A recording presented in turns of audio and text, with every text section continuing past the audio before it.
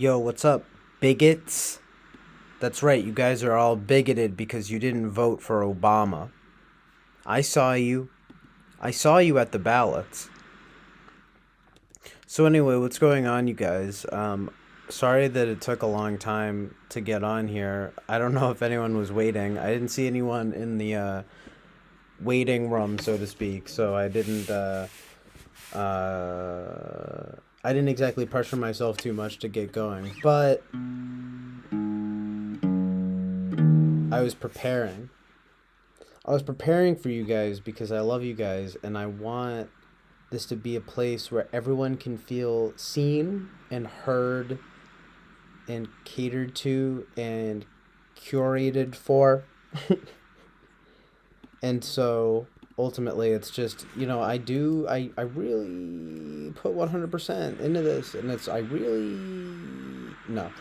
But actually I kind of feel bad because I was on the Talking with Famous People stream earlier and Eric was like, "Oh, it'd be cool if you streamed after, and then I could be there and stuff," and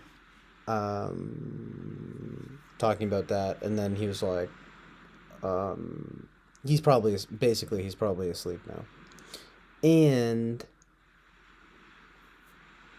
Winston's mom was nice enough to post a link, but other than that, though, my man Boba Fett is just here chilling. So, what's poppin', dude?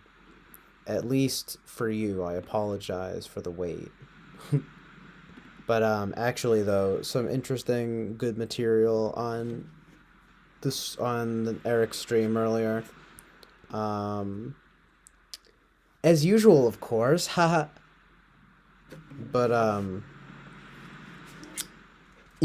feel like it's that song, the Cold War Kids, and it's like playing for an audience of one. And that's what happens here. But that's what happens when you get started at I actually started at exactly 4:44 a.m., which was like half intentional because I was getting stuff set up here, and to be honest, spending way too much time trying to fix my hair. And um something happened. I forget what I was saying. What was I doing? I was doing that, and then I was like, oh well, it works out well though, starting at 4:44. Amazing numbers. But yeah, it's too early. It's simultaneously too late and too early. But Boba Fett is like from India, so it's like what? Frickin' 2 o'clock p.m. over there. I'm gonna guess. I don't know I'm googling India time. Oh, dude, I was right. It's 2 p.m. and it's 2:18 p.m. Oh, oh, your boy with the intuition, just fucking slamming it down, smacking it up, fucking, yeah, dude. It's 4 a.m. here, and just Sky Ferreira has a new interview with Interview Magazine, haha, Andy Warhol's magazine, and it's like Nancy Sinatra interviewed her, which is kind of cool because she's pretty good actually, and I don't know. I mean, I like Sky Ferreira. I think, look, there are probably plenty of people who could do her vibe or whatever. But there's no one else doing it. There really isn't. And I've talked about this before, and I'm just saying, it's true. And, also, what? Like, look at that. Look at those armpits. Totally flawless. You don't get that every day. If I do it like that, it looks like she's topless, lol. I don't know if that looks good. But I need to read this whole thing because it's cool that I'm like, what the how did she, how did she get her way to the top, you know? Not necessarily to the top, but like her position, because it's like she's being interviewed by Nancy fucking Sinatra, you know? And it's like all that all that jazz. You know, she was in the David Lynch. She was in Twin Peaks briefly. Funny enough, having like an armpit rash. I'm telling you, these chicks, they do it on purpose with that. Like Caroline Polachek, she's doing that all the time, and she like doesn't shave her armpits and stuff. I don't mind it as long as the girl's hot and it's like not ridiculous, you know? Like if you're looking, like it's too often that it's like just too much, you know? But, you know, it's cool. But like she is a good model. And honestly, I don't know. I mean, I think she has good taste. She's got some good music and stuff. So, whatever. Y'all just some haters. Plus, it's taken like fucking 10 years for her new album to come out. It's become kind of a meme, and you know she's gonna like do that. She's gonna release it soon, apparently for real. So she's on the album cycle, and now she's like talking with famous people, literally, right? I always loved that name too, talking with famous people, because it's like making everyone famous, you know, and I like that. There's something communitarian about it. I don't know. Something wholesome about it. Because it's not just like, oh, like, haha, no one here is really famous, get it? Haha. It's kind of more like everyone is special in their own way kind of thing. It, like, appeals to that. In my opinion. I don't know if that's exactly how Eric thinks of it. It might just be more of a joke, but that's how I always kind of think of it. Like, bitch, we all famous. You know what I'm saying? Anyway, it's really a damn shame that I'm popping off right now at fucking 5 a.m. And it's, I know, again, it's that thing of like, no offense, Boba Fett, but it's like, you know, it would be nice to at least have like a handful of people in here just to keep it lively and like keep it fresh. You know what I mean? But that's what happens. I gotta stream at like at more normal times. I gotta stream with more. I'm definitely going to be streaming with less like length to the time, especially because of since no one's here. I'm not going to get into it too much, but it's like the I think it's more beneficial to do the shorter streams anyway, because it's about quality and not quantity. You know what I mean?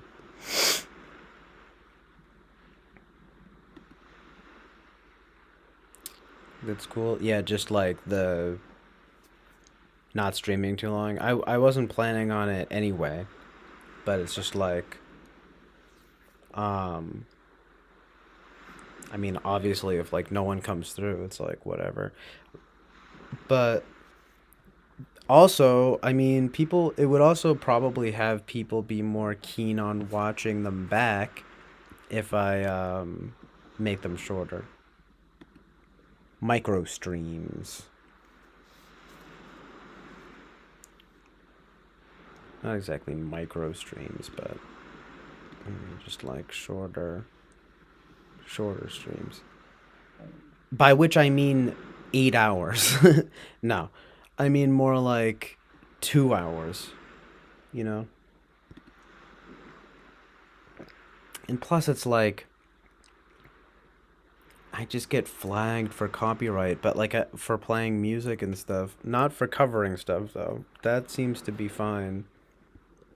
But like, the the playing of the actual music. Oh, well, something I do want to start doing more is watching movies that are in the public domain with you guys. And, you know, it's like I probably still will just like play music regardless, because it doesn't impact my channel, knock on wood.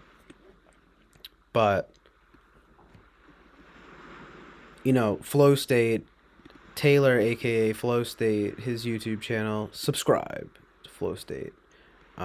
Same with TWFP if you haven't. I don't know who's like if anyone's watching that's not from TWFP at this point. But I mean, there are at least a few friends of mine that I know sometimes pop in. And then some randoms that will occasionally pop in, but it's, you know, mostly the TWFP crowd. Um, yeah, Flow State Taylor. It was just funny because he mentioned like that there's a way that the, what should I call it? The punk attitude of my stream. No, I'm just kidding. But like the I'm finding it hard to explain, but basic because it's kind of like doing whatever it is that I want to do kind of thing. Like they can come off as kind of like passive aggressive, and I thought that was interesting. And at first I was like, "Oh fuck, that sucks." But then he explained it's like, "No, it's not hostile, more playful." And I was like, "Oh yeah, okay, all right." Because sometimes it does occur to me like the humor, obviously, or something, in like doing something like that. But more often than not, it's just because it's like I really am just trying to cultivate a hangout space here. It's fun, but anyway, it's like it's got me thinking. Hey man, right? I only started streaming like in like February, and I'm kind of figuring it out as I guess. Oh well, I guess a very like valid explanation here too is to mention that like Eric had said, you know, there was a way that Eric put it that was very funny, and I laughed because, as the kids say these days, I felt very seen by it. He was sort of saying, you're kind of saying from the outset, like, fuck you, I'm gonna do what I want, kind of thing. And he was saying, like, that's good and all that, you know? Well, actually, I guess the very first things, I'm kind of working backwards here, but he was saying, like, no, it's sometimes it's like too boring or whatever, you know? And I like laughed because it was he was comparing it to his stream. He was doing nothing at at the time or something, and something about being boring. I'm like, psh, okay, well, you know, he does nothing plenty of times. Not, but I get what he's saying. Like the nothing of, for example, just noodling on my guitar or well, he said going to eat food, which is like I never do that. Or like rarely do that. But anyway, it's this whole thing of like, look, if I'm streaming 10 hours, like there are going to be lulls and there are going to be lulls and lulls. Ha ha ha ha. Like the internet lulls and the fucking actual lulls in the time, you know, slowing down here. Uh Needing to like whatever it may be, get food or something like that. If it's fucking like 10 hours. Anyway, just more proof to why it's not conducive. And also to maybe have more of like a point, be a little more like assertive in that way. But when he's right, so Eric was kind of like, "Oh, you be right." So anyway, I was just explaining that, but like when I wind up he's very supportive though, and like, you know, it was very like funny. I was laughing. And like fucking yeah, so when like but then like Taylor said that though, the thing of how it can kind of come off passive aggressive. I was like, that's weird because first of all, I probably am like an Enneagram 9 wing 1, but yeah, it's kind of like a something, some kind of play. It is playful though. I'm just playing with y'all. But on the other hand, sometimes whether it be starting late or just like any of these kind of things, I don't know. I mean, it's very rarely like a tactic, like trying just, if it's anything, it's sometimes it's just trying to be funny and stuff, you know. If but usually it's just, and it got me thinking about like being like self-indulgent and stuff. Like, I mean, it should be about like entertaining you guys and not necessarily just entertaining myself. But that's something, isn't it? Like about art, right? Because it's like you shouldn't you there should probably be a nice balance about that anyway. But don't get me wrong, I'm not calling this art. Like I'm just saying like, and like related to that is the fact that I wouldn't unless like this really took off or something, I wouldn't want it to be anything more than like a like I'd like to make art type stuff my work, but this really like a stream would actually be just like for fun. And like would whoa, there was a kitty that just meowed that clearly wants to go outside. What? What is it? Okay, so point being, what was that? Yeah, about art, something like when people are so. Oh yeah, because of course, as usual, it made me think of like Vincent Gallo. People would always call Buffalo 66 somehow like self-indulgent, and he to which he would kind of say like, well, what does it matter? Like if it's good, it's good, which is true. Um, and but in any case, when you think about like being self-indulgent in art, like you, I guess there's a fine line there, between being like uncompromising or being self-indulgent. That's kind of like interesting. So I guess suffice it to say, if you're too focused on, for one thing, maybe just kind of entertaining yourself over entertaining an audience, that like you run the risk of basically, obviously, I guess, right, alienating people.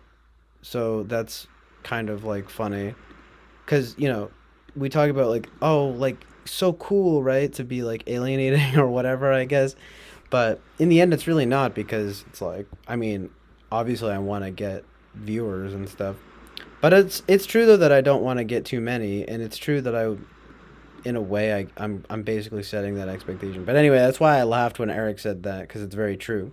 But also then Taylor provided some more truth, and I appreciate the way he put it too, because it's definitely not antagonistic, or I mean hostile as he put it.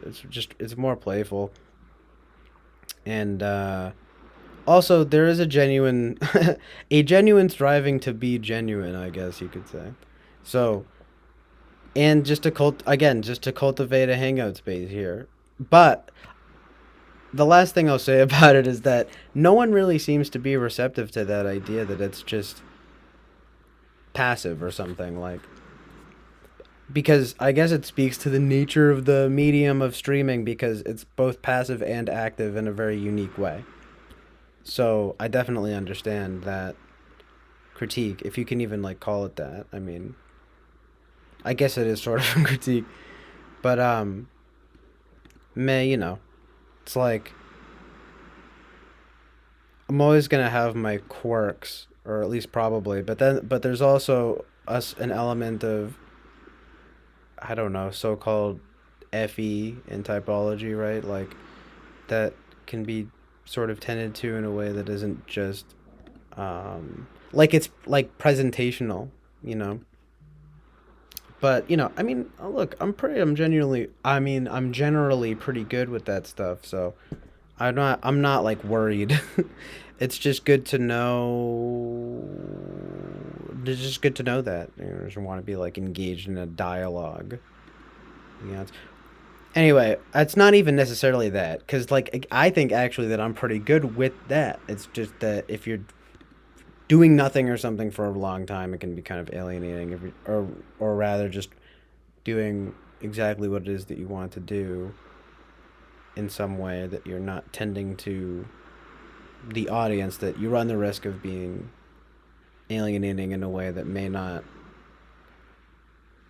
be beneficial to yourself or anyone. But I will say the definition of like what is sort of nothing or whatever is debatable, because I'm pretty much always doing something on here. If I'm playing music, I'm purposefully playing it. If I'm playing guitar, well, the noodling is something that I don't necessarily have to do, but the covers are purposeful, The visuals I put are purposeful. The stuff that I'm saying is, I mean, purposeful within reason, right? Like sometimes a lot of times I'm just thinking out loud and then reacting to the chat and stuff like that. So, but if there's stuff to work with, like boy howdy, that's why I wind up going for like 10 hours and stuff. But it's not just. I mean, I guess I could do that. Well, maybe not 10 hours, but like I could go a long time just talking to myself, I guess. But like, it's not it's the whole thing here is having the conversation with people and everything. Ultimately. So, what was I gonna say? That being said, though, right? It's just the whole thing of like quality over quantity, I guess.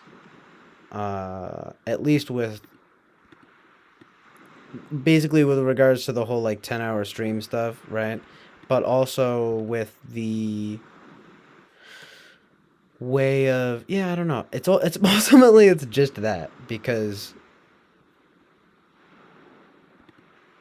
I don't know, man. I just noticed. Look, people don't seem to be. They want to. The people want to be entertained. Boba Fett says it is a bit of an art to hold court, have people listen, etc. Yeah, I mean, I guess that's true. It is funny because that was something else I wanted to mention, which was how like Eric was saying, it's only like certain people that I guess are really down to do this kind of thing, and then also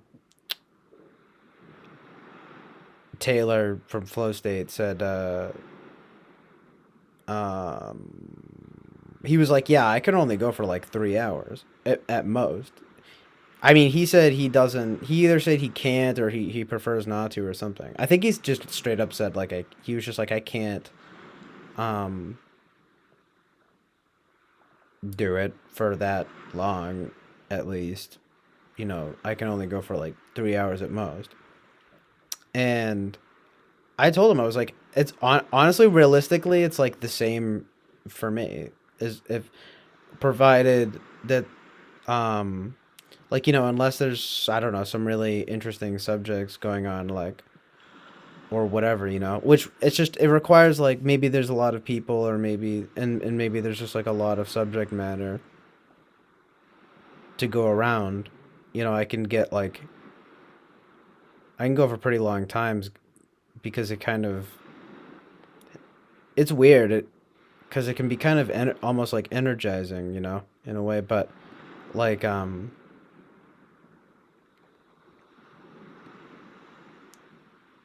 also like sorry, I'm just seeing what yeah Boba Fett. Hold on, I mean that's the other thing. I shouldn't be so focused on necessarily like finishing making a point or something like and just kind of like read the chat.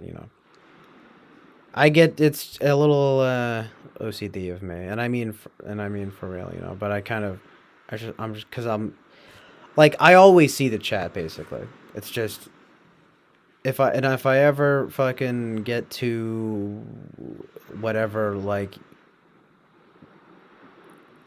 not getting to the point or something, just fucking like say, "Hey, read my chat." You can do that. That's Bobby Brown would sometimes do that, and I didn't actually mind it. The only thing that I thought was funny and ironically a little OCD on his end was it would be like, "Read my chat at 4:54 or whatever." And like I mean Jonathan was funny about that because he was saying like, I don't see the time like on mobile. So it's like that's really frustrating. And I'm like, yeah, that's like a totally different take. My whole thing like was just that it's funny how I thought it was kind of quirky. And I get that though. But it's just like true enough though. If there's something to specifically point to that's like important, that's like just let me know or whatever. But if it says ever consider making a vid, not just stream, movie review, whatever else you may fancy, chiming in on some news, yeah.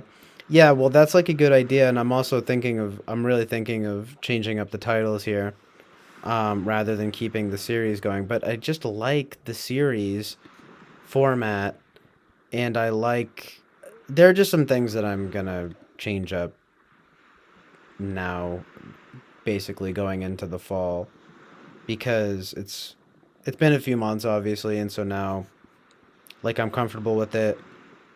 Um, although I mean I just maybe this could be something that I return to, like the titled this title, but I like really want to start changing up the titles of the videos. So probably gonna start doing that. I mean, it's like the streams. I guess you're right. I should just do regular videos sometimes. I guess I just haven't had the patience to really edit anything. But I guess I don't even really need to edit much, I guess. I mean, I guess I could just use OBS to just post stuff. Boba Fett says, "Why'd he leave? Don't see him around anywhere now." Yeah, I don't know. He left a comment on a video of mine like a while ago asking about like if I wanted to use Kick. But then I like didn't. He was like, "You said you would go on anything," and I was like, "Ugh, true, I did." But I didn't get back to him, not because I was trying to be like evasive, but because it just like time added up, and then I just never got back to him about it. And it's just kind of like, look, man, you know where I stream, so just fucking show up. But he like never did. I mean, if I had to guess, like I feel like either he got like disenfranchised with the maybe the people that were here or something, and like uh maybe even me, I don't know. But like, you know, I mean, if anything, it was probably something like, oh, you know, if I go there, I get a. He was nice though. He popped into Eric's stream and send his condolences about his recent loss. Which, by the way, my heart goes out to him. I know that sounds corny, but now that I've mentioned it, it's like, of course, that was like very sad to hear. 'Cause, you know, Eric's father passed away. So Bobby was not. He said something recently. He told him, you know, um, he said something nice, and I thought that was good. You know, it's like he's a good guy for real. It's just when he's fighty with, like you're saying now, Boba Fett. It's like it's just the fightiness was really like detracting from the experience. Like I agreed with him about a lot of stuff, but like it just seemed like he could never hang, so to speak. You know, like not saying that like it's one thing to like have your like values about things the way that we would both relate with kind of more like conservative Christian types of values. But then like it's another thing to just kind of be fighty with people and in sort of just like an unnecessary way. Like um it's hard to explain because like I would need to think about what exactly how exactly it is, but I just feel like the tactics were like off, if you want to call it that. Not the tactics, but like the way of being. Like for one thing, was talking about it with Jonathan. I It was about religion in general and stuff, not to be fair. But it's just that whole thing of like you catch more flies with honey than vinegar, as they say, you know? So I wouldn't really like, you know, it's like why not break bread, so to speak. I mean, I know that I mean doesn't that literally come from the Bible too, you know? And you just think of like, I mean, not that I'm any like at all authority on this matter, but like I would say like it seems that it's not like Jesus Christ would go around like just like fighting with people, you know? Um like not at all. It was just sort of like he would sit and like converse with people and like I mean, you would just it's like he would hang out with the hookers to convert, and they convert of their own to Christianity of their own volition. You know what I mean? Um, and it's not like I don't know. He just we could be like forceful sometimes. Um, in that certain kind of way, like where people would just get put off quickly, and it's like unfortunate because I don't think he was necessarily wrong about a lot of stuff, and I think there are some really interesting conversations to be had. Uh, that actually was beneficial to me in a way to have him like agreeing with me about certain things, you know. But alas, I don't know. I he stopped coming through, and I don't want to speak too long on it because it's that thing of it. He's gonna show up now, right, or whatever, and it's like he's gonna be like, "Why are you talking about me?" Why? It's like, "Fuck, man." You know, I'm sorry. I just have nothing to talk about, really. Or you know, it's not that I have nothing to talk about. It's just that if we start talking about something. It's just interesting. I'm not. I need to, but I need to know when to fucking just put a leash on it and just be like, yeah, that's it about Bobby Brown or whatever. But because plus, it's in mind you, okay, we don't even know who he like is. And I mean, it's just and I'm not saying that devalues his like contributions or anything, but I mean it was everything. I mean it's just not really ideal. It's like, why do for one thing, right? It's like why do I have to get Kick to like be in touch with you? It's like this like ghetto, no offense, but just kind of like a ghetto app where like it's usually used to like I feel like people just like use it to like hook up with people and stuff. And it's like I mean, all my fucking shit. Sorry, I mean I don't mean to curse, but it's like I mean, it's like not that I think I'm some kind of like I'm really doing a service or whatever, but I just don't know why I get it in like modern culture, to be private and all that and to be like discerning obviously especially I mean and even in like the Christian sense of discernment, but it starts to get into like a different territory when like all you can do is like talk to me on Kick, like what, come on, it's like I mean I anyway I'm just saying like let's be real about friendship. If even in like there are just levels to it, I get it, but it's like and if you want to be private go ahead, but all my stuff is up here. Like I mean is my email here? Oh shit, maybe I didn't forbid. No, yeah, for you I mean you can at least hit up my iCloud um messages, and I gotta make sure that's actually linked though. No, it's linked, I think. I mean, I've got my YouTube, I've got my what that's an oh sorry, no, it's my alt YouTube, it's my alt Twitch, and I have my SoundCloud, my Bandcamp, and my Rate Your Music. And all of those things link to my Instagram, and my Instagram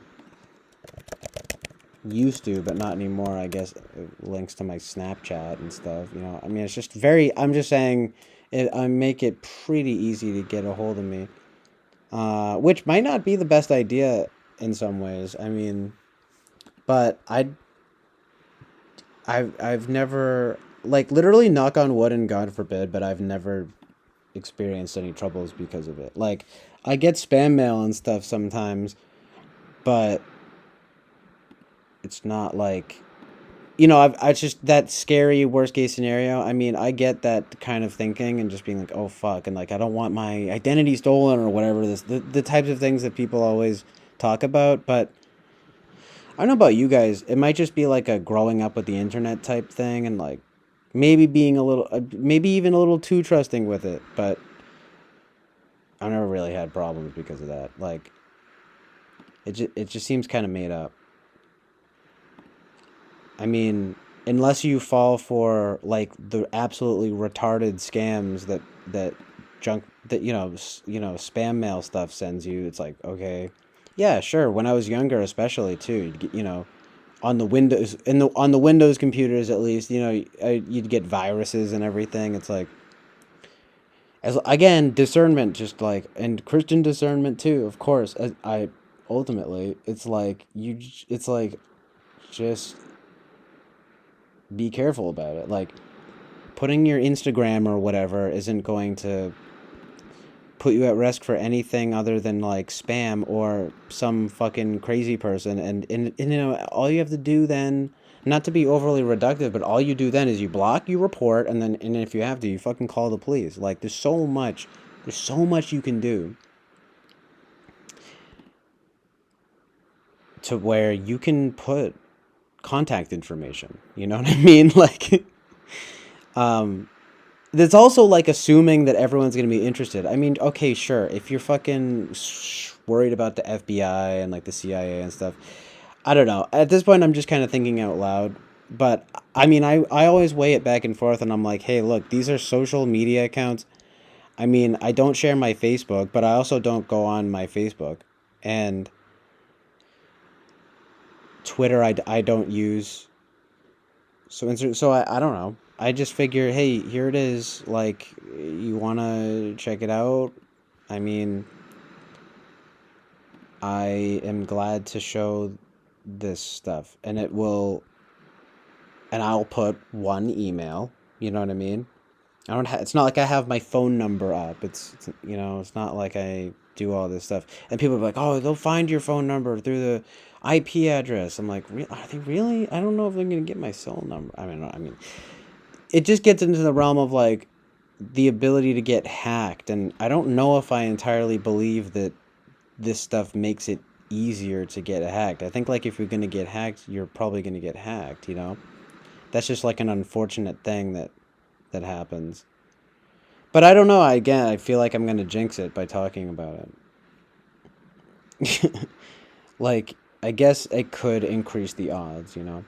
But anyway, Boba Fett speaking some truths and realities, you know, on the Bobby Brown situation. Like, I mean, I basically agree with what you're saying here. Like, um,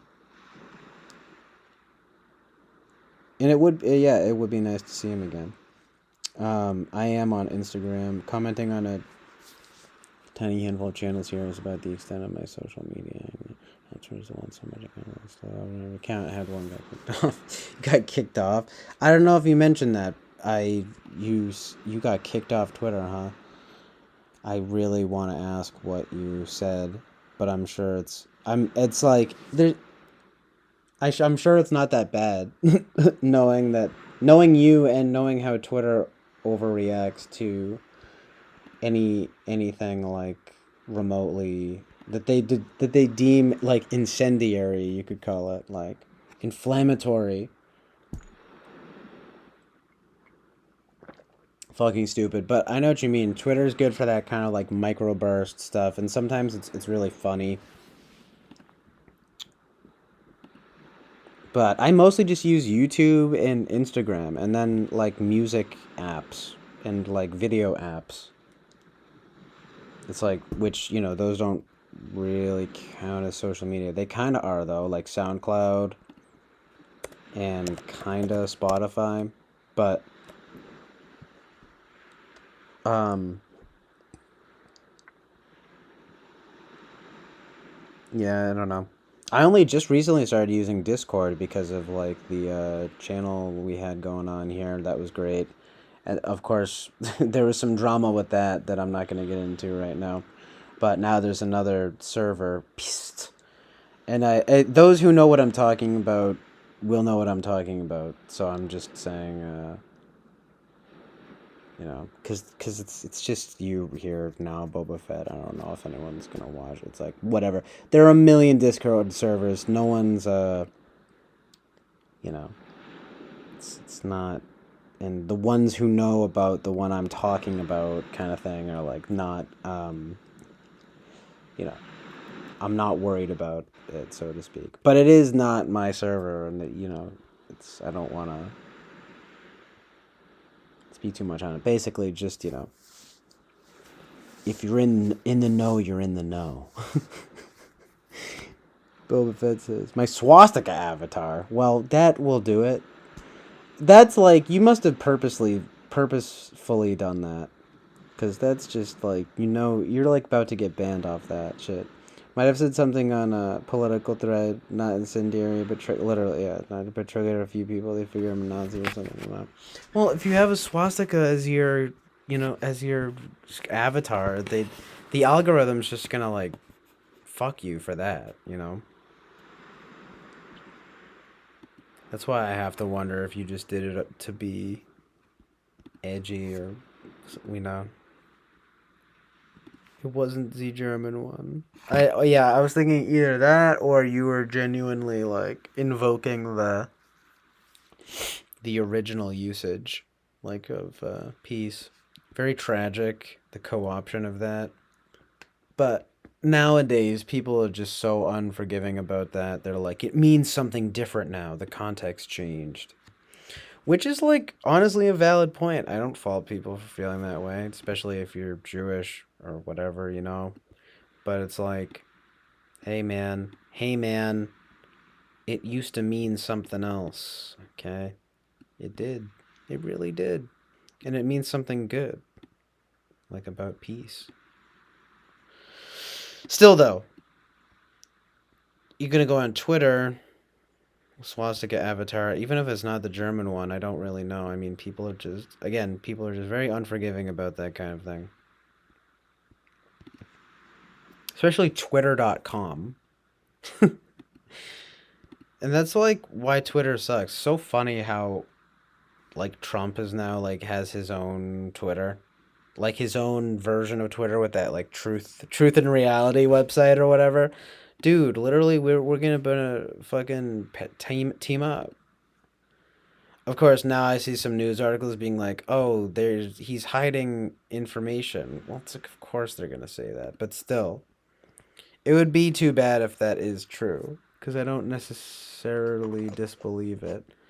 See, the problem, right, is because, well, then you don't get to just censor the so-called liberal opinions. You have to really be, like, willing to allow the discourse. I mean, it's such a weird... I don't want to get into it too much, but it's so, like... It's kind of complicated. I hate to say it, but it really is, because you really run into, like, harm reduction. Like, I say free speech all the way, but I mean, I understand people not feeling that way when there could even be potential lives at risk, like, if you provoke in such a way. Like, if you push the right buttons with the right people, you could use social media for some really nefarious stuff. I mean, and I mean not just the way the elites fucking use it, which they do, and we know that. Like, I mean, there's like Netflix documentaries on it. We all know that shit. People don't like Mark Zuckerberg, you know what I mean? But anyway, like, the privacy stuff, I mean, it's good to be woke on that stuff. But like, damn, what was I gonna say? I was gonna say something else though. It was like in the other way though. Um, being skeptical of, I don't even know, like bias. No, sorry, about the control to say certain things, like what is hate speech, how you're like enabling violence and stuff. See, that's all well and good, but then it really, I guess it actually does become a problem though of power and control because of who is running the stuff and who's determining that. But the final but being, I do understand that that's like a difficult thing to control, you know? um it just comes down to like common sense. But people that run corporations don't necessarily have common sense, and it's like a corporate entity first and foremost. All about this. It's because it's not even just responsibility, it's about like liability, it's about like legal liability, and like if they let shit happen. This is what people don't talk about enough. It's because I get it. Like, obviously, it's not empathy. You don't want to come off like you're having empathy for the corporations, you know. and I agree with that. But um, like I will say, it's obviously a very difficult thing to manage. I'm sure I would never want to do that. You know, that would be that's kind of like a damned if you do, damned if you don't situation too, because it's like a thankless job. Of course, I guess some people might thank people for getting like an actual terrorist offline or something, but I mean, these are all just kind of old talking point type conversations about, free speech. I'm just saying it does get tricky in that realm of like I don't even want to call it hate speech because I that's so arbitrary, but more like, you know, speech that incites or encourages violence.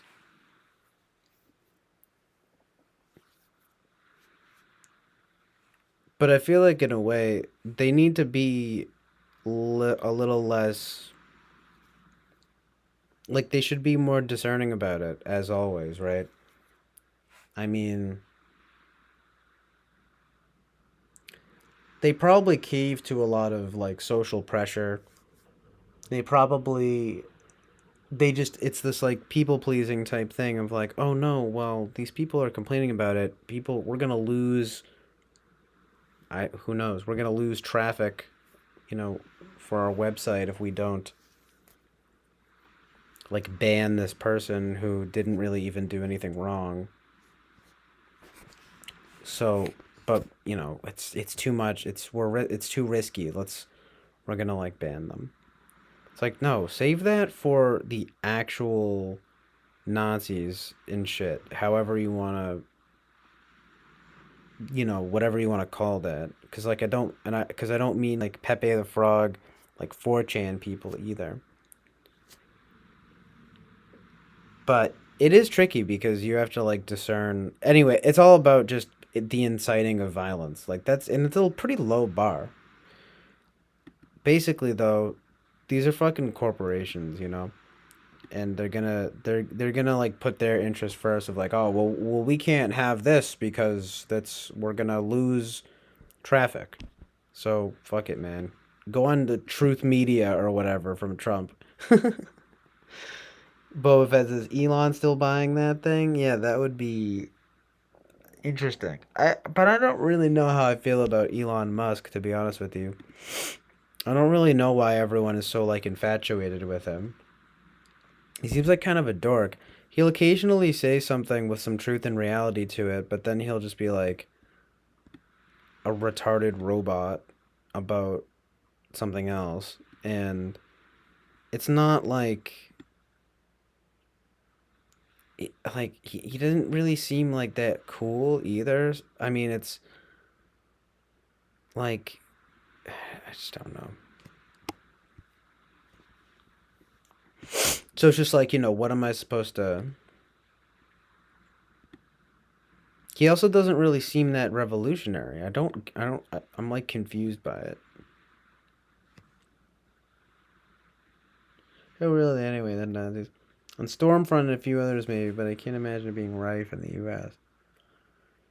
It's like, yeah, I mean, it's like I don't know any. I mean, not that I know that many people, I guess, but it's not. It's like not common, really. Like, I mean, especially if you're talking like an actual national socialist, it's like that's definitely not happening.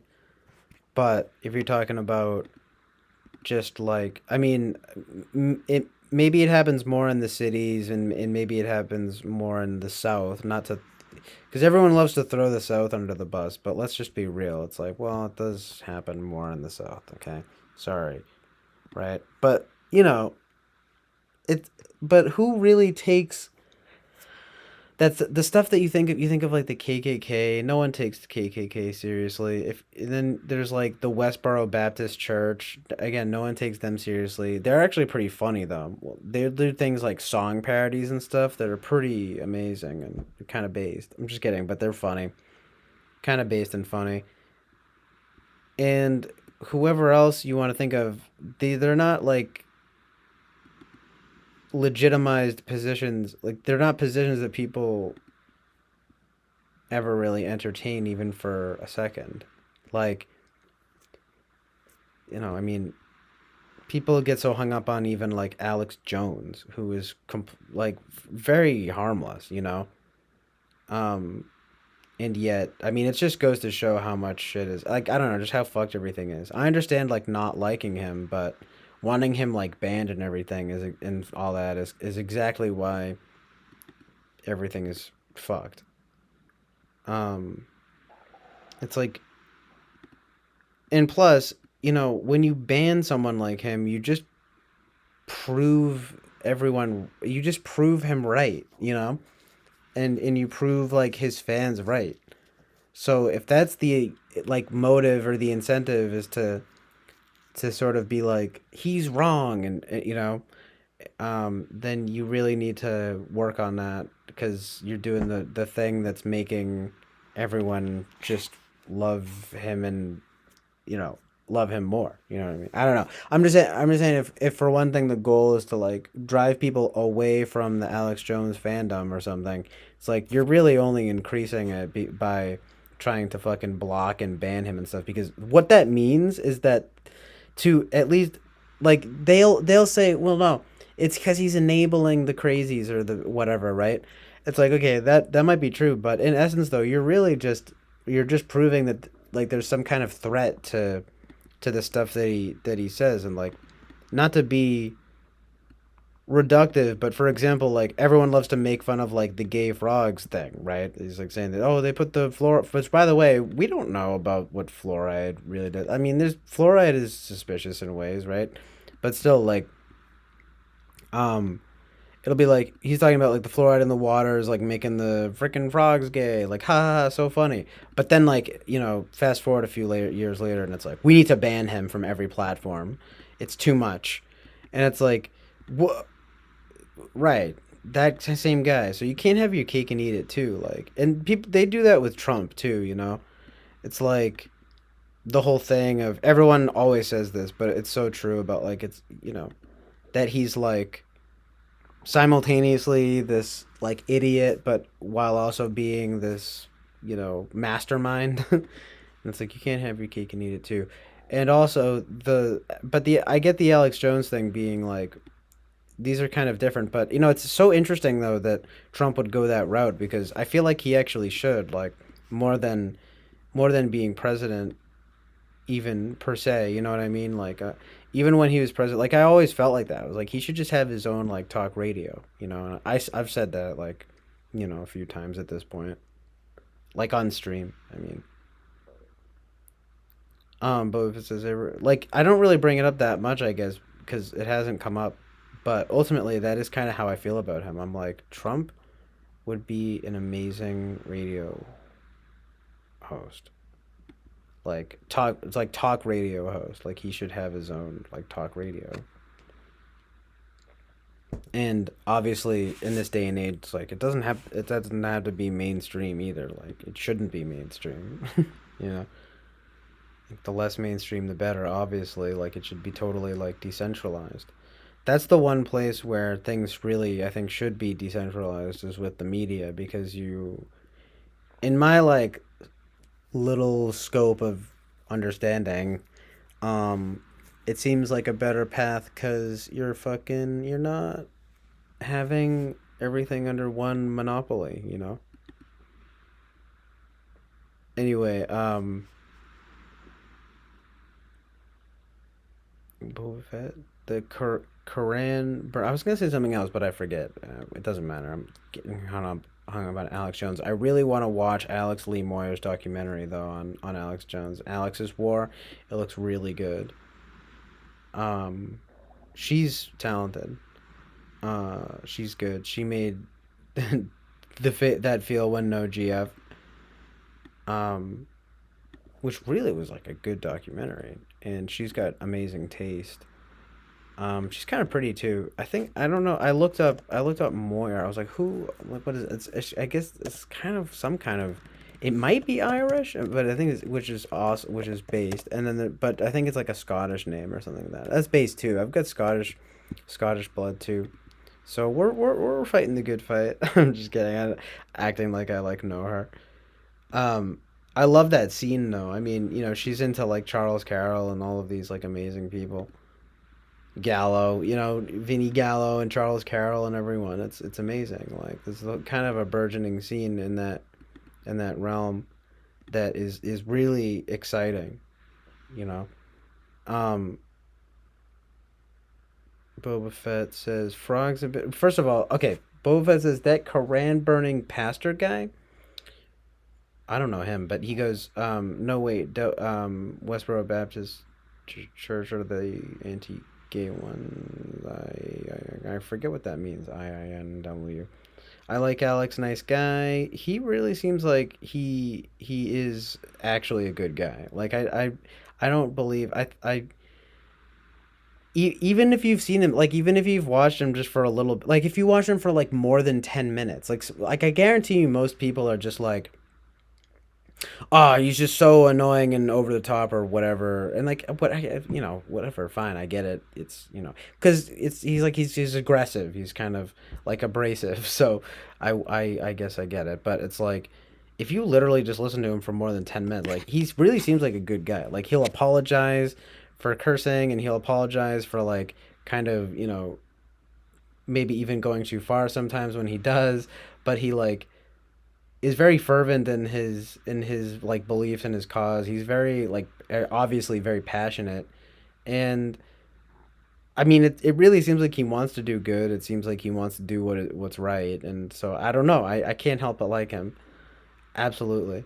He goes. I mean, yeah. Boba Fett says frogs have been known to quote unquote transition in the wild. Very strange. Like, why is that happening? Because we know that there are these like gay so-called quote unquote gay behaviors from the animal kingdom, but that I don't know about being trans. You know what I mean? um Boba Fett says Papa Toads still care for the eggs, etc. They're feminist almost. Bullfrog guards eggs. Look that one up. They even lay eggs or belch or puke them or something. Ew, so scary.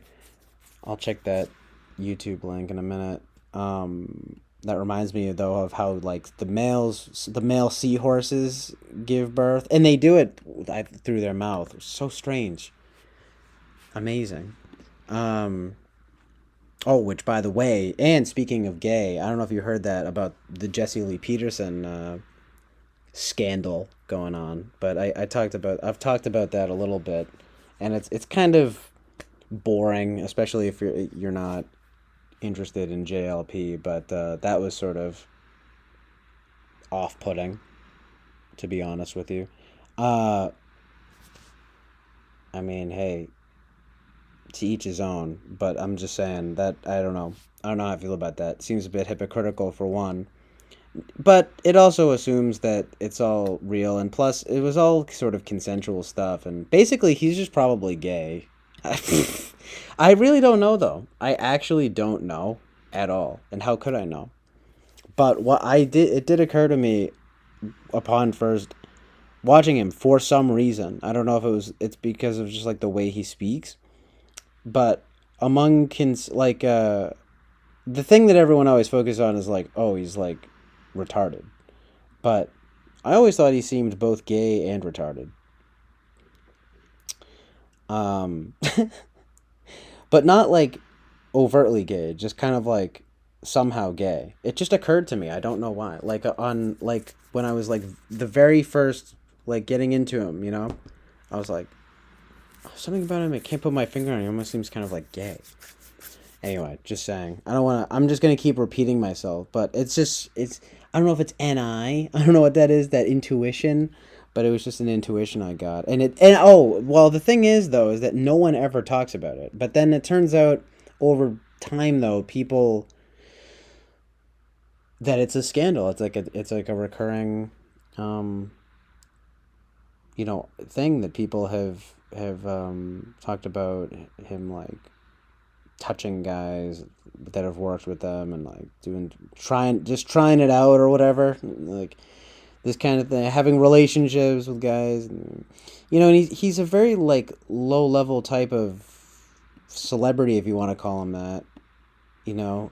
So I don't really see what the motive would be, like the financial gain in being some like 40-year-old guy, who's like, I got touched by Jesse Lee Peterson. It's like, first of all, that's kind of embarrassing, and second of all, and because it's that whole thing too of like, I was touched by him, but then I went back again, and then he did some more stuff, and it was weird, but then I was fine with it, and it's like, well, oh, and then now it's not fine or whatever.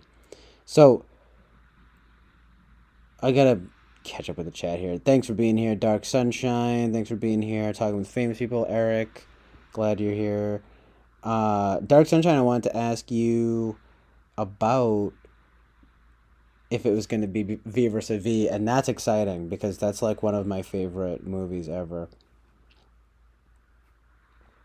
That's like my favorite Godard that I've seen so far. Not, I don't want to hype it up too much, but I really love that movie for some reason. Um. If you yeah. Okay. So, first of all, some Terry Jones guy. That was some Terry Jones guy, the Koran guy. He was hilarious. Oh yeah, right. JLP. Right. I couldn't. I was rambling, but I was thinking like, look, it's all just kind of dumb. But I don't know if it's fake. I don't know if I would actually go as far as to say that like that didn't happen. The whole thing is that he didn't like he's not owning up to it and whatever. If it's not true, it's not true. But I just have a bit of a question mark because there were certain gay vibes that I got, and I'm not like hating on him or anything when I say that. It's just something that I consider. I guess ultimately what I'm saying is that that's not something that people talk about. People talk about it in a different way, but they don't say like, "Oh, my like gaydar." I kind of like noticed him. I noticed some gayness. That wasn't something that people. That's not something that people ever bring up. They'll be like, "Oh, he seems stupid" and all this other stuff. They'll like attack everything, but they'll be like, rarely saying that. And I'm like, I don't know. That was one of like the first things I noticed. But anyway, that basically, I am saying I have the best gaydar. I have the best gaydar. I swear someone like told me that recently, and I don't know if they were kidding. Like someone from here.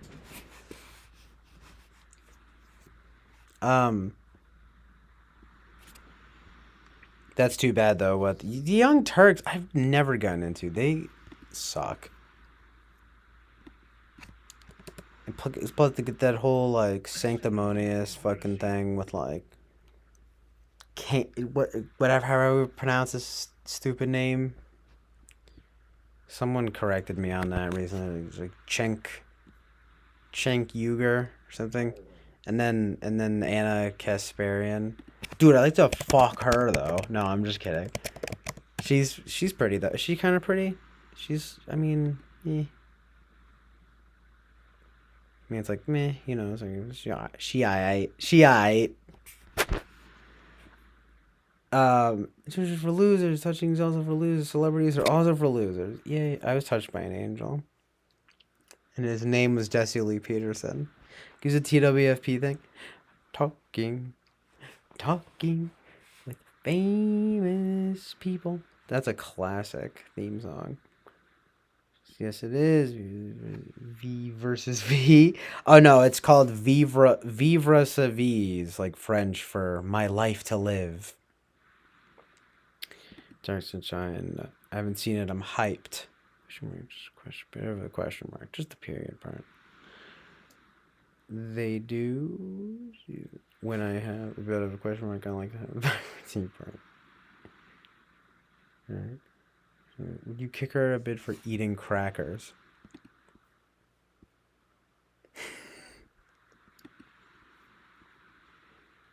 No. Depends on the crackers.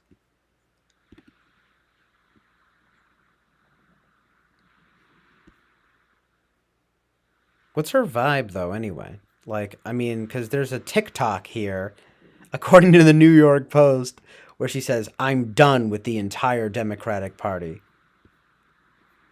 Whoa, she's done? Oh, because it's over Roe versus Wade in action.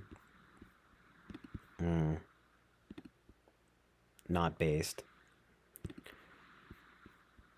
So she's just like a progressive. Yeah, she's a progressive.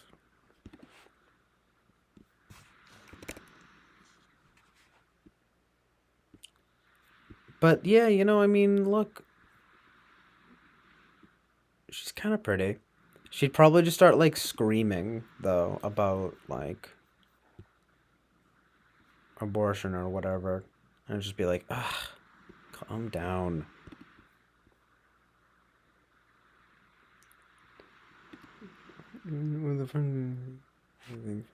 Yeah, that's one of those like deep hashtag too deep for you movies, but like actually good.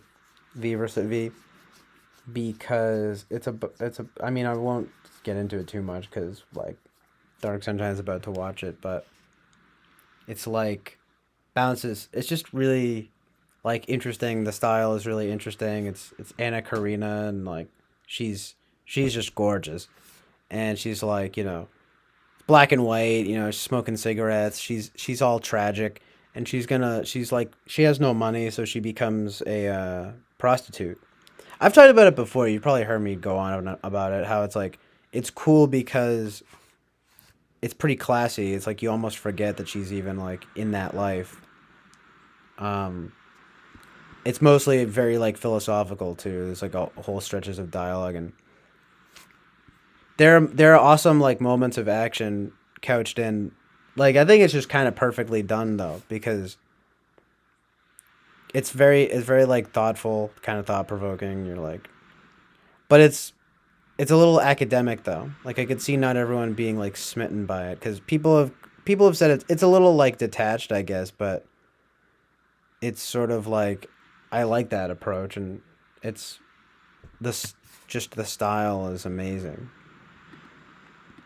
and the music is really good. This is funny though. This Eric says, "Lol, depends on the crackers." An excellent answer. It's like if there's all sorts of stuff on them, you know. Well, I'm weird like that. Like if they're like cheesy stuff, I don't want you getting all that stuff on there. Or does it bring back the type police? I mean, is it really a bad That sounds depressing. Boo, philosophical darkness. Only cheery stories allowed. Yeah, it's not exactly uplifting or anything. Although when they talk about philosophical type stuff, it's not depressing per se. Actually, it's weird. Actually, though, now that you mention it, because most of the philosophy discussed is like actually pretty optimistic, but what's actually happening, I guess, is sort of pessimistic. But Godard is kind of based because he is. See, I was talking about this with Jonathan. Apparently, he kind of changed his views over time. He's kind of based, but he had like these really kind of overtly Marxist like things going on, like ideas going on in the '60s, and he's pretty like academic like that too. And but he was also kind of misogynistic, which is funny, and like, um, but I mean, look, the movie itself, it's like a really pretty humane portrayal of her, but all I'll say is like it doesn't even though it does look it's classy, it's like it's definitely not advocating for prostitution, I'll put it that way, you know. But it's weird how it's totally not it's not overly depressing. It's not as depressing as like you would think it is. It's interesting contrasts though to consider. But again, I don't want to like spoil too much. But you wouldn't want to I would just say that's cool though to consider how there are some contrasting elements going on. Like he's freaking yeah, he's a hold on a second, a hypocritical Marxist? Yeah, I mean, he's kind of an interesting character cuz he has all sorts of like he's just, you know, kind of all over the place, I guess. But he went out with Agnes Varda, who wound up being. She made a really good movie called Cleo from 5 to 7 that I've talked about. That's like one of my favorite movies ever too. And she was there's like a whole thing where I guess he wasn't so nice. I guess basically what a surprise. He was not exactly the nicest person. And she was all like heartbroken and stuff by him and all that. But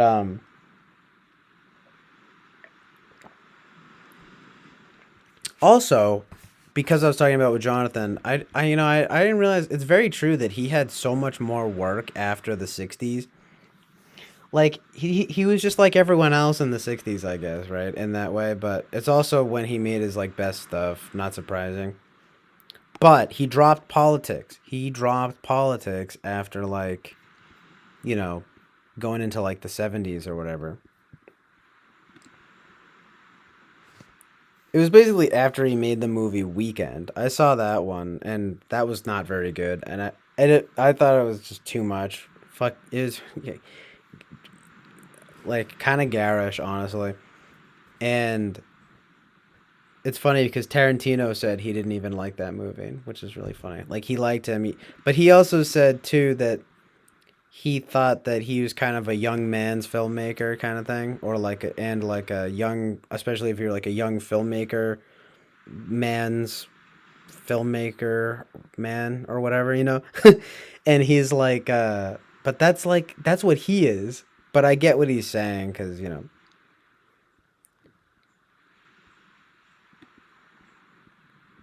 but like regarding Godard, I would say it's actually more about style than substance for me. But in the in Viva Savido, some excellent philosophy conversations going on, like Proto Linklater, but if not a little bit better, but it's all very timely, right?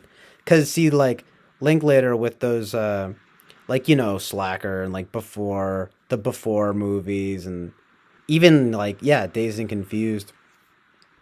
Well, like a little less than that, but Waking Life. I recently watched Waking Life, and that was really good. Heavy philosophy. Again, it's like yeah, runs the gamut, but not exactly uplifting. Weird animation, but still like excellent. Uh, Godard was like, oh right, um, Linklater just like replaced that kind of thing with like the Gen X type vibe. So all you have to do is I guess just place it within like the context of the times, and you're just kind of like, oh yeah, like that's just the language of then. I mean, it's weird because in Masculine Feminine, which was really good, I watched that and I'm totally thinking there's no way like Godard makes them look like jerks, like the young people and the ones who are so-called like revolutionaries cuz it's about like a pop journalist and a pop singer like in a relationship and like the journalist guy is a guy and then the pop singer is a chick and they're like they just basically everyone like kind of sucks and so that has to have been purposeful, which in its own way is kind of based.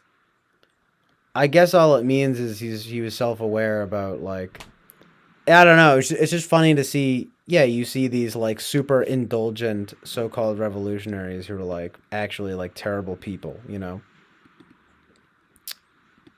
little different. Linklater is a little kinder like that with his types of people he like surveys too, I guess. But maybe not so much in A Scanner Darkly, like you mentioned. I need to rewatch that. He's pretty good though, too, all things considered. He's just like nicer in that way, I guess. I don't know if he'd forced. I mean, forced cheeriness. I want all forced cheeriness, all forced fake children all the time. You should watch some Hallmark movies or some movies on this channel, Up TV. I keep Hallmark and Up TV on all the time. It's so funny because it's obviously you sacrifice a bit of. It's like you gain this like certain moral quality or something in exchange for a certain artistic quality. But I will say, from an artistic point of view, the stuff always has really nice colors and stuff that in a way that they're modern. I'll be surprised. I'll check the day. I'm like, no, this came out this year, 2022. I don't know if they have these things in a factory, they're backlogged and it was made in like 2015 or something. But compared to like everything that comes out now with that like shitty, like dark green kind of like gritty coloration, it's just the total opposite. And it honestly looks more like real life in that way that than these fucking Hollywood movies do. Anyway, just saying. And honestly, they work in two ways because they'll be genuinely positive, but then there's also really funny stuff where it's like clearly not like there might be like some stilted dialogue or something like that. But they're these actors, they're really trying. And Up TV though, it has some good material. Like the show Heartland is on right now. That's pretty good. But the real good stuff, Little House on the Prairie. I like it honestly. It's amazingly wholesome. Um on the complete other end though. No, yeah, I thought of that though actually about Godard too. Like it would be cool to be like the Godard of Hallmark or something. Like I literally was thinking that recently. But it was funny. I was talking to my mom about it, and she's just like a total ESFJ, and like, she was like, they shouldn't change anything because everyone really loves that stuff, and I was like, wow, you're right. But it's cool to like people's champ that kind of thing. I enjoy that, especially when you really have some beauty and goodness coming through.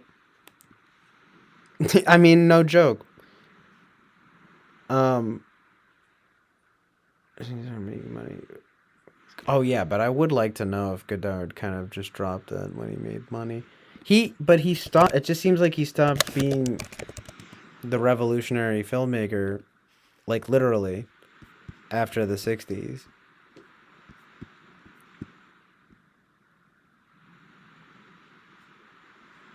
But he sacrificed a certain um, like no one. I feel like no one ever talks about anything he did after, basically after the '60s. Although I'm kind of looking at his filmography now, though, and there's like some good stuff happening elsewhere. So I'm gonna have to check out more of his movies. Anyway, uh, yeah, it does a Scanner Darkly. I know it's like I'm not even that huge on the animation, but like the freaking dialogue and stuff being expressed in Waking Life is really good. Um, and it says, let's try to express our way out of the terror of existence in hopes its winds will buffet us less abusively. It's not a wrong way to art. LHOTP? Oh yeah, Little House on the Prairie, yeah. L Hot P's with the hardcore little Osmonds come out. Generally so identified as prairie heads. Yeah. I'm gonna England my wild anytime. I know. Literally I know, it's like she was such a dorky kid and she grows up to be like very beautiful. She's the best though, her character. Is let's try to express our way out of the terror of existence and hopes that the wind will buffet as less abusable. Is that a real quote? Like, is that from someone? Because it's like that's a pretty good quote.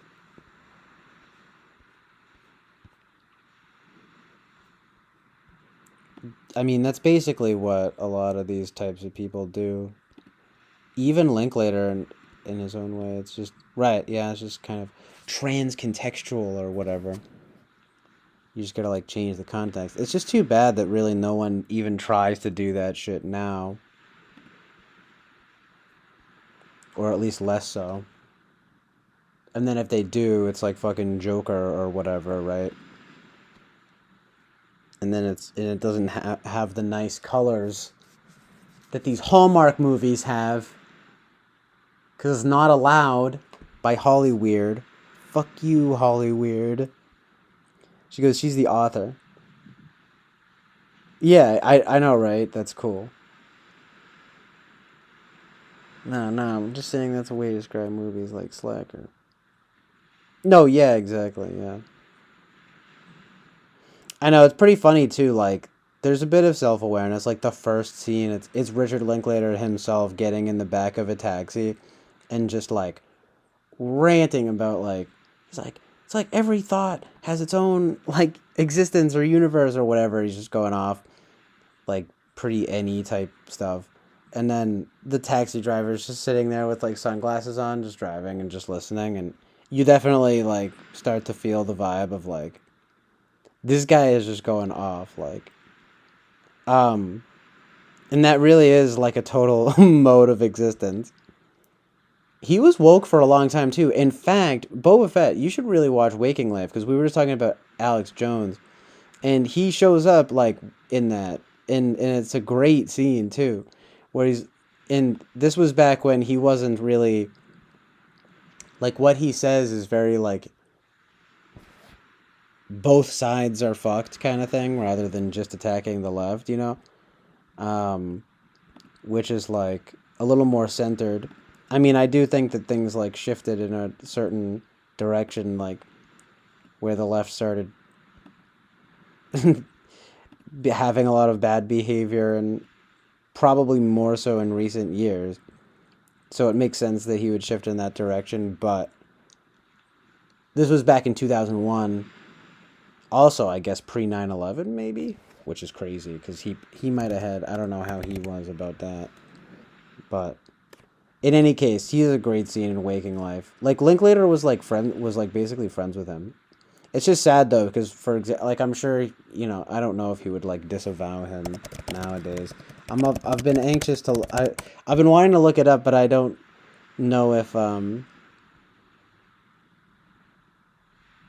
like like I've been wanting to not look it up how he is.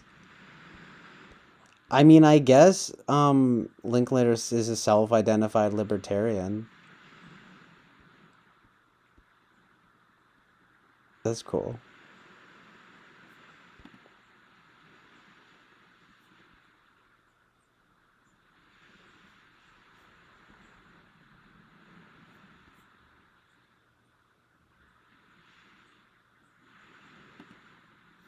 What was I gonna say though? Yeah, like I don't know if oh yeah, Andy shows up in a Scanner Darkly, but he like yeah, like I'm sure he'd like totally disavow him and everything, like whatever.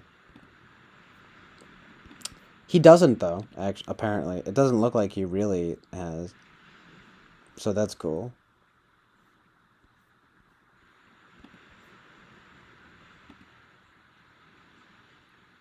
Which one of the Days of Our Lives is the soap opera? I just wanted to, like 4 years ago to watch it.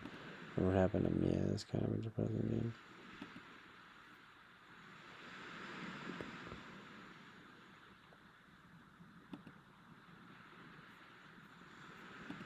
Like whatever happened to what? Like those like actors and stuff.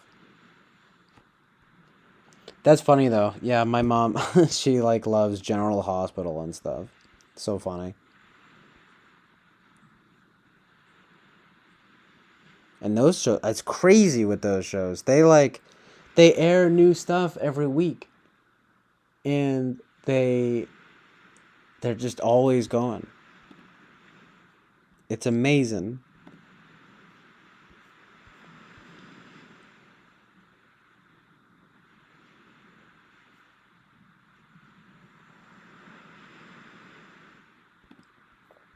Oh, I gotta fix this here.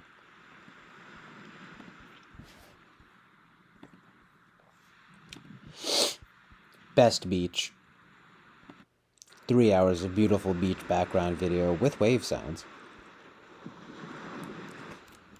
You guys hear them wave sounds? Why did I continue from facts of life? Yeah, it's always. I mean, I guess the results may vary when you start looking into that stuff.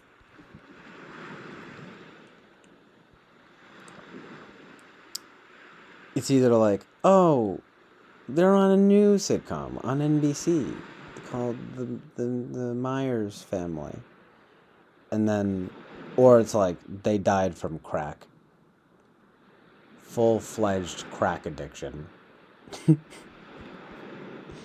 They went full tilt. Yep. Whoa, those waves. You hear those wave sounds?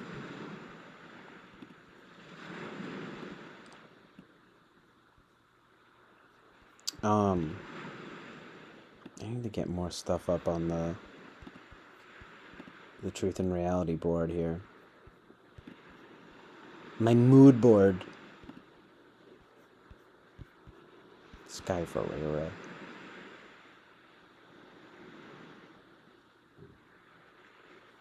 Oh boy, Sky Ferreira.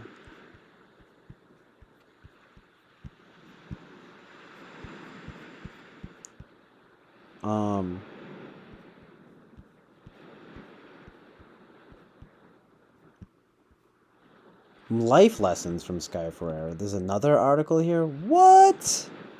Oh, this is from May.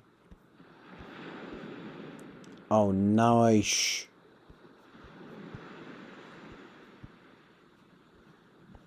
Nice.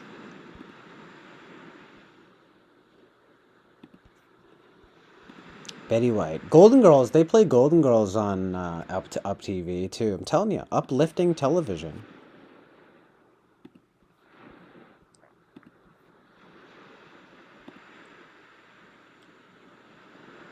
That's what eventually caught up with Betty White. The crack finally got the better.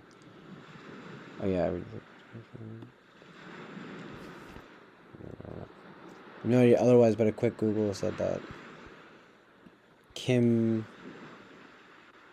Fields. Oh, good. She's with Mike Epps and Wanda Sykes. Ugh, the space in my laptop is like starting to act up. Around the web, celebrities who ended up on Hollywood's blacklist. And it's a picture of Jessica Alba. Did she really get blacklisted? Like, none of these people are ever actually like blacklisted, I feel like. On these clickbait articles. What a surprise. But still, it's like, give me some ones that are like truly fucked themselves out of a Hollywood career or whatever.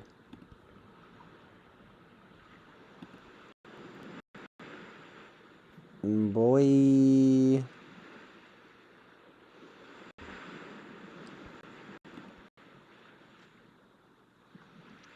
I gotta close some stuff out because it's being annoying.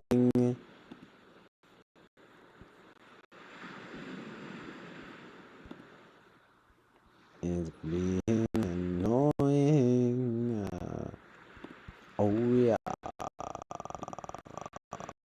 Very nice. Based Christianity. Oh! But see, I'm not really. I don't know. Hair long? I don't know. It's good hair. It's good hair. These hipsters. Sydney Lennon definitely.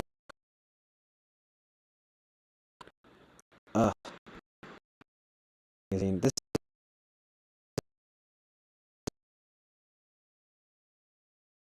that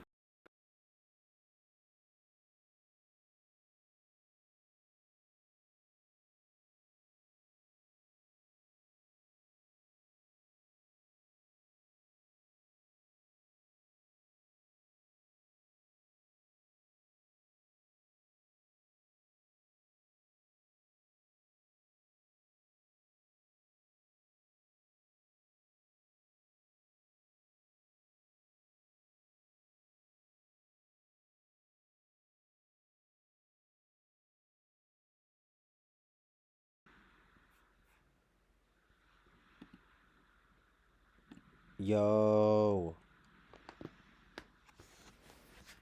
Yo. I think it's working again. Oh boy, I think it's working again, which is great. So I'm trying to keep it that way. Keep the space freed up here. Sorry about that. Let me make sure this is like max quality. Oh yeah, no, we need that 4K. It's like that's non-negotiable. It's just too bad though that it doesn't fully show up like that. But I mean, like, look at the clarity on that water. Yo. Oh, it's me, cause I just turned on the. It's really good.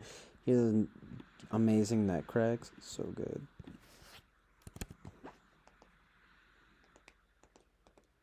So what I'm finna do is pop off. Let's pop off on y'all. And yeah, sorry. I also had to like fix the fucking fix OBS here too. More like OBS, am I right? Oh yeah, that's right. Your boy's back. The boys are back in town. You know, my multiple personalities. No, I'm just kidding.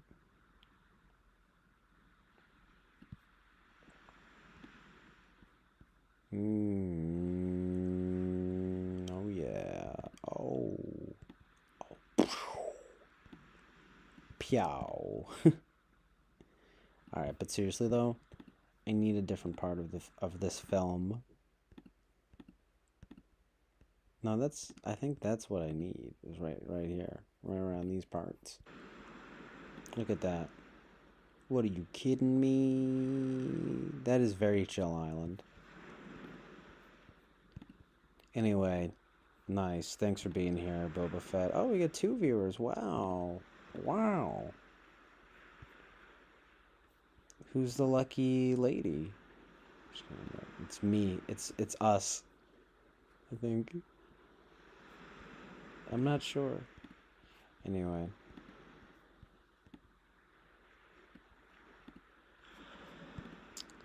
You know, it is funny. Like, I do have to. I do want to eat something. And also, I should probably stop streaming soon, but give it a little more time. This really isn't the best time to be streaming in terms of like trying to get some traffic going.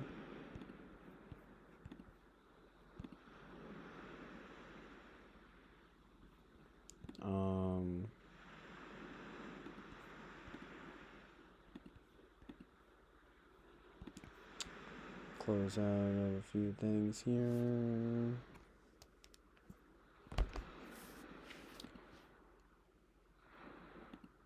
Terrible. This call her daddy podcast, like such bullshit.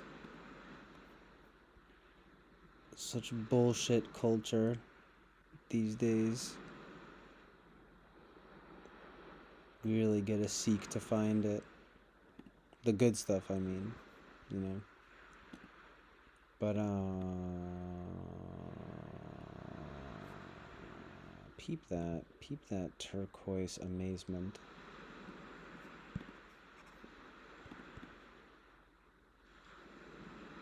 Pure turquoise. That's what I should rename the channel or whatever. Pure turquoise. So beautiful, right? So beautiful and good. So beautiful, good, and true. All 3 transcendentals.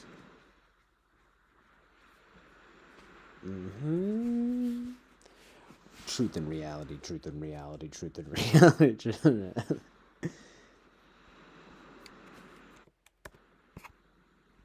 But yo, I got 99 problems and a bitch ain't one.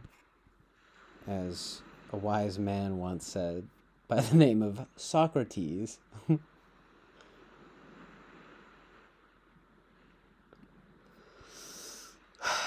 But yeah, don't mind me here as I literally am just clearing up space.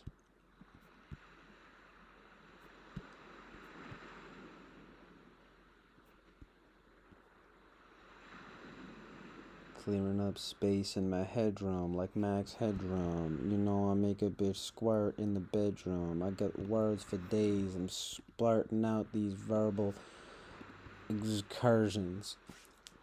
Coercions I need not, 'cause y'all flock regardless. All walk, all talk. Bitch, I'm on that new wave. Nouvelle vague. How do you pronounce it? It's probably not that. It's probably not that. The cops at my crib trying to wonder where the crack's at. This crack addict's at my crib. Flack, giving me flack for being too real. Being too glib. Like a psychopath. That's where I'm at these days. I'm fucking tapped. There's all these bad bitches at my place. Kind of disgraceful. But mostly tasteful. Like Viva Sa Vie. That's where I be. These days. Smoking tree in the whip with my bitch. And I'm emptying clips on triggers. Click, click, click, goes the gat.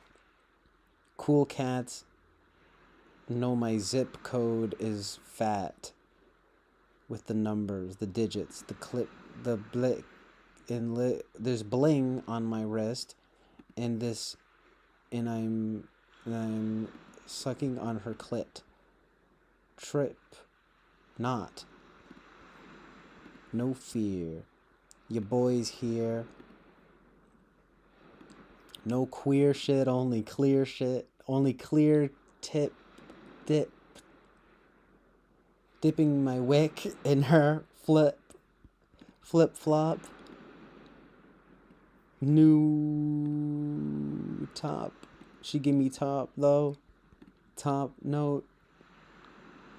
Cover all 9,000 taste buds. Get the suds like SpongeBob, smoking buds in the fucking rum, you know, in my club.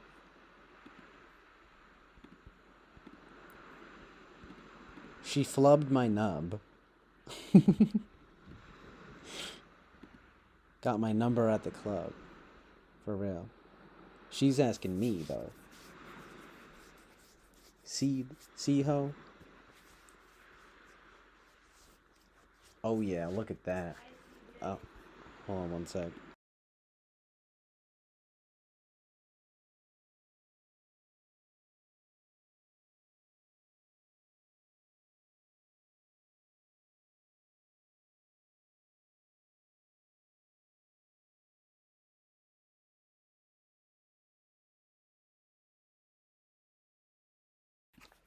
Yo, I had to say bye to my mama because she going to work. Meanwhile, I'm talking so disrespectfully about women. No, don't do that. You're so sexy. That meme. Anyway, look at these muscles. Oh.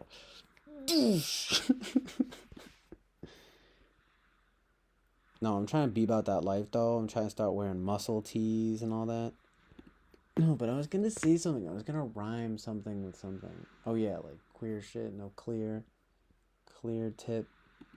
Dip in my wick and slip. She spit on it. Slippery like a banana peel in Mario Kart 64. 69ing with a whore.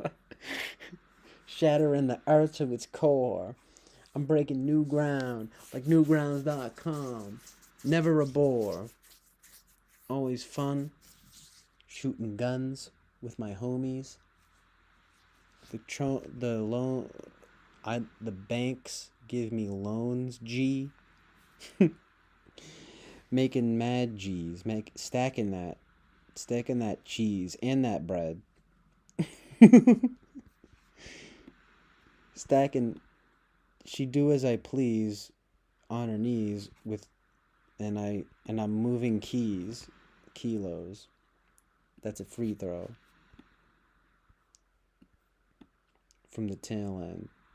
So let me smack her tail end with the bail, and the bailiff in the court is saying that's a win-win.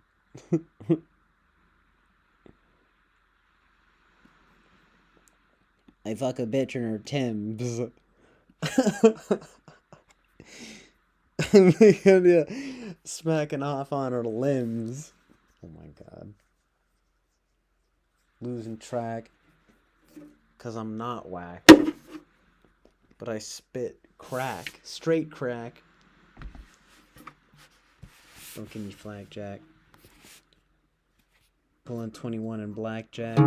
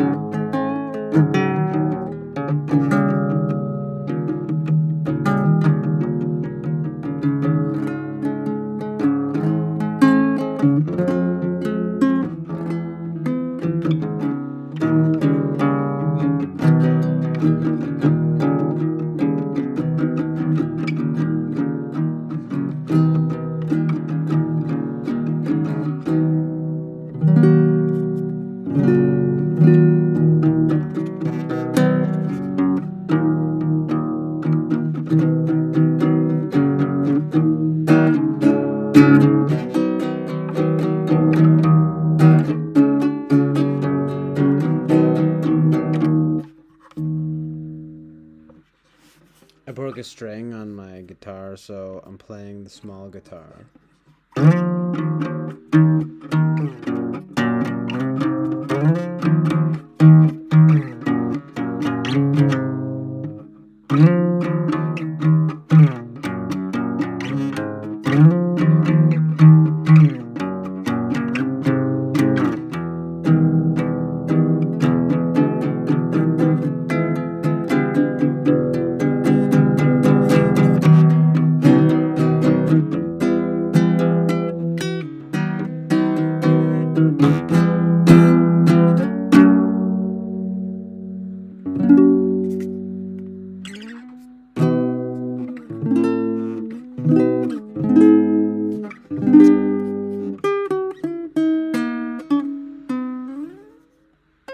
It's gonna be Christmas soon, you guys.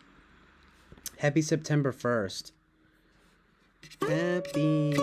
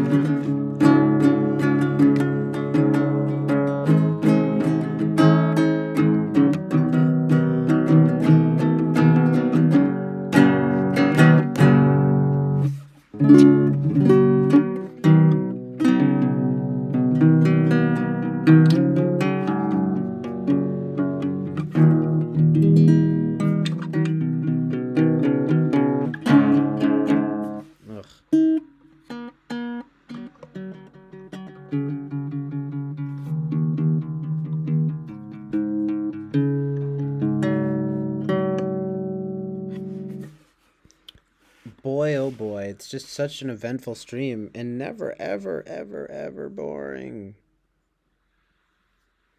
It's so fun to entertain you all tonight.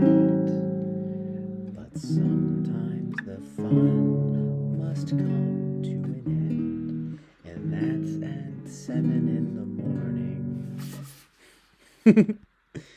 Literally true. Literally true.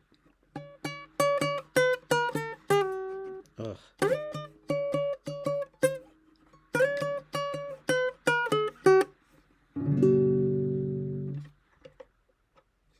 It's true sometimes.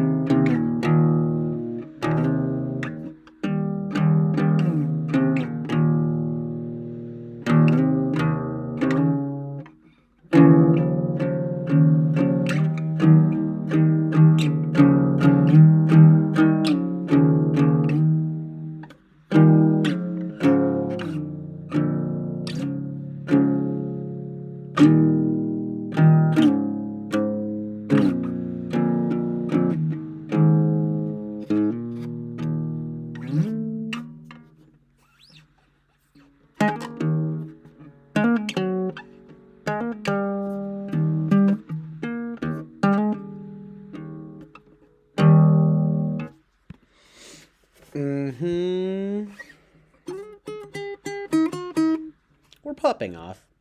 We're slightly popping off. We are now popping off into the next atmosphere.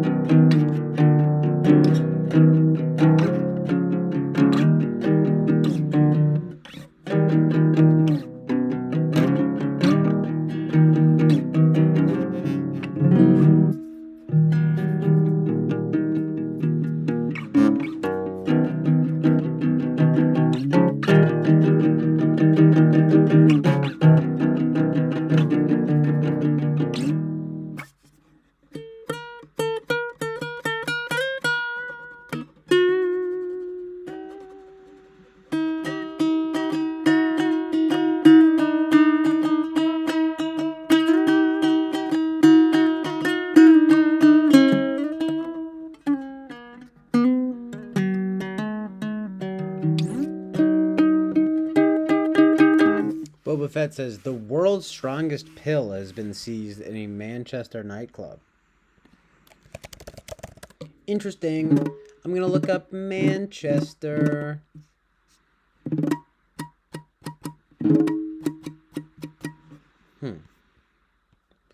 Not saying anything, but I'm gonna Manchester drugs.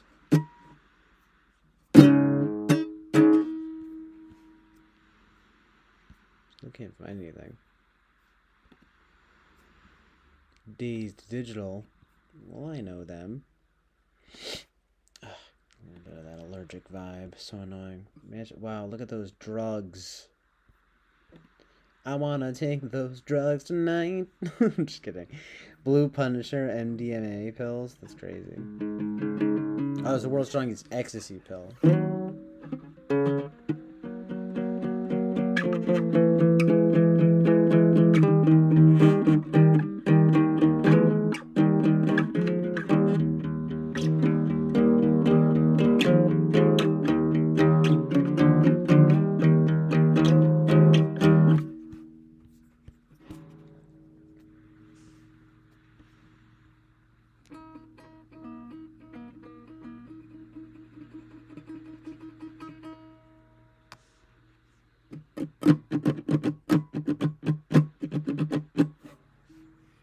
Bunch of bizarre articles here. Wow.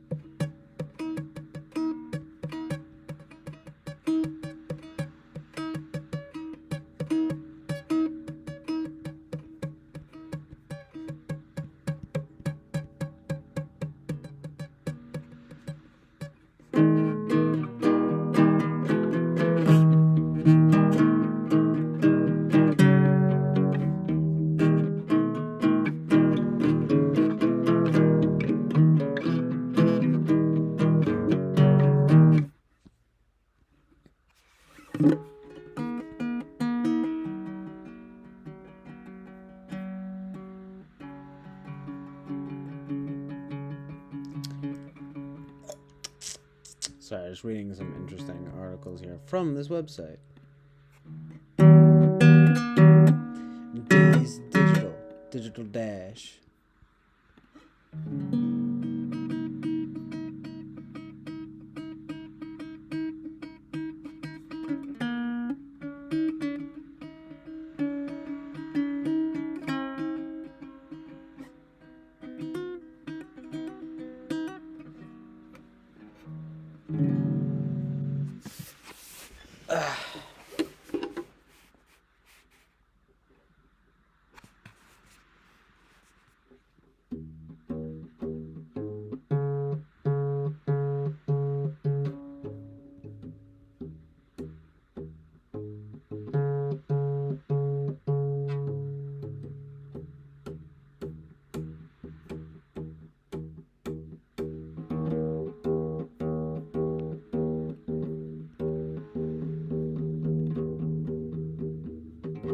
All sorts of depressing shit on this website. Like, damn. Fuck you. Oh, yeah. Alright. Yeah.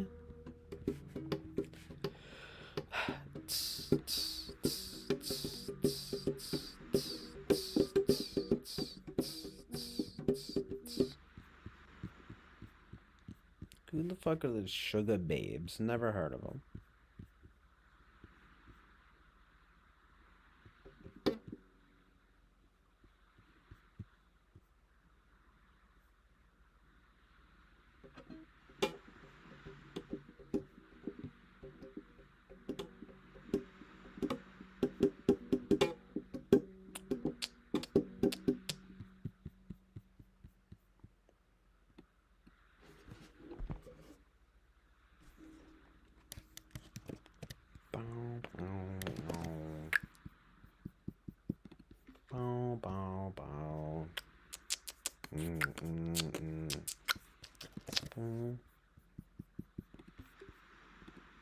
What's going on, you guys? What's poppin'?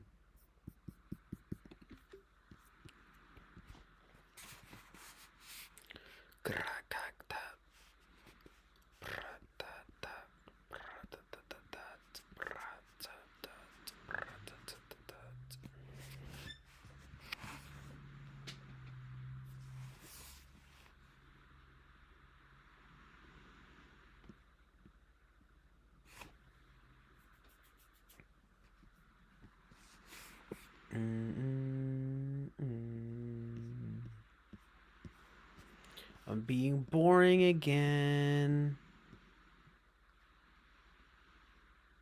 It's literally because I'm reading this stuff and because I'm hungry.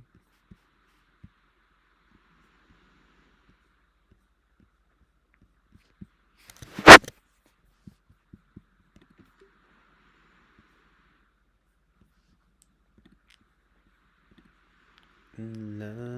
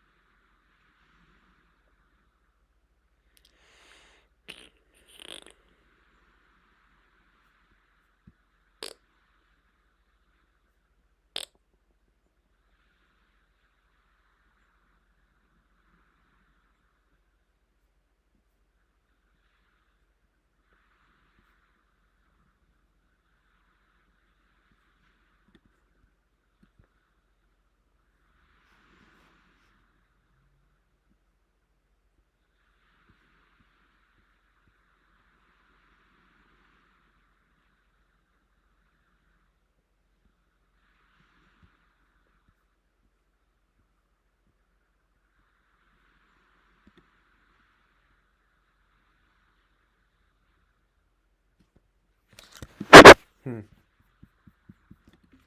wait for the new Large Hadron Collider experiment. Post 2012 apocalypse vibes. For real, for real. Just reading this disturbing. So I'm gonna say these disturbing articles here.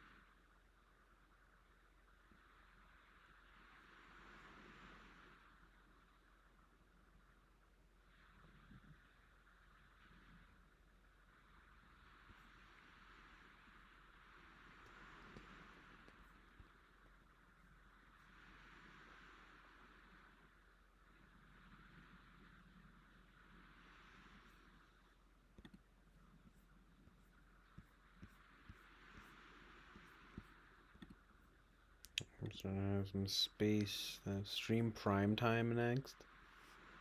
What? What is that? 6 a.m. It's 7 a.m. So what is it, like 4 p.m. for you or something? I am getting pretty tired. Too bad no one came through, but thanks for being here, Boba Fett. Oh yeah, well Eric came through for a little while. That was cool.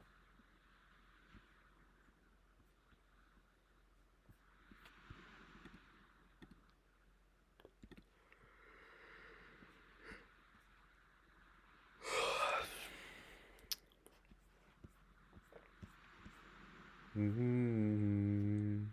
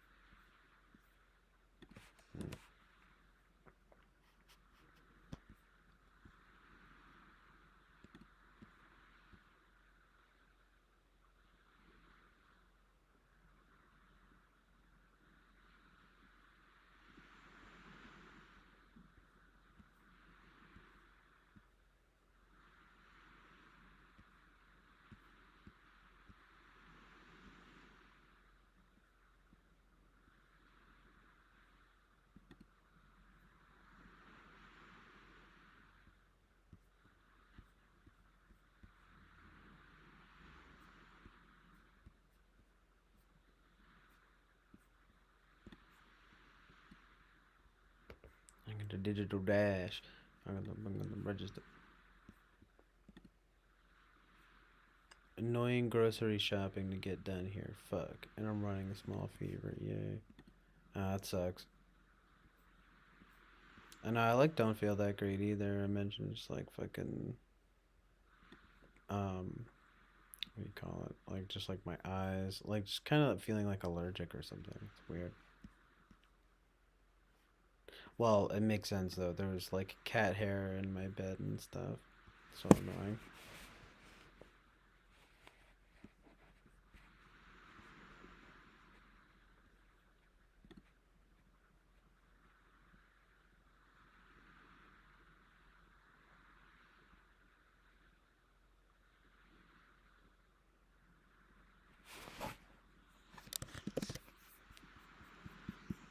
Hmm.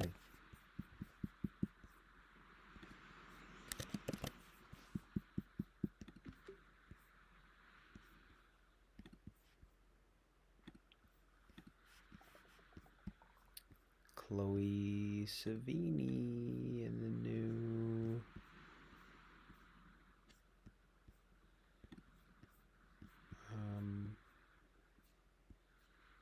AW22 campaign.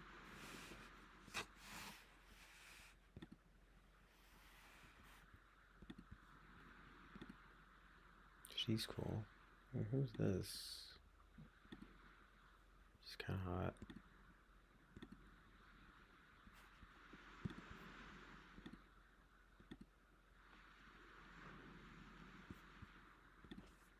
Is that Sydney Sweeney?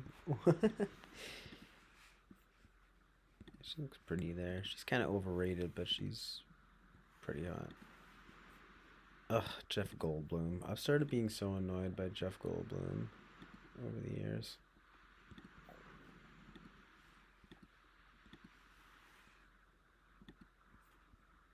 Look at these freaks. No, I'm just kidding. So funny though. Some of it though. Ooh, he's hot. That's the thing. Fashion can be kind of cool, but is ultimately pretty stupid. This trans chick from Euphoria. Euphoria.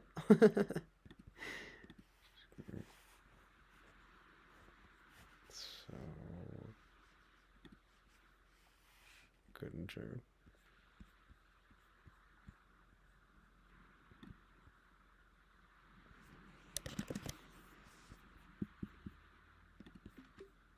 God, some of these articles are just so depressing. It's like these stupid people. Stupid people these days. I mean, I guess they've always been around, but it's just like worse in this too. And like now, I mean, antihistamine and an ex-girlfriend was allergic to cats but loved them too. Yeah, I know it sucked. I'm allergic to dogs too. And I love dogs generally. Same. I mean, it's the same thing with cats. Obviously, not all. Some animals just suck. But like, generally speaking, I love cats and dogs. But I never grew up with. I never even had a dog. We only just have had cats here. Not like a lot of cats, but like 2 cats at a time. But yeah, it's annoying. I might try that. But I take Allegra. I'm supposed to try taking Allegra and Zyrtec, but I don't know, it seems like overkill, but maybe I should try it.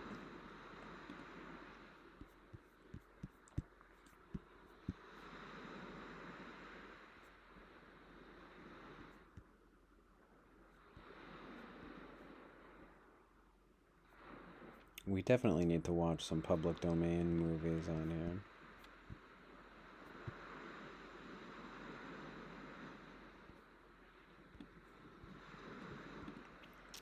Maybe that's what we'll do. I don't know if I'm going to stream maybe tonight or tomorrow or something like that.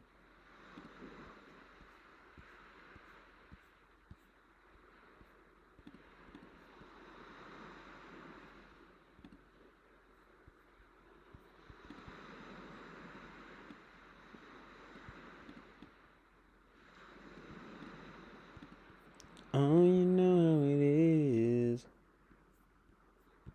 Mm-hmm. Mm-hmm.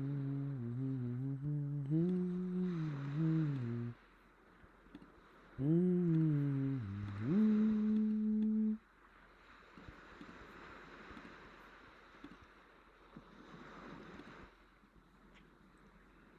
Yeah, I need me a chick that looks like this. Hit me up. Hit me up, Sky Ferreira.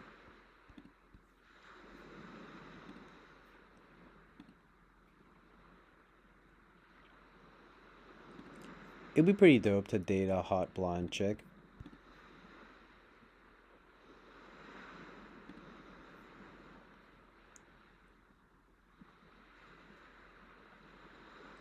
Where's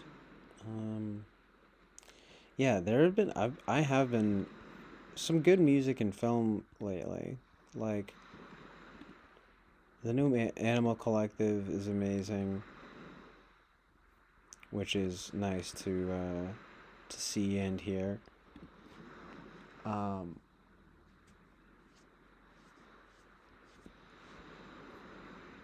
and just like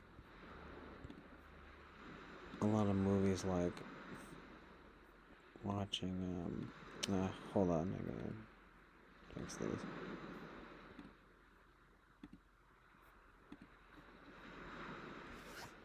Like mostly just like old stuff, but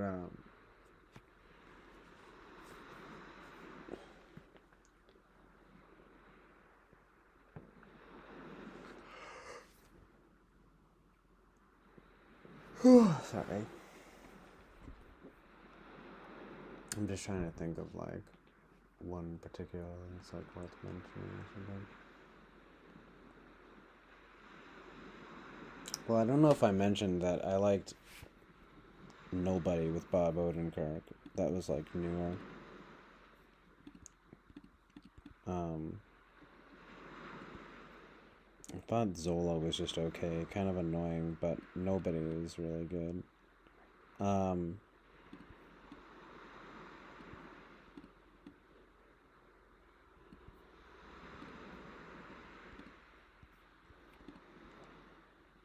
just as far as newer stuff is concerned, I'm actually psyched that it's better. There's like some good music coming out. Like Preoccupations, they're gonna put out a new album soon. I'm down. I'm interested to hear how this Sky Forever album is gonna sound.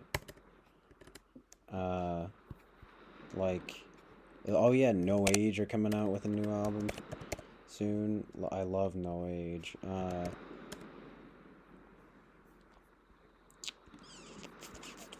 What else?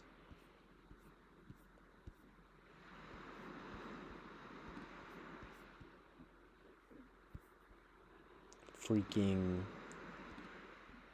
Oh yeah, sorry, I got the wrong. I gotta make sure to have the right tabs open here. Oh, the space is fucked up again here too, but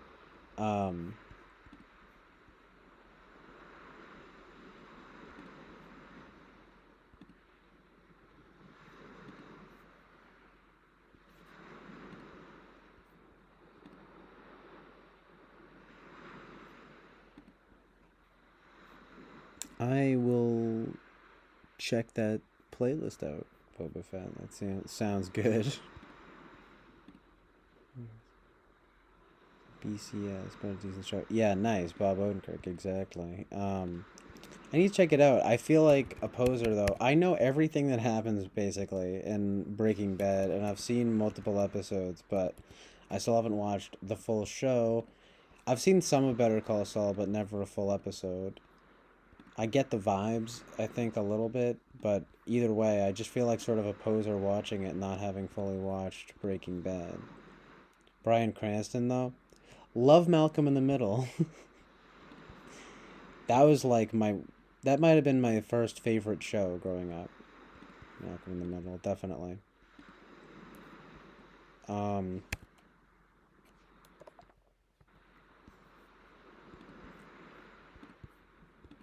yeah, like what else? New stuff coming out. I don't know, like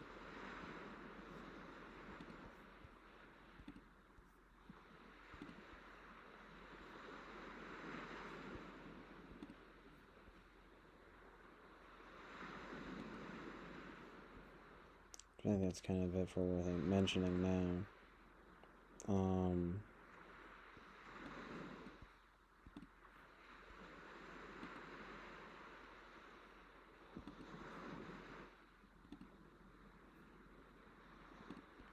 yeah. Meanwhile, it's like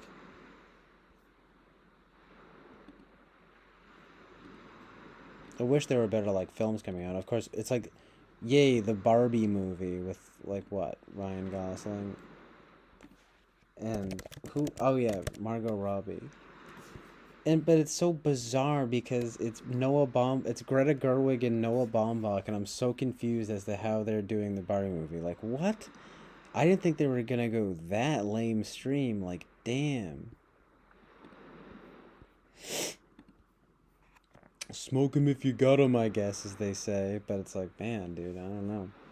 Even that, hang loose. What devil making the deals with the devil over here? Something about the film world. I mean, the music world is terrible. Oh my god. or some of the VMAs with my family recently. I mean, with my dad and my sister, and we were just like, this is really horrible. But it's awesome because Ben Shapiro. I knew that Ben Shapiro was gonna do something about it, and he did. And I told my dad, and we laughed. I kind of like Ben Shapiro, and like I've said, I like what he's doing with the Daily Wire and like Vinny Gallo. Amazing truth and reality. So there's hope there. Oh yeah, and Alex Lee Moyer. I'm excited to see her Alex Jones documentary, Alex's War. So there's good stuff out there. I was actually just like watching this thing about Lauren Southern. I didn't realize though that Milo Yiannopoulos kind of fucked her over a little bit. The whole truth, and then I need to watch her follow up video.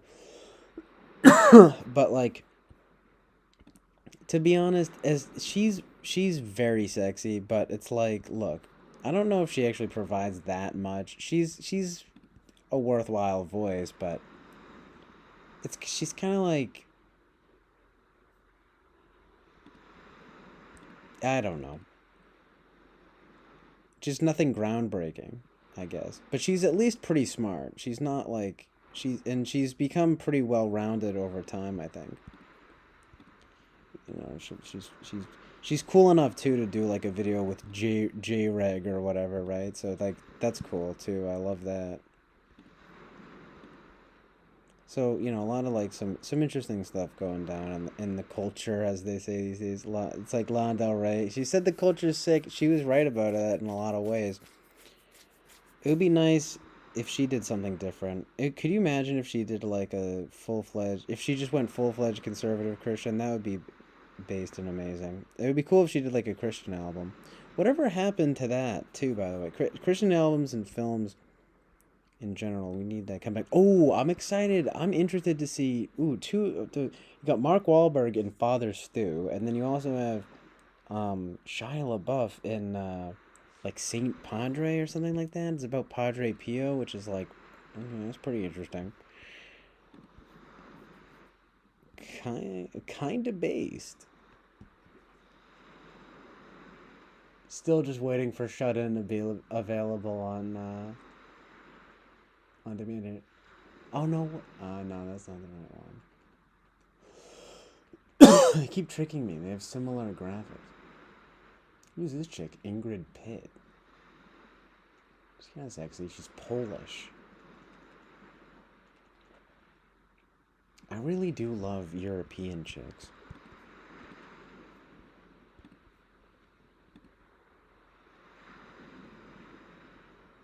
Boba Fett says, decent show. BB came to define him more than that sitcom.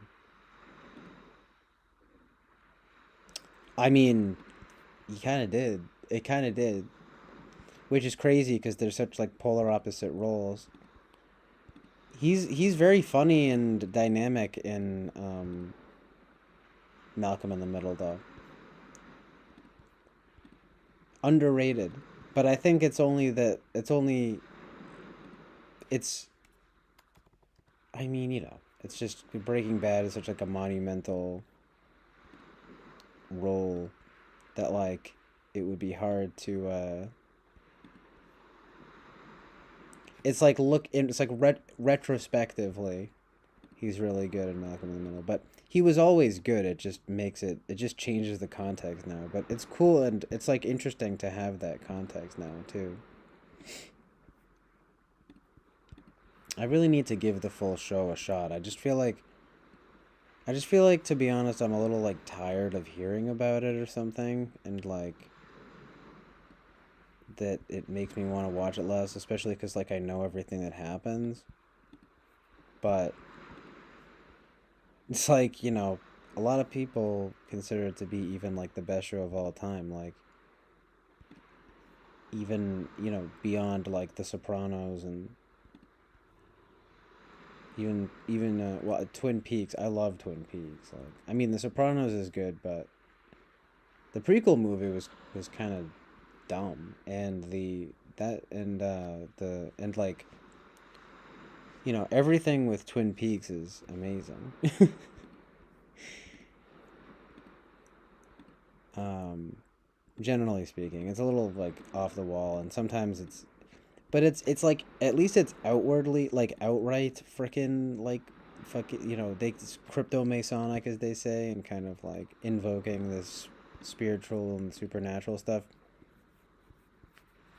But it's blatant in that way, and like it's basically just classic good and evil material being addressed, and it's all outright. It's just Lynch is just kind of a weirdo, and he's kind of like obscurantis. The little there are just these like occult invocations that are maybe sometimes a little unflattering, usually with his work. But other than that, just regarding like Twin Peaks, especially, as probably his most like defining work. Like it's an amazing show. It might even be the best show I've ever seen. But like it's interesting though how television is so defining. Lynch was right is right about television being like the new medium and that it's long form. I don't know if I agree though about his take on digital.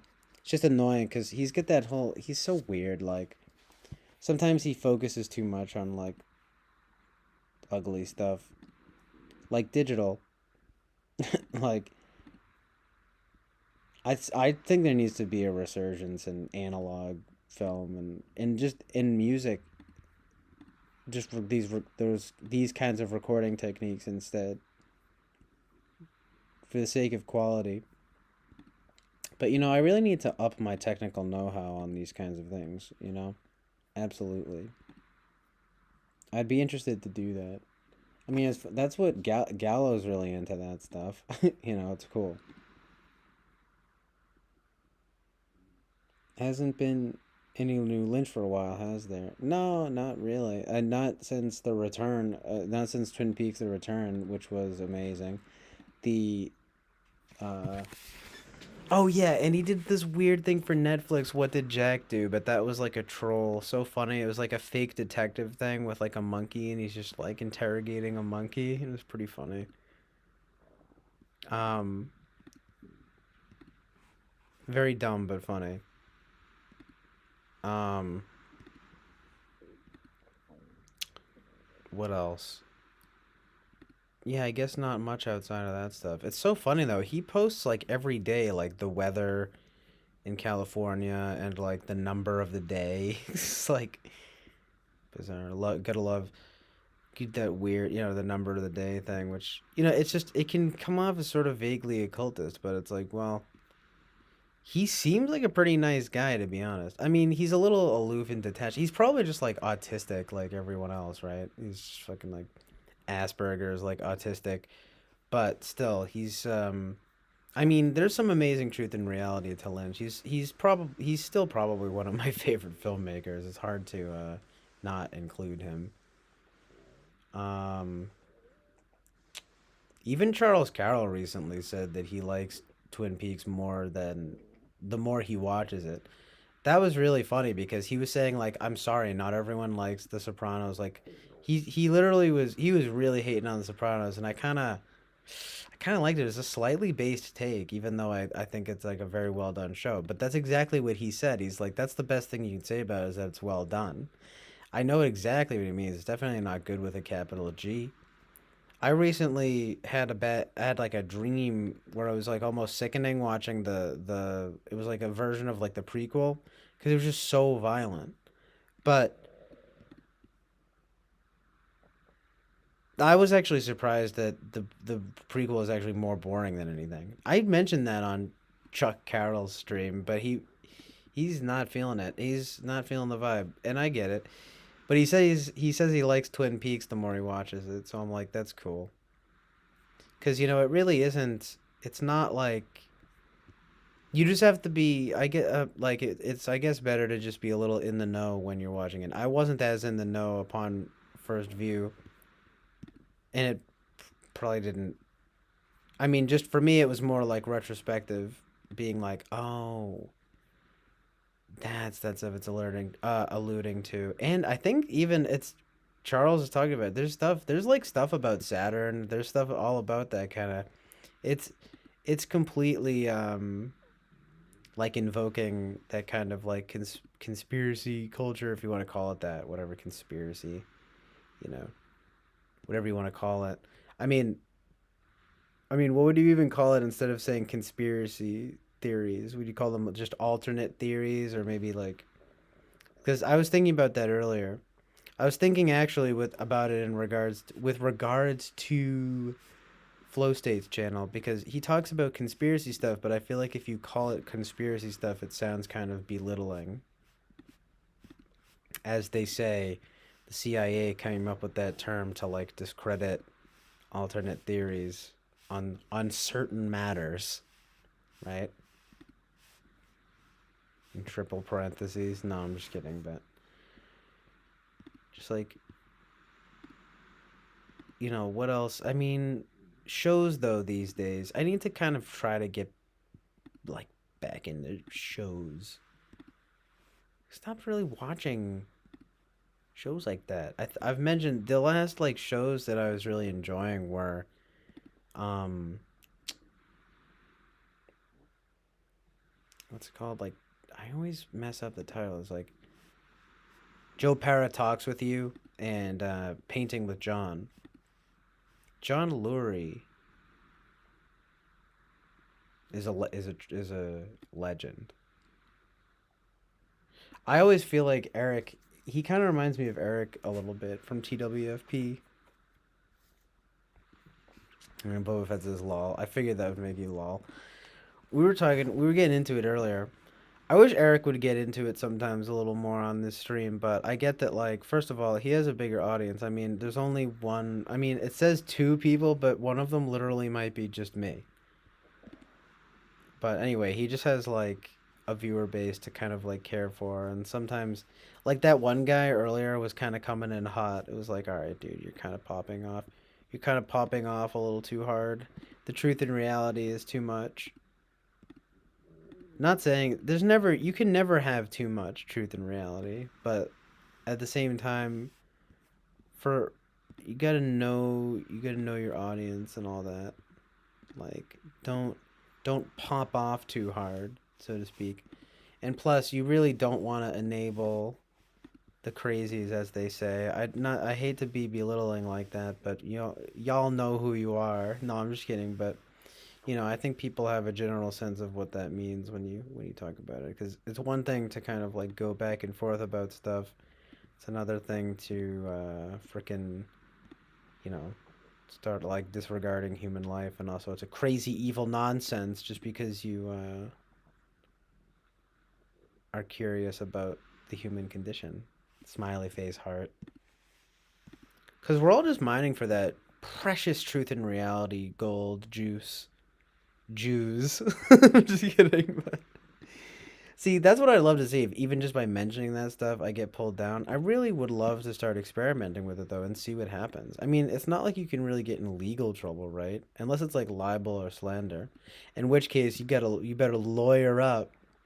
Again, not to always keep name dropping him, but fucking Vinny Gallo stays running into that stuff. I mean, but it's what's ironic though is he'll sue people all the time for stuff. But it's like, I'm pretty sure. I mean, as they said on his Howard Stern interview, like that the Buffalo '66 commentary was like too libelous for them to even air. That's like the rumor, the legend, from the legend himself, Vincent Gallo, and I think that that's probably real. Like, I would have no reason not to believe that that's true.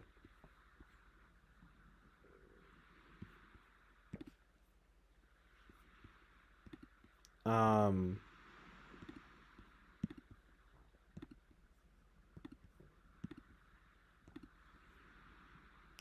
Okay, but I gotta close some stuff out here because it's giving me that bullshit again.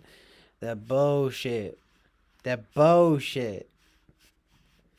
And it's like, I wonder, what if I start age restricting my videos? Can that like increase the ability of what I can talk about, maybe, or something? Probably not too much. I mean, I think it's easy to. I mean, I've pretty much been able to say whatever I've wanted on this stream so far without like fear of repercussion because I'm just inherently moderate. No, I'm just kidding, but it's like I meant to say I'm just inherently moderate and sensible. No, I'm just kidding. But like it's more like you just got to be kind of like balanced about this stuff and I think if it started getting too spicy as they say, it would be like it would just be like you would know it, I guess.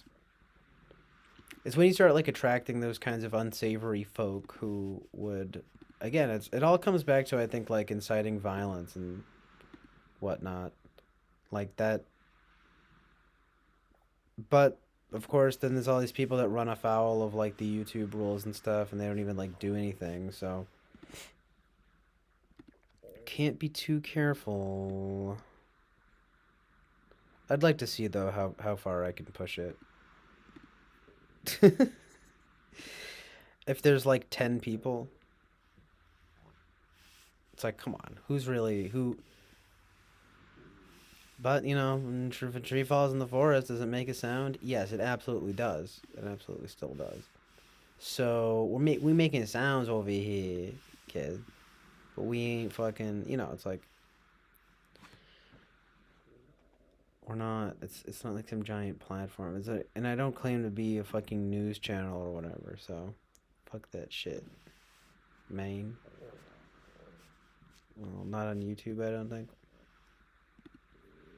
What, like the rule, like that's, you think the rules are too strong or whatever?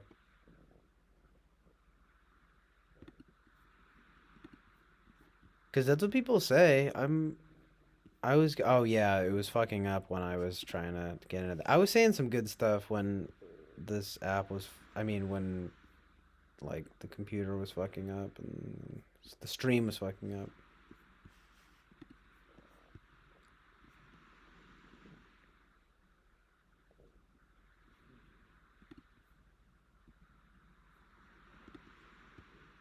Wow, even Dazed Magazine says the VMA's black carpet was a symbol of its scorched soul.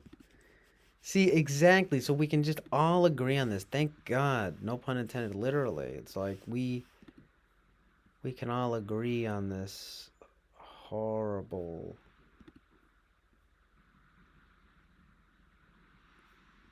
ridiculousness. No pun intended. MTV. Seriously though. Lana Del Rey, what she was there? I mentioned that too, like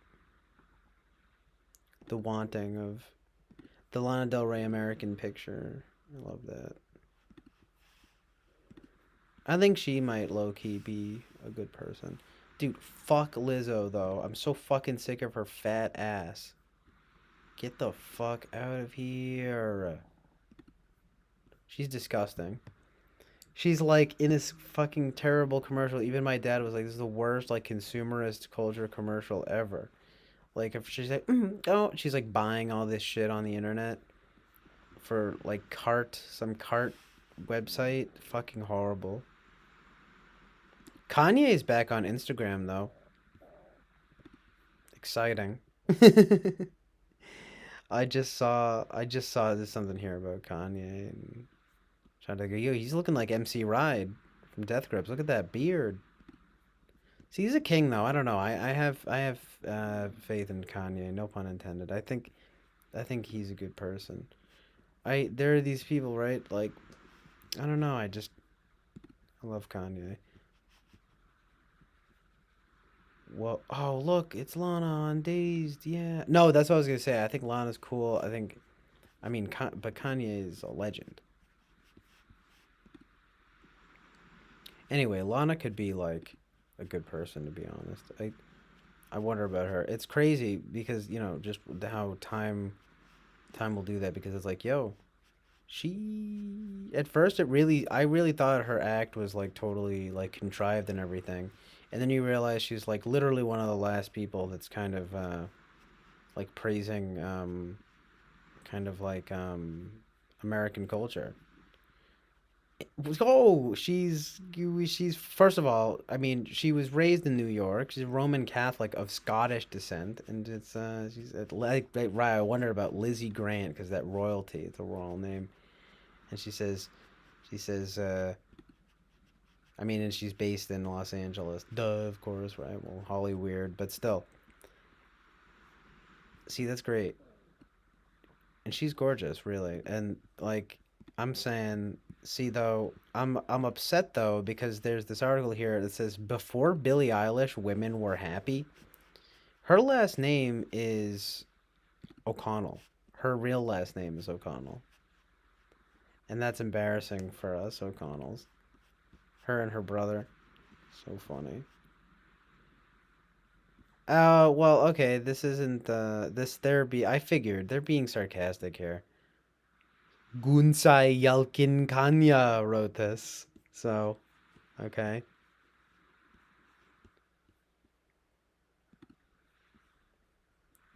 Wow, there's a lot of like look at all this is a shitload of fucking good content coming through right now. Like Harry Styles faces backlash for comments about quote unquote gay sex in films. And Britney Spears shares new allegations of her life under conservatorships. Who is Evan Mecca, the AI rapper canceled for digital blackface? Uh, the head-to-head event was an action-packed glimpse into the future of hair. The future of hair. Fuck you. But what I want to know right now, first of all, is what Lana Del Rey's number is. No, I heard she's dating a cop. Amazing, amazing Americana. What? So what I need to know though is what Harry Styles said.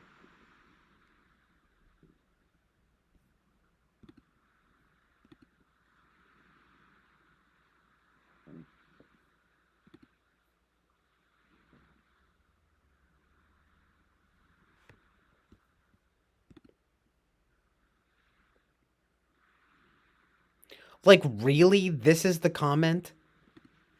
He says so much of gay sex in films is two guys going at it, and it kind of removes the tenderness from it. He said there will be, I would imagine, some people who watch it, who are very much alive during this time when it was illegal to be gay, and director Michael Grandage, I don't know, Michael Grandage wanted to show that it's tender and loving and sensitive, like literally being like pro gay.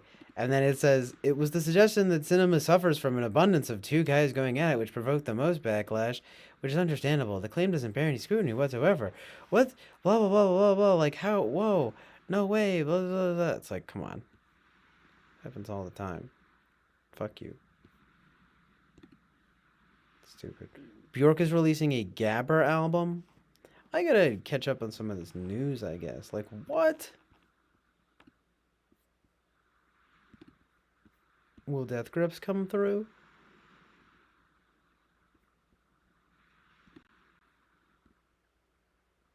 That'd be cool. But nah, it doesn't look like it.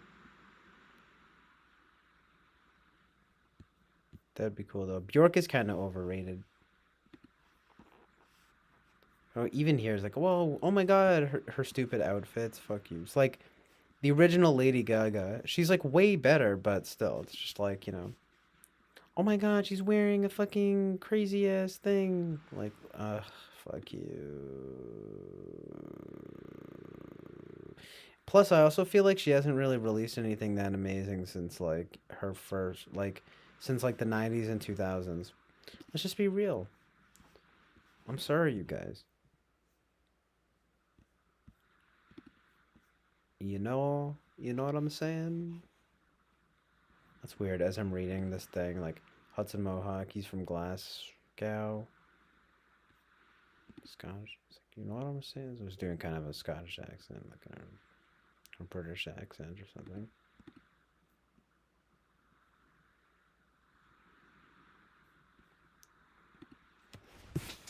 Scottish accent. What the fuck? Like, People really need to up their aesthetics game. Where are the transcendentals? We need more beauty, truth, and goodness. And I think that's I'm gonna help provide it. I'm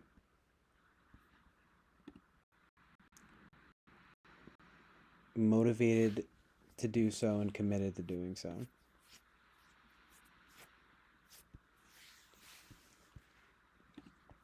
So this thing is giving me a hard time with the space, and I'm saying now might be a good time to stop streaming. But thank you guys for being here. I really appreciate it. At least my man Boba Fett here sticking through to the end here. Amazing truth and reality. Del Rey's are Scots. Oh yeah, no. Lana Del Rey is her fake name. Her real name is Lizzie Grant. There, law. I'm not sure what that was in response to. Like, what these last few messages were in response to. But yeah. Amazing truth and reality.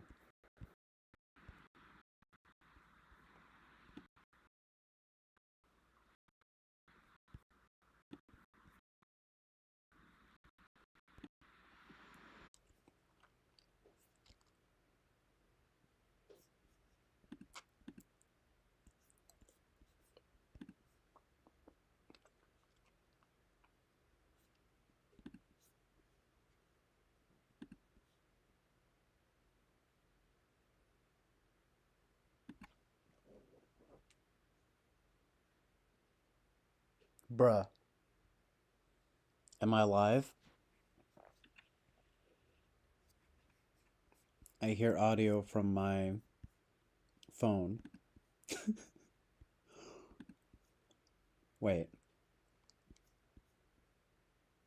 I think we're popping.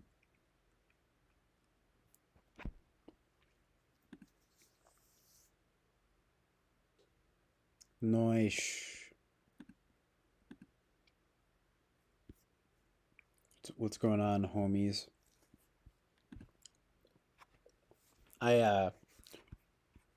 Sorry about that. I this screwed up because of space. The space-time continuum. No, but the space on my laptop, and I figured I would at least stream for a little while longer just to close out the stream.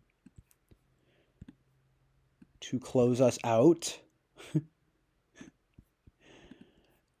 A Bill O'Reilly video. Bruh though. There it is. Gotta love them ocean sounds. What's up, Ahmed? Thank you for being here. What's up, everyone? Thanks for being here. I love how I was literally gonna head out. Of course, I should have known because it's the morning now. You guys are actually down to come through. That's nice. I was chilling with Boba Fett. Just me and Boba Fett down by the schoolyard. And, oh yeah, and then I was just like, grab something to eat. And, we're live. Yeah, though. So, like, it's a space issue, and OBS is, like, particularly, like, a lot of memory to run or whatever, so yeah. But I also don't even really like have that much more to talk about. However, I'm just peeping. I knew there was something. Eric never said he proposed, but that's amazing. Congratulations to Eric and Rachel.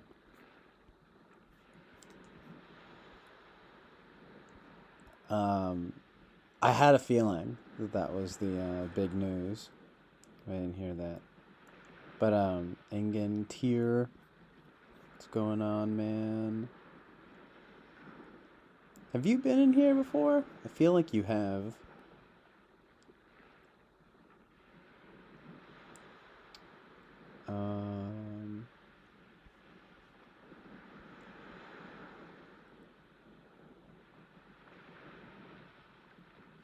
Talking about some vaccine material, amazing.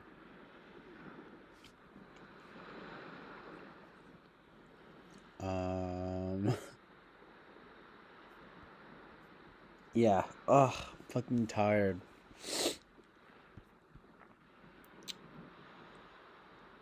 Discord, nice, yeah. Are you on the Discord that is used sometimes on here? PC specs? I don't know. It's just not having enough space on my laptop, basically. I wonder, though, how much of this is... I wonder how this stream is going to turn out with it being... It's such a frickin' odd... Like, it kept, like, stopping and starting. This is more than the people's people.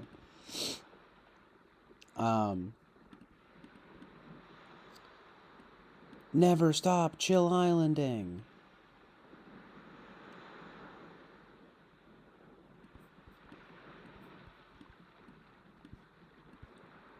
Chill island till the break of dawn. Yeah, I'm probably gonna stream later tonight and this weekend. So y'all gotta tune in.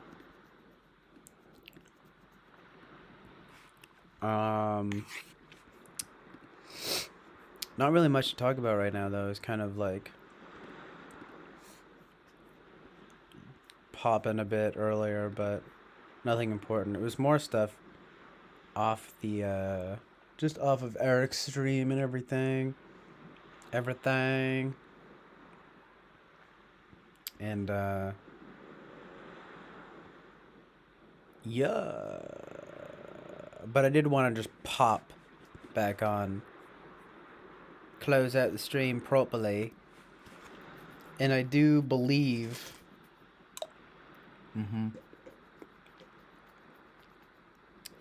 I do believe that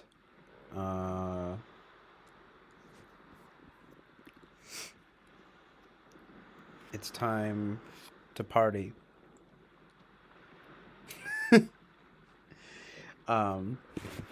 No. It's time to drink water and enjoy each other's company. But really, though, I'm fucking around, you know? I'm just fucking around.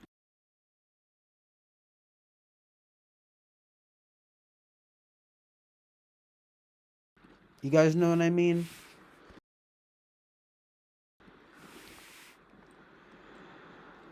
Oh, wow.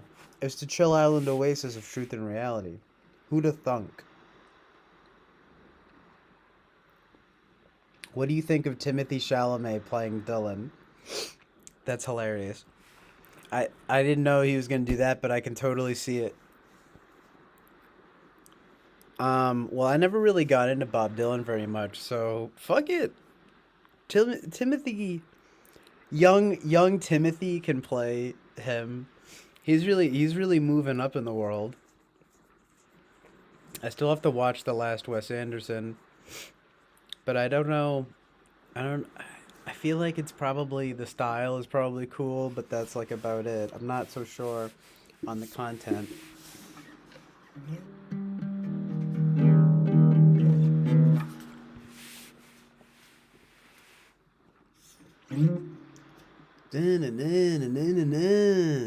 Bob Dylan.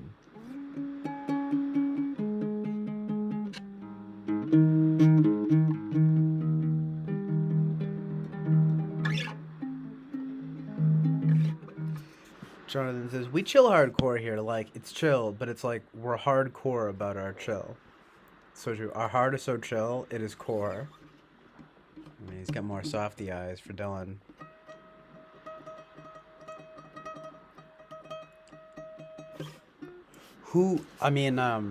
You think Timothy has his eyes are too soft? Those beautiful eyes. You know, like that picture of him like making out with whatever hot actress. Like what? How does he? I mean, like he's good looking, I guess, but I don't know. Overrated. You still haven't seen Rushmore since the time I told you. I know, and you were like, thought you were talking about, or you were talking. You said Rashomon.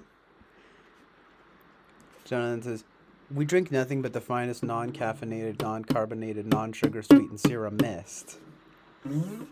It's like organic Sierra Mist with sugar cane in it." I feel like that was a thing for a while, where people like putting sugar cane in everything. It was like, oh, it's organic. Sugar cane lifestyle.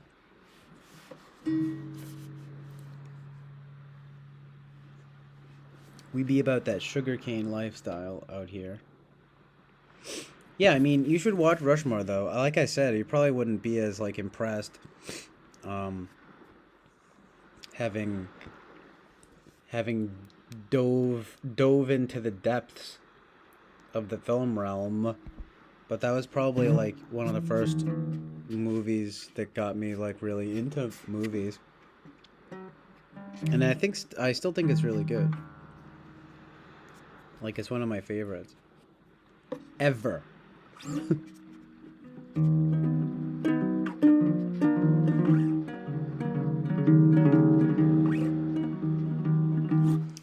Yeah, man, the state of cinema. I feel like I was just talking about that there really aren't that many. There's a lot of like good new music coming out seemingly, but not as many good films. It's the last really good movie you saw.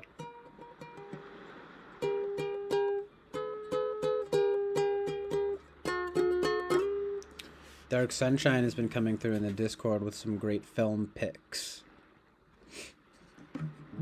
He's gonna play V vs. V later. That's one of my favorite movies ever. I'm trying to come through at least for like some of that. And it's the vibe.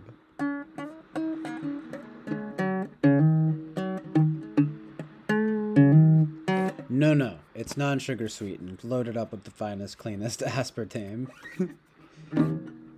Dude, I don't fuck with no fake sugar. Maine lobster. Oh, no. Nice. Yeah, I mean, it's...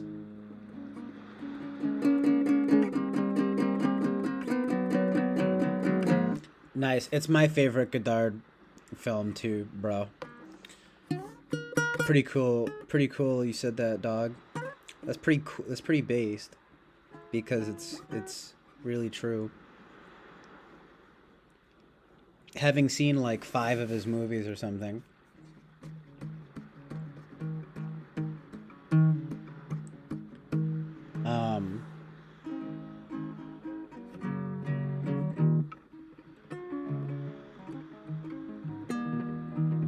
Oh, right, but, like, Rushmore is his second movie, so...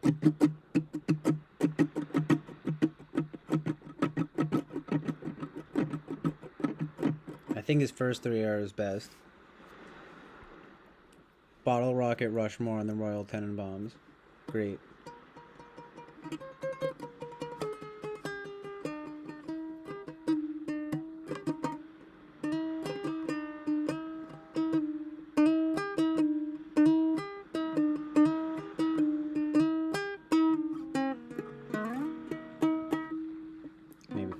Yeah, it's all like 60s stuff. I was just talking to Jonathan about him and how like the I was like, oh yeah, there's like also all this other stuff after the '60s and like into the, I mean, like post political,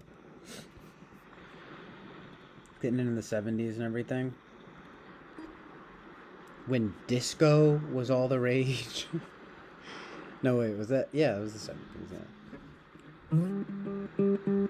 Contact. Yeah, I was wondering. I was gonna pop in, but I was busy last night, and I saw you were there, Jonathan. I low key saw that, and I was like, oh nice. I wonder what he thinks of Contact. That was enjoyable. That's an enjoyable movie. My dad likes that one. It's like it's not like the kind of thing that I would like really be like whoa Contact, but like sort of a nostalgic classic. Oh yeah, and the beginning is like super cool when they do that like radio thing, and then the ending obviously like everything that goes down at the end is like whoa. Ah. That movie kind of like predates or is like proto Interstellar. I think I said that. I don't know if you were there, Jonathan, but someone was like, Melting Zero was like, that's already too much spoiler alert or whatever.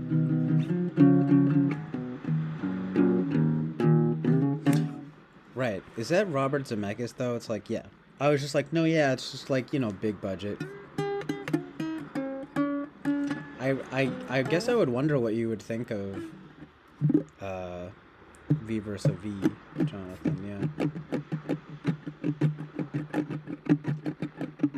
It's like, I mean, I talked about it earlier, and I've talked about it before, and I talked about it earlier, but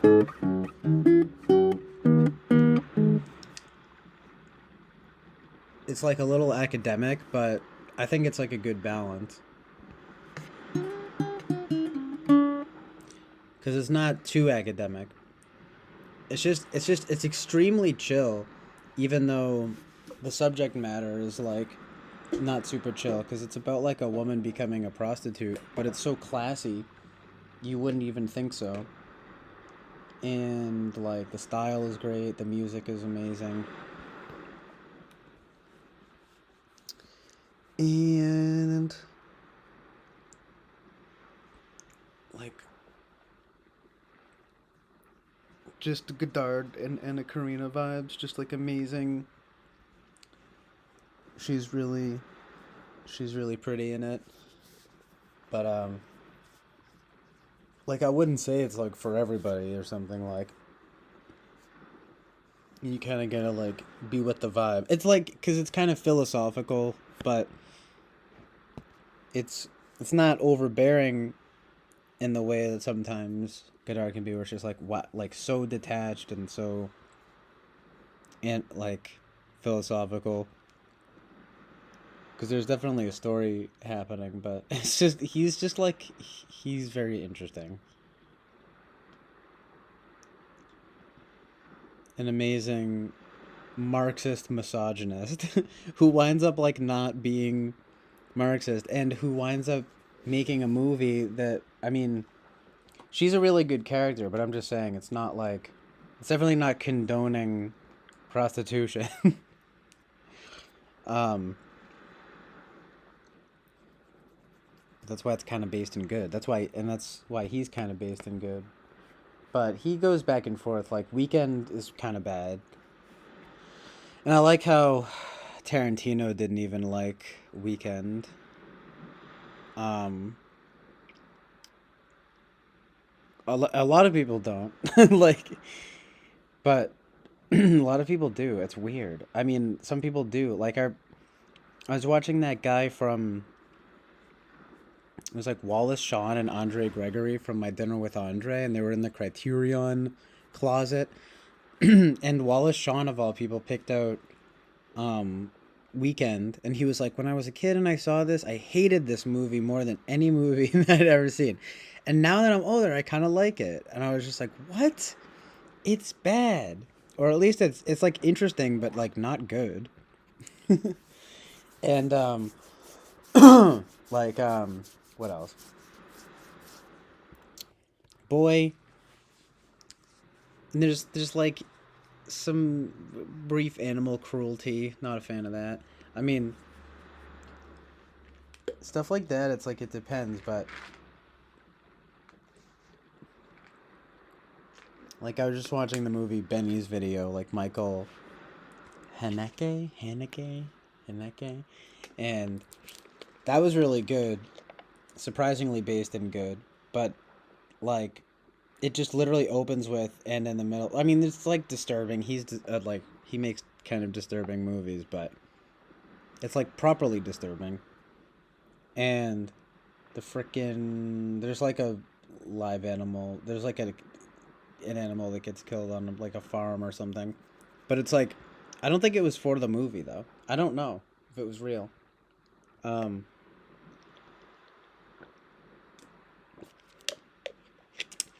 you wanna? I just took a ginger capsule to aid in stomach. Well, I shouldn't have. I just had like some ice cream. And I have these just like it's just my bad schedule. I just want to make sure. This ginger though, it can be pretty good for your stomach and everything. So I'm just having my classic saltines and peanut butter right now. So good. Um, yeah, I wanted to get another coffee, or I thought I had a little more coffee, but they're I'm all out. I'm fresh out of Joe, and I don't know if I should make another one. It's already in the morning.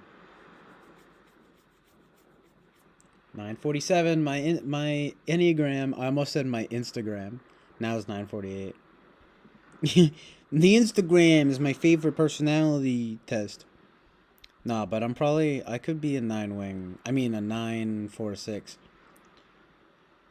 I never thought I was a 7 wing 8, though, that's for sure.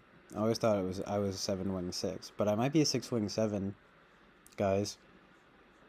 Very deep. Jodie Foster tests INTJ. Yeah, probably. She seems INTJ-ish.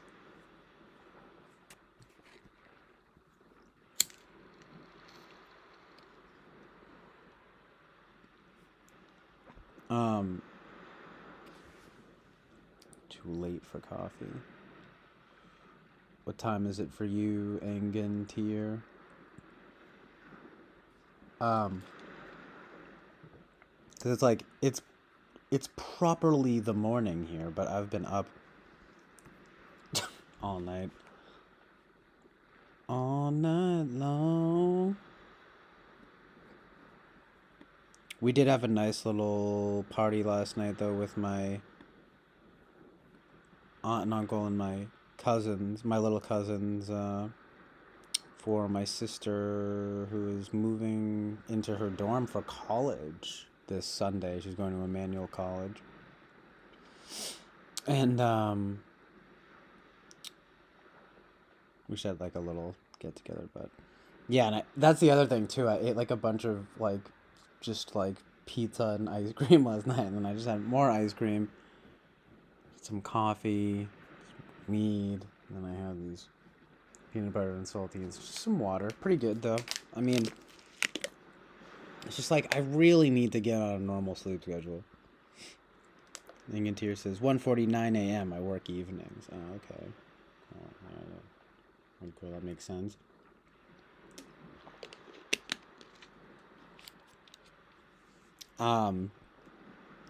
Yeah, it's like I guess fix my sleep schedule or get some kind of night job. But I highly doubt I'll be getting a night job.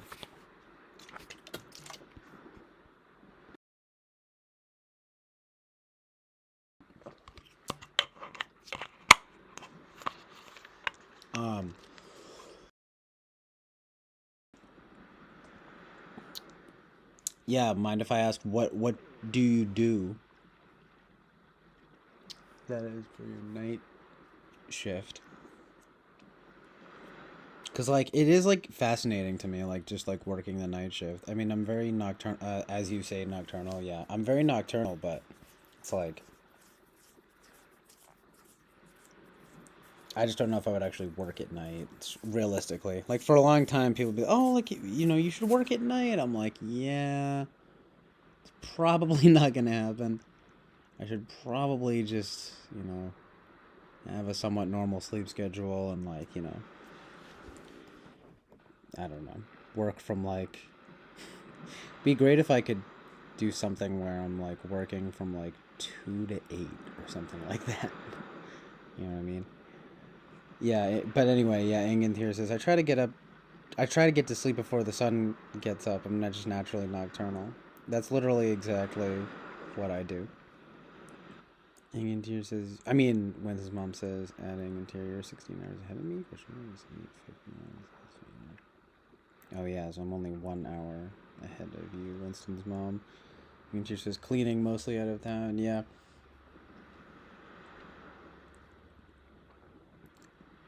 Yeah, it's interesting, like,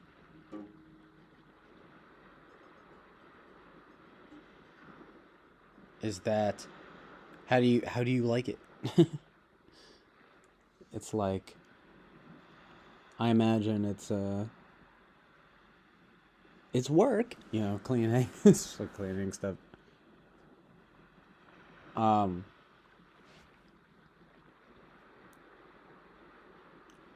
Although maybe you really like it, or you fucking hate it. I don't know.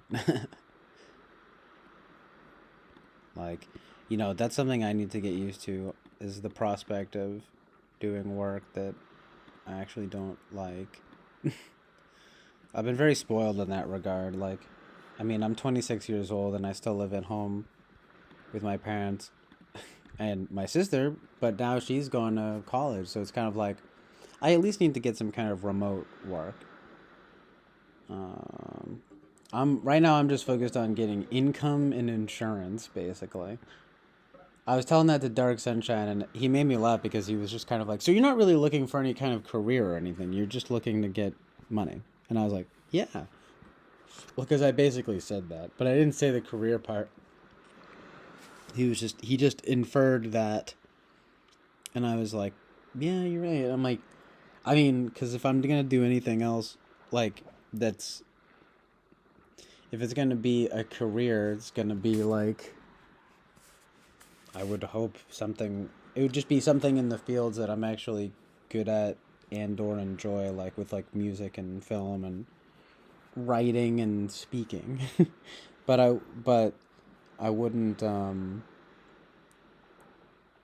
like those are when I talk about like work, I feel like that like a day job would be like more of an accurate description of what I'm talking about, like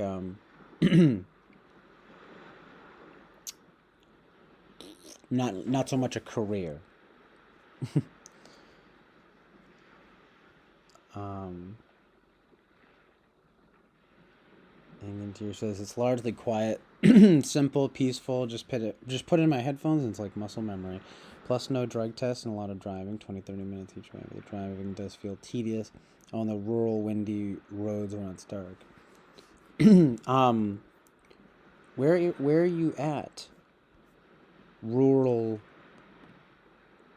where there are rural windy roads. um Sorry, just like some fucking coughing. Loving a nice cough and a throat clear. But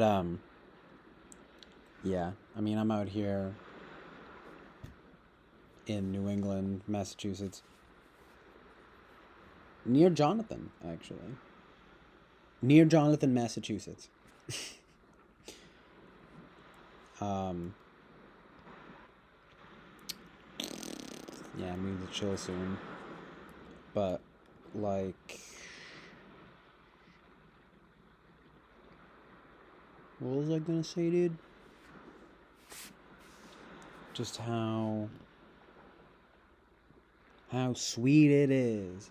I'm just kidding, but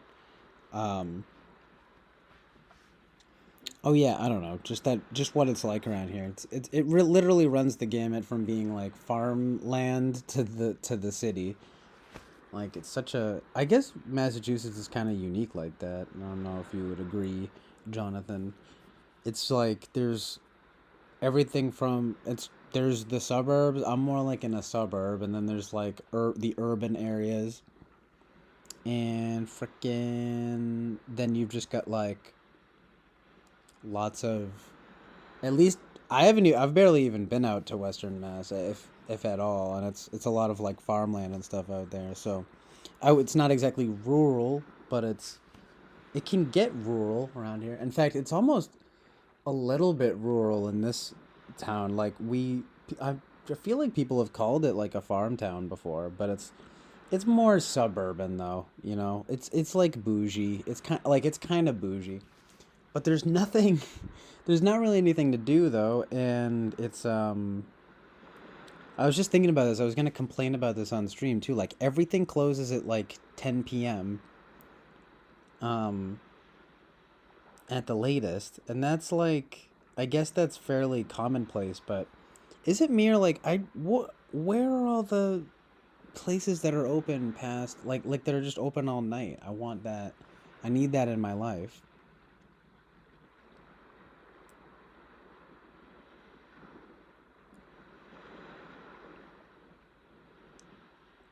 Like in the movie Mikey and Nikki, John Cassavetes says like he wants to go to a this place. I think it's in New York where it's like 70s New York or something. So it is very different, but they're like he's like I want to go to the theater, the movie theater where they serve ice cream all night or whatever. And I'm like, "Where is that place?" Like places like that just don't exist anymore, I guess. 70s were crazy, man. I'm like, okay. I mean, there is a 7-Eleven nearby, I think that's open. Or actually no. They don't even have we don't even have that anymore. But there's one convenience store that is open like 24/7.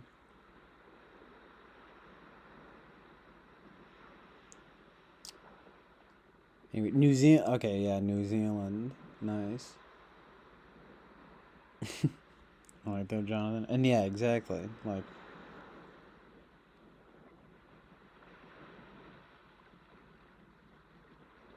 Eastern Mass. It is. I guess it's kind of funny that it's a diverse sort of geography. Be like, I've seen it all. Suburban, urban, and rural, all in one street. One next to the next. There's a company, and then there's like a corporation, and then there's like a house, and then there's like a farm. All in my neighborhood.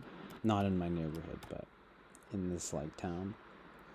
In this shit town, because you know how it's like cool to complain about your like decent town. It is pretty boring though. I mean, I'm not surprised that many people who crave more stimulation or whatever wind up getting the fuck out of here. Like, you know, even as soon as out of high school. Like everyone like it's tragic how many people I know that are like just in Boston. And I'm missing out on the party. This like big party in Boston, I guess. But it's like, is Boston really that great? Like, you might as well just go to fucking New York City. And New York City's like trash.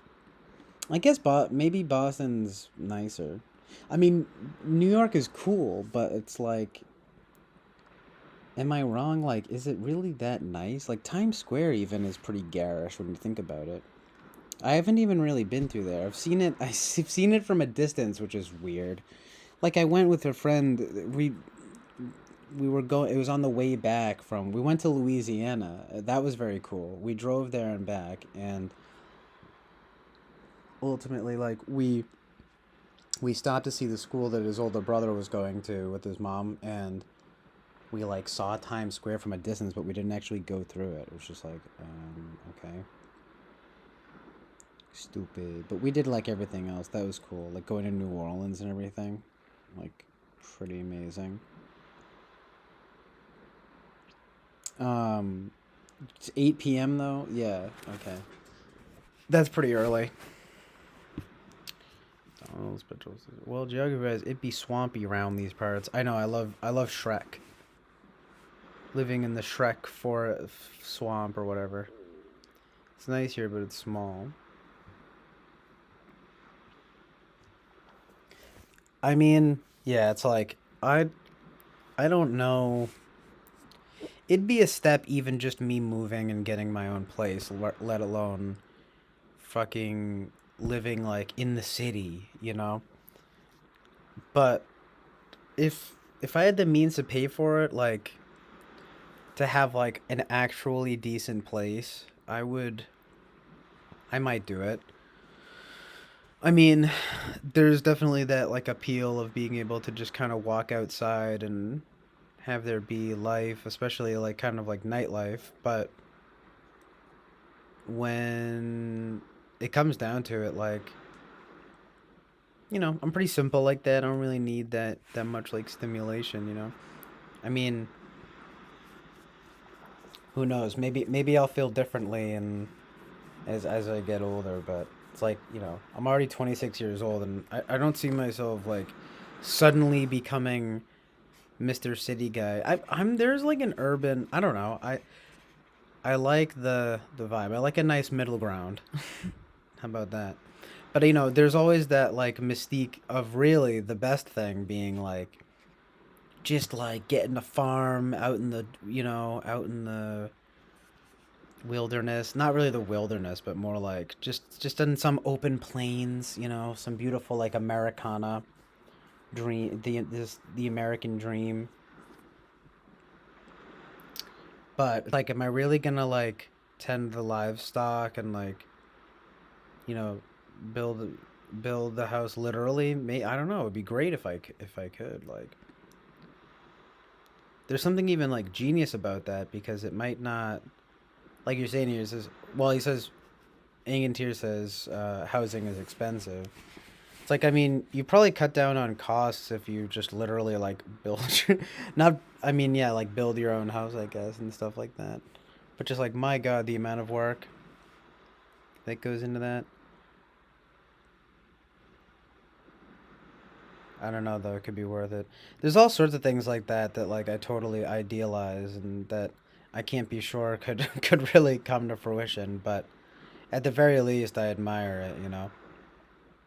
Like, which, it is what it is, but aim high though, right?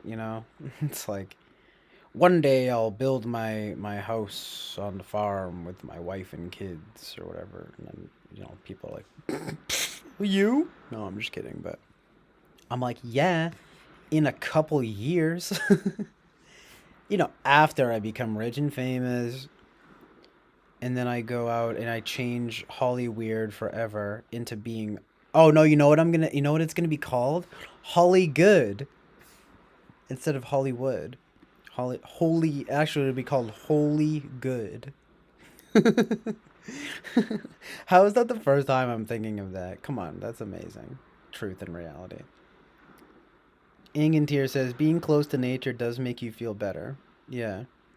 Yeah, I think it really does. And I mean, honestly, it's really not bad around here in terms of like nature preservation stuff. Like, I really gotta like take a walk. I've been in this basement like I'm fucked up, dude. No, I'm just kidding, but kinda. I've just been like, it's because it's definitely not very healthy, especially like I've not getting enough sunlight and activity. Like, even at least if I'm upstairs, there's like sunlight, but I'm like emo. I've got the blankets blocking the windows, like no sunlight. It's terrible, but it's actually really nice out right now. I mean, it's a little. Actually, it might not even be. It says it's 61 degrees. Is it really? Happy September 1st, by the way, you guys. I said this earlier, but like only Boba Fett was here, so happy September 1st, you guys. But, but, yeah, man. Something about like owning a farm. That goal. that rural farm life goal with my pilgrim wife. My ISTJ pilgrim wife.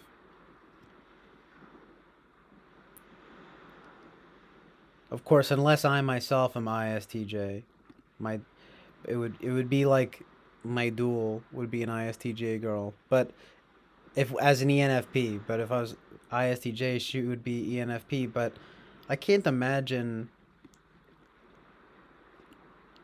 I don't know about that. You know. So either that. So either I would want the same type. Maybe if ENFP, but anyway, I'm just saying I would want. I would probably want her to be like more introverted. I don't know. People. It's just that thing of like that people who are more extroverted really do tend to be like more annoying. It's like they need more stimulation. They're always kind of like on you for something. Not always though, I guess. I don't know. It just depends. But like with girls and stuff, I can't imagine it being like, "Oh, like I don't know, like can you imagine dating like an ESFP girl?" I mean, maybe. You guys, the INTJs might relate. Um that just seems that seems exhausting. You know what I mean? So funny, yeah. Small time in New York. The Ingeteer says I lived on a farm till I was 9 years old. That's 12 years old. That's cool. Greenwich, Philly. You know, Portsmouth, New Hampshire is pretty nice. I kind of like going around there. That's like a nice balance because it's like a city, but there's a lot of I don't know enough about like architecture and stuff to describe it, but there's it's Boston esque, but with much it's much smaller and like more chill, a little bit hip, a little bit cool. Um, just make sure. Just make sure that when you build it out of bricks instead of sticks or straw. Always had to learn the hard way not to use those building materials. I know I hate when the big bad wolf comes and fucking blows my house down with his just with his whip the mouth his wind the wind from his mouth. Like first, oh yeah, wow, first day of spring down under, amazing. Truth and reality. Yes, someone haven't been big bad wolf. There it is. It's like no, they're just really poor building material structures. Since I like to say it, a big bad wolf blew the house down, but no, they're just really poor building material structure just falls apart. Yeah, that's true. It's not like you need the big bad wolf to come and blow your house down with those shoddy building materials. Ingantier says, I used to work with an ESFP and she grew on me after a while. Jonathan says, giggles. Yeah, I can imagine dating an ESFP. Something tells me maybe you have experience. Um, oh yeah, I mean, it's like nothing against them or anything, but it's kind of like, I mean, I don't know. I'll take what I can get. I'm not being picky or whatever. I'm just talking in terms of like long term like compatibility. Um, you know, it's just like I I couldn't see it. I to be honest, it comes down to a little bit of a self-deprecating thing where I mean, okay, for one, I could make all the obvious insults and be like, "Oh yeah, the ESFP, she's dumb and she's uh you know, crazy or whatever, you know?" But it's like I would be like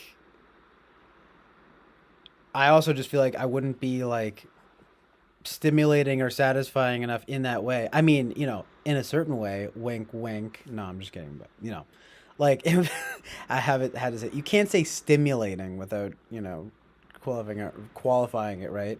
But like you know, what they feel like they would just need to be like doing shit all the time, right? Like wanting to go, just like travel and stuff. I know like what ESFPs are like, and I would be too like chill, to be honest. Too chill island. Like I want to have my chill island, but it's like The Chill Island. Does an ESFP want to chill on the Chill Island? Maybe. I don't know. If I could find one. Like, never say never, you know? Never shout never. Great musical project. I'm just kidding. It's, he's pretty bad. An emo boy. Terrible vibe. Is it, oh, Taylor, daughter Taylor? It's ESFP energy. Having an ESFP, when his mom says, having an ESFP in one's home is a bit like having opening the front door and inviting a hurricane wrapped in a tornado to fly about the house, causing chaos and making the energy crackle. I was fascinated by daughter Taylor's ESFP energy.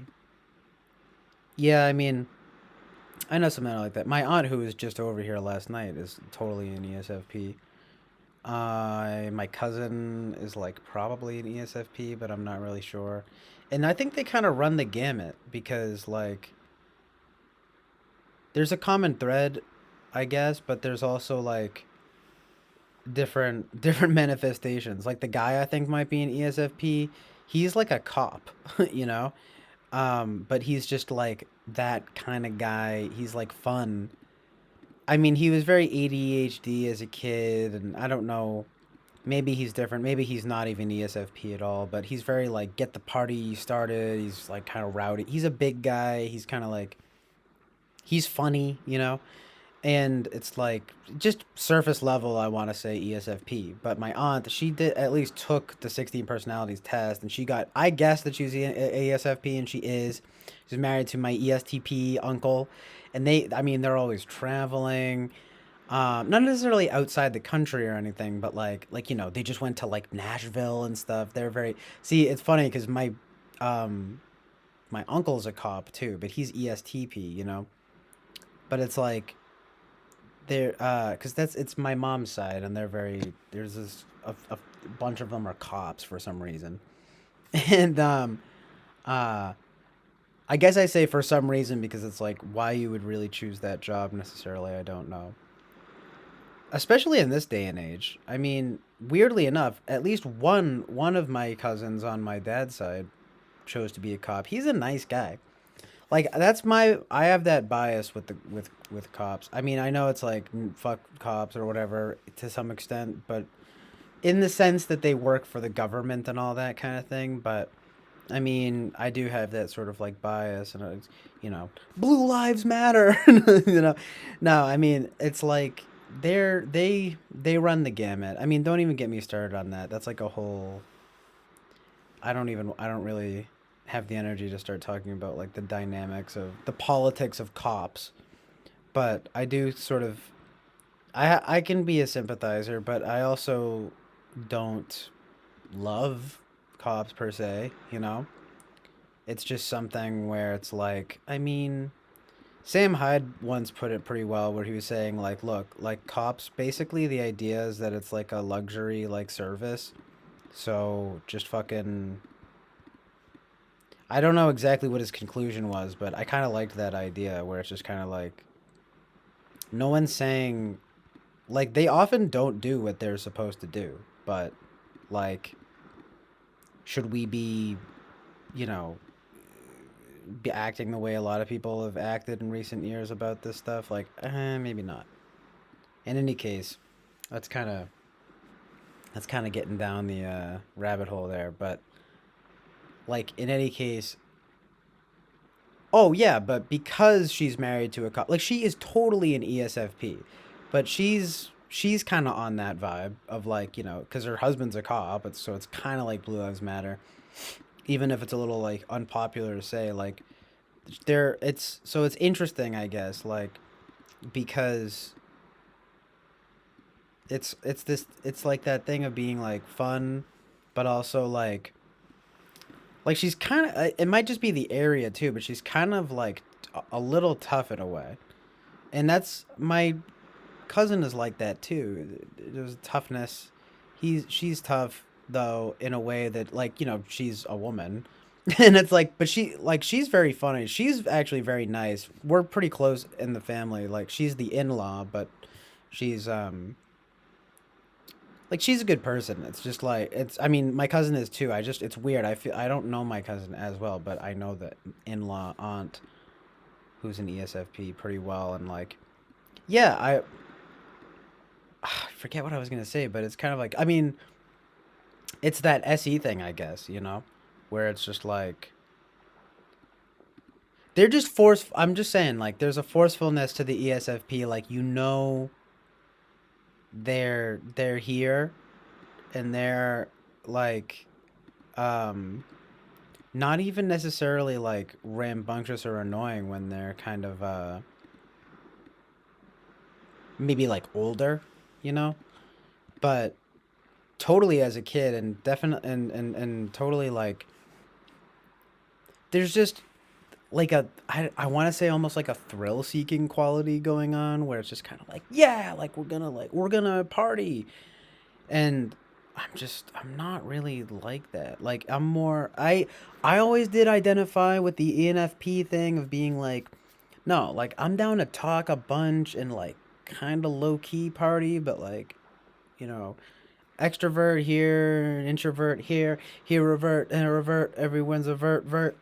No, but I have that whole cliche thing of like will be very extroverted, but then needs long periods of time to recover from and to introvert or whatever, you know. So, uh, basically, I don't know how ESFPs do it. I guess they do it by being fucking dumb. I'm just kidding, but that's how they cope. No, it's weird, isn't it? Because it's like, I mean, as Eric would say, it's just kind of like, oh, like, at least the ENFPs, like, they metacognate or whatever, that they get metaphysical.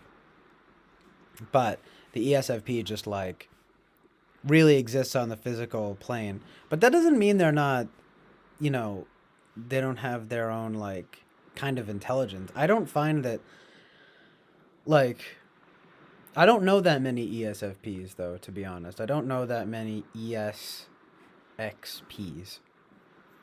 But I imagine it's like, look, they just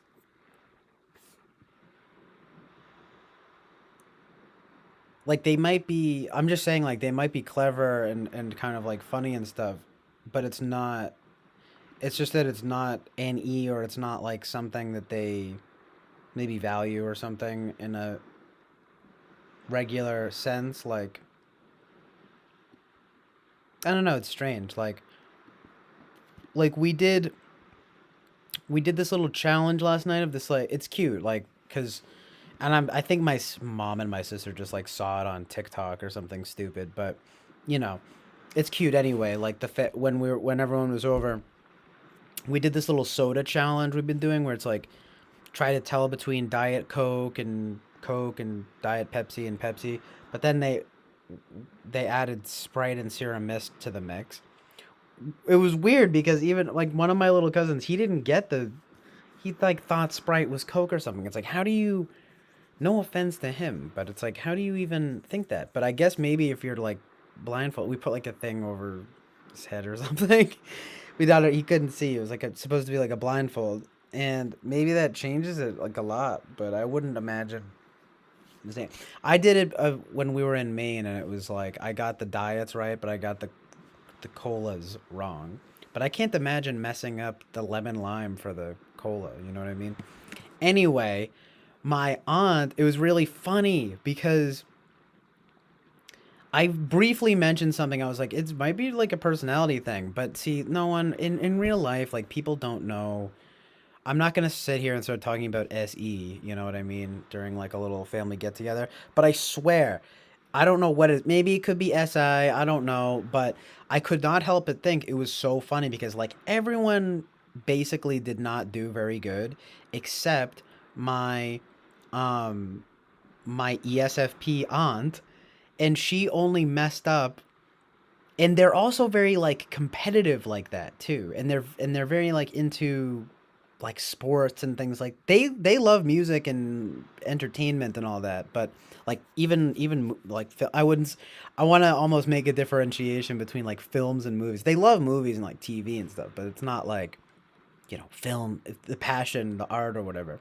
But it's like you so my ESFP aunt does the challenge, right? And she gets like almost everything right except like Sprite and Sierra Mist, which are like very easily confusable. Then my uncle does it, ESTP. Again, 16 personalities could be shoddy, but they pretty much check out. Like even their little avatar people on that website and all that. Like she's like shaking the maracas. He's like the cool guy or whatever with the shades, with the pointing the fingers, like, "Hey, cool guy." He's like they've always been like that, and he got them all right, and she was like, "No, he only got because he got the water. He had some water beforehand." And she was like, he got them all because he had some water. And like, it's really funny. I mean, and they also, knock on wood and God forbid, but they also like they handle their liquor like fairly well. Like it's a weird thing, man. I'm telling you, there's something there to like the SE lifestyle or whatever. Like you get the sodas like you nail it with like that kind of thing. Getting the sodas all right. Like really the ESXPs, I'm telling you, they're the ones who like got it. And and then, they love to do the travel. They love to kind of just like have fun. Like at their house, there's a thing up that I could not help but think that was hilariously like ESXP of like life is like riding the waves or like something like that, something about like it's you gotta dive in or whatever, some bullshit. No, but it's funny because you compare that to like my mom who's like ESFJ is sort of about like I like that term of like the hearth, in the home or whatever. It's like family. Family is where the beauty, whatever, you know what I mean? This is where family gets together or like whatever like that. But the ESFP is like, you gotta ride the waves or like whatever. It's just so funny. And it's like, I don't want to like, I don't know. Maybe I shouldn't get too political. No, I'm just kidding. But I don't want to get like too deep. But see, it's like the ESFP. There's just something, something about like the ESFJ mom, I guess, that's just like quintessential mom material in a way. And it's too bad because look, everyone has their like faults, and I've certainly gotten like unnecessarily mad at my mom. But although it's like, hey, look, she has annoying traits, but it's like I can very much recognize that she's like good and in some senses almost like an ideal mom, which is like, it's like a high compliment, but I mean it. And I feel like she might be a little bit spoily. She might spoil um the kids and kind of coddle the kids, but it's the thing that keeps them coming back, you know what I mean? Like ESFP mom over here, right? Like like she's great like in her own way, but there's that thing of like, because to them my mom is their aunt, so it'd be like, oh, we love to go see like auntie though or whatever, not auntie, but I don't know if I should like say people's names and stuff. You know how it is. It's like, do I really on stream, am I really gonna start invoking everyone's names? I mean, not to act as if I have like a bunch of viewers, but just as a matter of like principle, you know what I mean? In any case, though, it's just you eat the ESFJ. They're the ones that they make the cookies. They make the fucking cookies, and they wanna, yeah, we're gonna go over and we're gonna they just basically get spoiled and everything. But ESFP mom, like she can be kind of like short in a way, like just like come on or whatever, you know, like kind of just reactive, like in that way that you would imagine. I guess sort of like an FI user. I think I get it. It's just that it's mixed with that SE, so that there's that thing of where like I see it and it's very easy to like bristle at a little bit, but I also understand it in my own kind of NE like dorky type of way. Like it's cute, like because my aunt, she married, like I said, like she's the in-law. When I was like a kid, because they were dating when I was like a kid. They're pretty young. younger. I mean, at this point now they're like 40, but you got to remember. I mean, I'm 26, so when I was a kid, they were like in their 20s. You know, they're my age. And in any case, she was very like nice in the way of like she said her whole thing, she would like relate to me, like she understood like anxiety and kind of like worrying about stuff and whatever, which that sounds like a backhanded compliment, but she really like she is it's like a nice thing. And I think, but I think about it to myself and I think, I don't know. I think what she's talking about though is like FI, not NEFI. You know what I mean? It's kind of interesting. I don't know where there's a lot of truth in reality. There's a lot of amazing truth in reality to like discern out of typology, but I basically would almost guarantee that it's like SEFI and like NEFI experience that so-called anxiety like differently. Although maybe it's kind of similar in everyone, like the whole, what if this thing and everything. But then you read about NE and it's like, oh, that's what you do. It's like, what if this and like, what if that. But I'm just saying, I think of it maybe as being more like FI or whatever. You're just kind of like, I'm bothered by this or like whatever, that kind of thing instead. Like they're just different vectors, as Eric would say. But yeah, anyway, I don't want to like rant too much on that. Speaking of, I'm just such an ENFP. No, I don't know. I actually don't. I'm not 100% sure. I definitely am like Delta Quadra, probably kind of ENFP, but I'm fairly well read at this point. I was pretty sure about it like a while ago. I don't want to get too into this right now cuz like you would have thought I was talking to Jonathan about it forever. Like, you know, I know though, right? Jonathan says yeah, but I mean, when his mom says she thinks my vibe is ENFP, a lot of people seem to agree on that. I'm just saying, when people don't agree on it, it's enough to throw me into a tizzy. No, not really, but like there are obviously some, like if you said, oh yeah, like you seem ESTP, I would be like, that's weird because I'm definitely not. Or ISTP, I'd be like, no, like no way, you know. Uh, but if you said like Jonathan, like ISTJ, like there's actually a lot of stuff there that makes sense. Although as I was explaining to him, it's like I don't really I'm open to it in a way that's actually puts it pretty high up on the list, but it almost kind of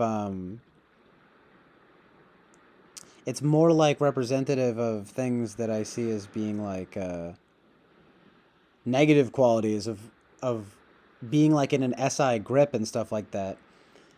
Whereas I want to read a little bit though about the ISTJ NE grip and like how that would manifest, because I saw that I think it's something like that, like NE, like what if scenarios and things. But it's a little more. I wouldn't think it would be as easy to tap into the NE. Like there's I feel like there are less caveats to the ENFP than the ISTJ that I have to like explain or whatever. Uh, but it wouldn't be unheard of. I'm like some strange kind of like ENFP ISTJ hybrid. And I start to think, okay, INFP. But when I mention INFP, you guys are like, oh, like your affect is totally different. Like you're not like duals. I'm like, okay, I get that. But I'm also me. I'm CJ. No, I'm just kidding. But I Polar SE almost makes more sense than Polar TI. Pretty much the only reservation I have about being ENFP is being Polar TI, and also the realization that I'm definitely not the like. I was definitely much more like this when I was younger, but as I've gotten older, I'm not so much the prototypical ENFP. Like I care a lot of. I mean, put it this way: I care a lot about like preciseness and like objectivity and things like that. And anyway, I've talked about this like too much. If you really want to know Go watch, go skim through my streams. No, I don't know. I shouldn't expect that of people. There's like 10-hour streams and stuff, you know? But that's another thing where I'm like, oh, that's because I'm ENFP or whatever, because I can do that. But then I think, oh, well, also, though, I don't really think I should be streaming for that long because, first of all, I want to do quality over quantity, right? But secondly, because it's like, look, it is kind of exhausting. Like, why would I mean? But anyway, having an amazing audience helps. Ha ha ha. He sends a smile. Greg, I know, but oh, anyway, so he's like, he just sees things from a different perspective. The one where you can mistake Sprite for Coke. I know he did it, and his ESTP dad, like, right, that I'm talking about here, is like, what? Like, we're all just like, what? Um, kind of strange. Um, the kids though, they play basketball and everything. I don't, and the little one, she like doesn't. She's not really like defined yet in that way, but like oh my god though, the one that got it mixed up though, he's got to be an introvert. Like he's super shy. Um the the others are much more. The other two are actually Aries like me. Haha. He's a Leo, but he doesn't have like that kind of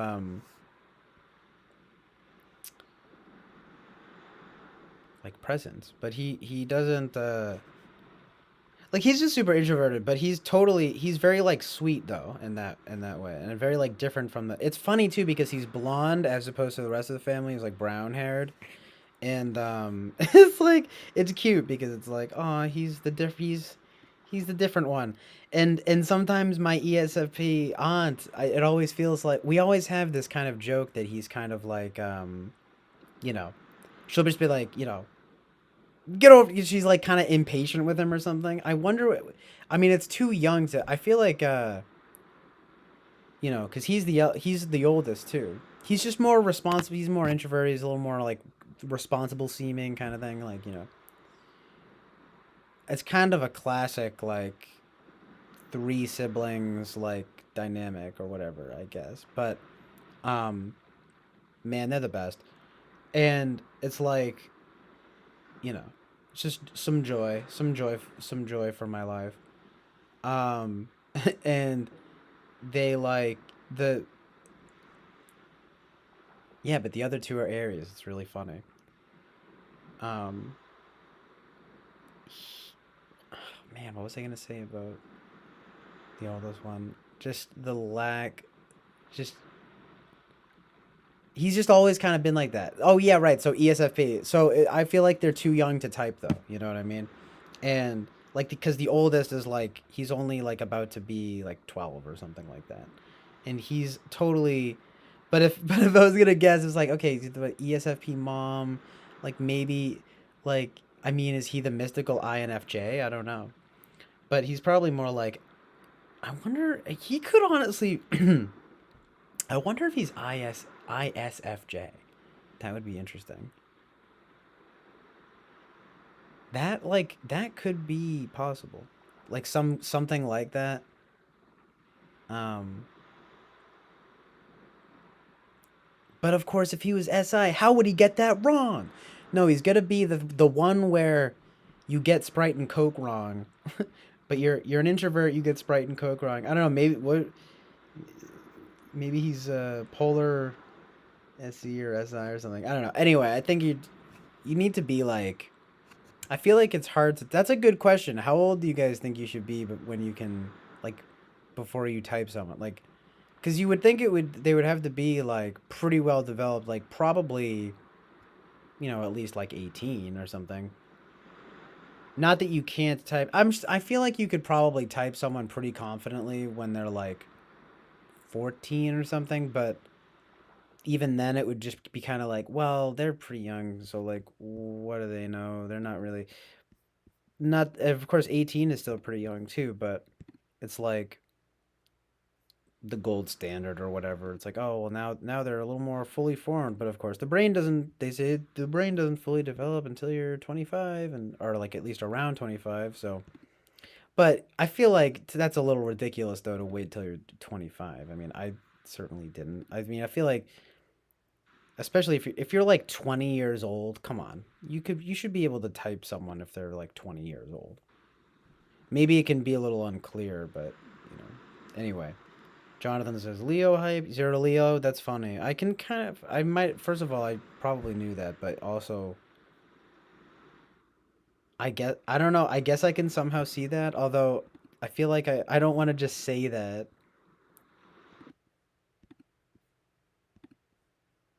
You're a proud Leo lion, you know? I don't know. I can see a lion vibe. The thing that's funny about my cousin, he's blonde, he's got the lion vibe, but he's not like he's just very introverted. I mean, it's like you're pretty introverted too, but it's more like, oh, I can see that. There's a demonstrative and like we can like talk for like very long periods of time without really any awkwardness, which is pretty amazing. Um yeah, six like being an accountant would be terrible for me, I would think. But there's also a certain I definitely feel like I kind of like get ISTJs though, you know? Also my FE is too good in my opinion. In my humble opinion. See, I'm being humble. That's good FE and good FI. No, I mean, but seriously, like I mean polar FE almost makes less sense than polar TI. But it also I mean, see, you start getting into this fucking thing that is so annoying where you like can start to see I think Jonathan might have said this too. It's like you can start to like make a case for or no, maybe it was Dark Sunshine. I don't know. Y'all are blending together at this point. No, I'm just kidding. But it might have actually been Dark Sunshine who said that. It was kind of like, well, I can make a case for like either way. He says Dark Sunshine actually said to Jonathan's credit that there was an he didn't feel like I had the same kind of like it might have just been the time we were talking though. I mentioned that I was like this might just be now, but there was like a certain kind of slowness to what I was saying or whatever. It just didn't seem like any dom like in your face. I feel like I can get like that, but I know what he means. And he said, but most interestingly though, his sister apparently thought she was ENFP, and then she wound up being ISTJ, and it was like a very similar situation. Oh, and I guess she went on one of the discords too or something. Like Mind of a Girl she goes by. And it's just the kind of I'm only leaving it open to like five types though, you know. It's like the Delta Quadra and probably not ESTJ, right? So that's let's just say like three, and then uh what is it? ENTP. Eric thinks I'm ENTP, right? But because that holds a certain weight to me and there's a certain relatability to it, I would put that like four, and then just for fun, I would put like INFJ. The mystical I would put the mystical INFJ as like the fifth most likely or something like that, and then if I was gonna go number six, I might say INTJ. You know, but I feel like everything else after that is just kind of like too speculative, kind of and like far fetched. But that's not that bad, right? It was funny though because Dark Sunshine was like, I would be uncomfortable. Like he was like, I would want to narrow it, but then we did narrow it down. I was like, exactly, I know what's going on. But I did think that was funny. It's like, why? It's not that big of a deal. In fact, there's a certain cool mystique to not having a type. Like, I was like, what? It's just typology. Like, why would you want to be? I'm like, I don't want to be typed. In before ENFP vibes or whatever. But I mentioned that about like a friend. There are just certain things that don't add up. There's certain things that do. But like day one, that was always what I typed as ENFP, and like I mean, I was saying this to Jonathan. I was like, to me, the only like there's a definite realism to the ISTJ mentality going on here, but on another level though, I feel like it only signals something like almost like how far I've fallen, like just like being really like rigid and uptight. And um very strange though, because Dark Sunshine said that his sister like basically felt the same way or something like that, or this thing of like how far I've fallen or something. He was really good to talk to the other night. We were having some good back and forths after Jonathan headed out. Um, Interesting material, and the sort of bruh, why can't I get, I don't want this like weird tree vibe. I want it here. These trees are good. These this is the best though, right here. This is what I need right here. Okay. Anyway, younger though, yeah, you wouldn't want to be too old, kind of. Or actually, I don't know. Maybe that's an interesting idea. There's probably a sweet spot in terms of age to type. Like, because once you get older and like set in your ways, so to speak, or whatever, and yeah, no, I guess there's traumas and all sorts of things. Like, it's like harder to type. Plus, you become more like integrated in ways to where it makes it harder to for you to type. But yeah, no, I mean, I feel like it's good to have a certain baseline type, and that if I was gonna choose one, it probably would be ENFP. I'm not confident about the Polar TI, and I do recognize I have a very strange relationship with SI. But as I also explained to Jonathan, it's like, well, I do deal with like I hate to like because it's not some like pity thing of or whatever, but basically like I deal with like OCD like for real type stuff, and it's just like a way that I am, I guess, that is another way that I think I can manifest ISTJ, but that might not actually be that. It might be more like I that the word sounds scary, but pathological, like as opposed to like type related. But it's strange, man. Like there's something there. I'm on that like axis, for sure. But then again, I gotta say, look, when I say INFP and you guys are like, nah, I'm like, okay, okay. It's like ENFP it is. Even though, by the way, I can make a pretty solid case for how polar SE, like how SE has been like the most problematic function for me my whole life. SE and SI, absolutely, like without a doubt. It's just that my TE is decent, I think, but my TI and my I would almost say my TI is decent too, but it's maybe less good than my TE. It's just not bad. My TI is not horrible, and I value it. So like, of course, as I say that, I forget my point, but that's not necessarily TI. Okay, but I'm thinking I'm basically it's that thing of it. I'm really good with my NF functions, and then the ST functions like not so much. Particularly the S functions, seemingly. So I started thinking, well, okay, polar SE, like that's a good compromise, like that makes sense. But then no one seems to be really feeling it. I mean, people have before, but like not these days. Like since I started streaming. But Jonathan does say, well, I mean, there's a few things going on in the chat here, but usually when one digs into how one perceives one's wait, what? Into how one perceives polar, you might find that your ideas of polar can be wonky, I believe, anyway, because some users going on and some all do.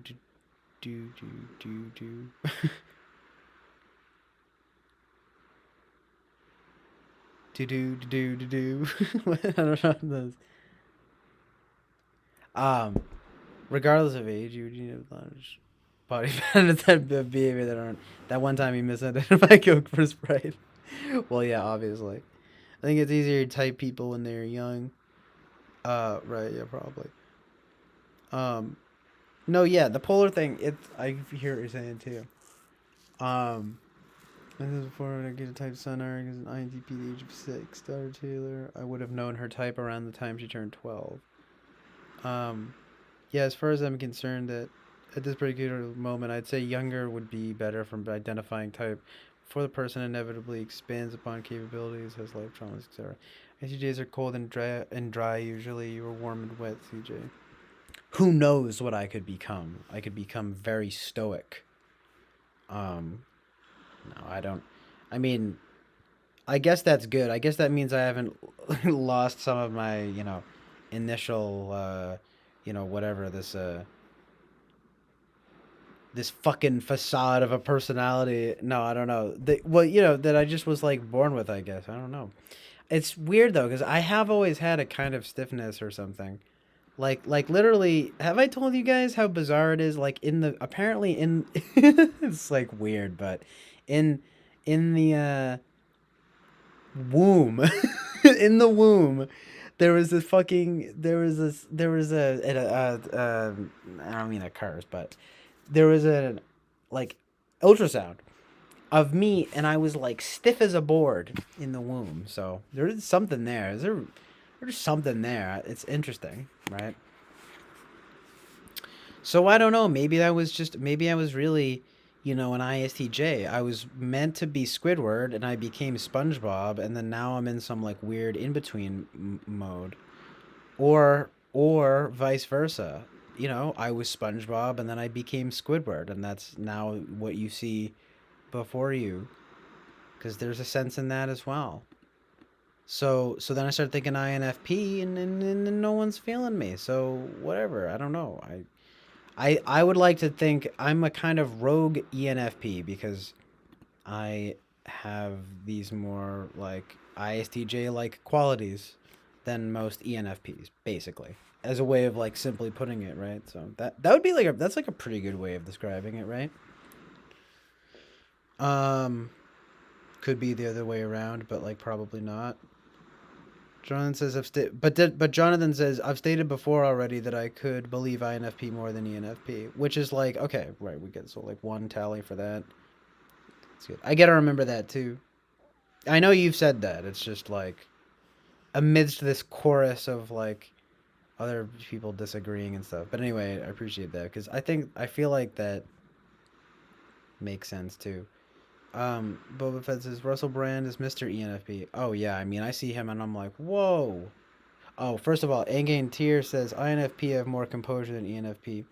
That's why out of C, I could see myself adapting a Zen duels like affect as I get older for like my own well being or something, with maturity or something, whatever you want to call it, right? Like I could grow into that. I mean, it's kind of a goal to have that kind of. I haven't watched that much of his stuff, but to have that kind of like monk like presence is like truly a goal. But if it's genuinely me or whatever, like if it certainly doesn't. I get why you guys say it's like I don't manifest that way or something, and then I can recognize that in myself. I'm like I don't have that same kind of like real tempered type of approach. So then I get back to well, okay, ENFP, right? Fuck you. Plus, I do have access to SE in strange ways. It's just very unwieldy. Like it's just very unwieldy. I need to get back into it, but like for example, the very first thing that I was probably really good at, or one of the very first things I was very good at was playing drums. And that's like pretty SE. And if you want to talk astrology, I've got a bunch of placements in Aries. I know it's like fucking stupid, but it's like fiery. It's Mars and Mercury and uh like Sun, Mars, and Mercury. The speech thing, I'm like, yeah, absolutely, right? But thinking and speech, right? Like that makes sense. But then, I'm laughing looking at the Mars one because it's like you're fiery and bold and you know, active. Like you're probably into sports, and I'm like, dude, I'm over here thinking I'm polar SE. But even Jonathan checked out my chart, and he was like, dude, you can't be polar SE or whatever because of your chart. And I was like, bruh, amazing truth and reality. But at the same time, is it amazing truth and reality? Because we were just talking about there's that you definitely see there are congruencies and incongruencies in astrology that are like glaring. And then some you get more like obvious descriptors than others, like ones that stick out more. Because I was talking about it with my sister, and there's that annoying thing of that people like don't take it seriously, which makes it like okay to talk about or something, if you know what I mean. Um, because like, oh, I'm in Aries or whatever, and it's like it kind of like means nothing, so it's fine. But if you to talk about, it's like not too deep. We can say that and then kind of move on to something else. It's just quick, easy, like speed dating material, or whatever. I don't know, speed dating. He, the stuff that Boba Fett's saying now reminded me of that. Like talk fast, sell stuff. But yeah, you just kind of say that stuff, and you're like, oh yeah, ha ha ha. And wow, Jonathan kind of makes a 180 here about that. Um, for one, hold on one second. Okay, yeah, know what you mean about Russell Brand. Oh, peace out, Angantir. The ENFJ guru vibe, though, yeah. I mean, Russell Brand, though, I mean... And then it's not like I exactly am fantastically happy about these people that always type ENFP, like... And just the whole thing of, like... It's like Eric's whole thing about, oh, they're just, like, shitty ENTPs. Which I don't think is necessarily true, but... There is a... There's this like unflattering like whack job aura or something to like ENFPs. I mean, I don't know. I can own it, but it's not like ideal in some ways because you don't have that same like they get this like emotionally unstable reputation. I'm like I don't know. Anyway, I don't know. It's just it's definitely not like thrilling or whatever. I in many ways I would probably rather be an ENTP, but that's because we're around these parts. In polar FI, it's like, do you really want that? I mean, I just don't know. I really don't know. But anyway,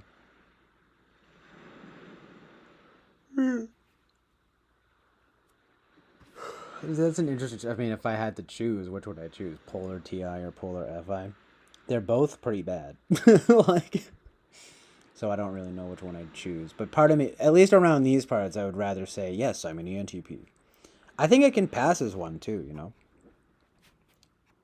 all I need are some glasses. And to just be like, to start really talking about like math and science. No, I don't know.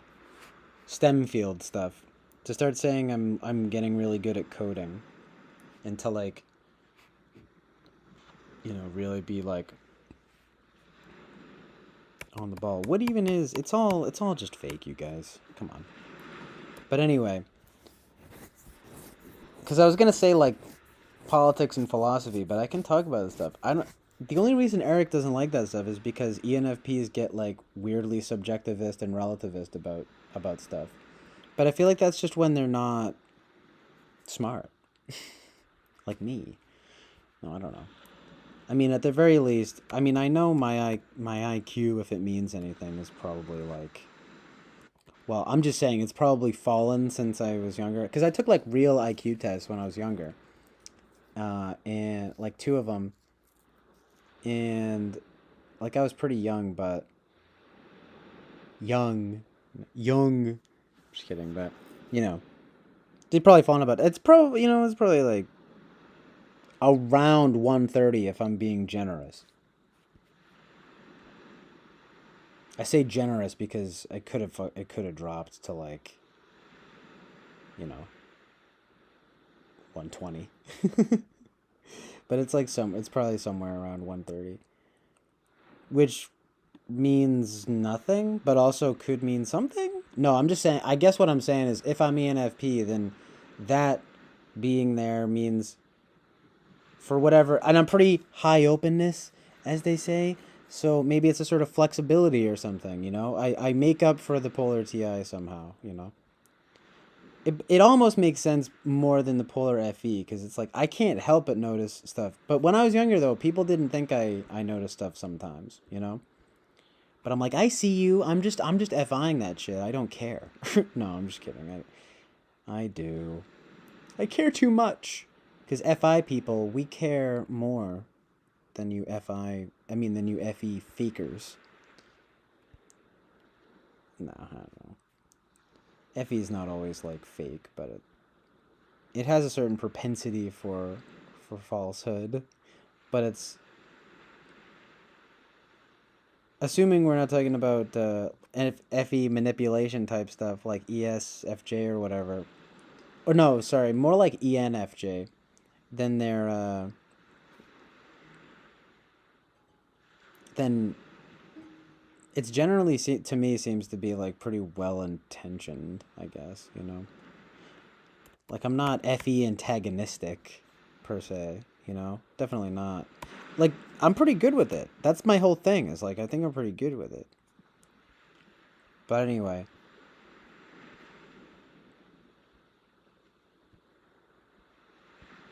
oh, and right, Jonathan says, I don't actually remember any claims I made regarding your type in your astro chart, but if I made any, you can go ahead and disregard them.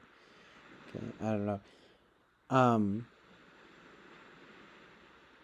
well, the astro chart thing. I mean, that was just okay. Yeah, I guess I'll drop them. Yeah, that was just funny though because I knew exactly what you meant when you said that, and I was like, I don't know, the Aries stuff. You seem to have not. You're. So are you off the astrology bandwagon now or something like that? I mean, I get it because again, there are things that match up and there are things that don't. It's very wishy-washy that way. I notice. But there are things that do add up to me. Those like big three, they kind of make sense for me, I think.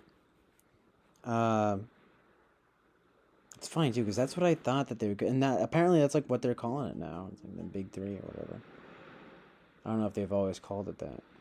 That's what my sister said though. But anyway, your polar TI, yeah, I don't know. I mean, I don't, I don't feel like I am. It's always been the one thing that I've had against being ENFP because I'd like hang out with all these like so-called TI people and I'd be like, yeah, that makes sense and like I agree and I wouldn't really necessarily be the one like I wouldn't start arguing and like I still don't. But it's like there's speculation of at this point pretty much only like there's like only like five types that I could be and it's probably it would be like it would be an ENFP, an INFP, an ISTJ, an ENTP, or an INFJ. And then for fun, we want to throw my INTJ friends in there. You can say an INTJ. But other than that, I think it gets into sort of ridiculous like speculation. I mean, pretty much. Like like ISFJ, like nah. I mean, even ENFJ is like nah. So definitely not an SP. Definitely not, I mean, you narrow it down kind of like from there. So I just named them, but I think the most realistic are the Delta Quadro ones. Then ENTP. But Eric is like the only person that said ENTP for me. I tend to take it as more like flattering than necessarily accurate, but it does point to like I have good FE and I think I'm very well rounded in that way and I don't make these like subjectivist relativist claims and things, or at least I really try not to because I mean I just don't think it's a good way of like living. But in a way though, in some ways it is kind of like how I live. Like I just don't condone it or something. That's why I always feel like I'm able to like call it out or something. Like ENFP SJWs or whatever, you know? But I sort of wager like I what just because I feel like I don't know, Mac Daddy. I don't know.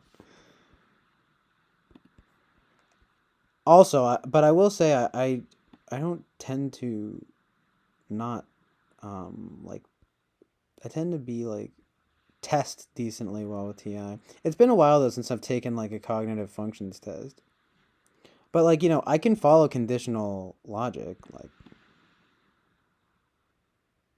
whatever that means. I mean, kind of like, if then statements and stuff. It's like, I think people conflate it though with being just like straight up stupid when maybe that's not the full truth. Like, I mean, I feel like anyone should be able to figure out some of those kinds of questions if you're just relatively smart,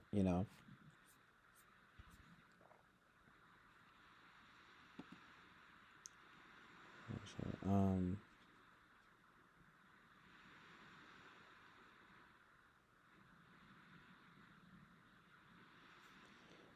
Jonathan says, I was never really on, quote unquote, on that bandwagon. I'm definitely not on board with charts and MBTI type correlating. Okay.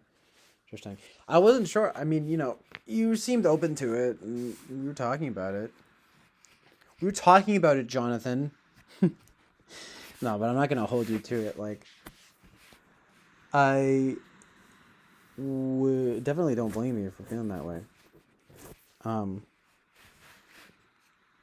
um,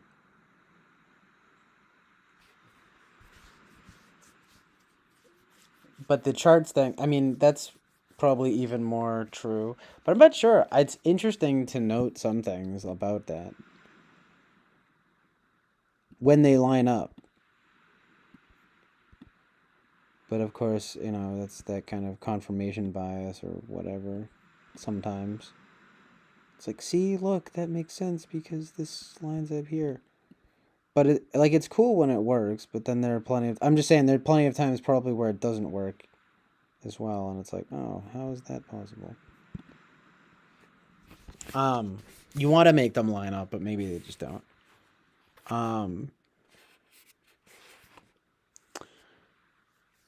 But Winston's mom basically saying the opposite here. She thinks they are related.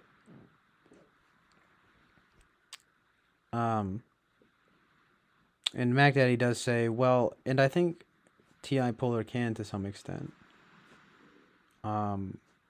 Especially when it's phrased like, I'm either an orange or a gorilla and not both. I'm not a gorilla, therefore I'm an orange. Like, who can't get that? Well, let me read that again. Either an orange or and not both. Not a gorilla, therefore I'm an orange. Oh, yeah, well, like, right. So you're an orange. It's like, no, yeah, there's things like that don't, it doesn't make sense how you wouldn't get that.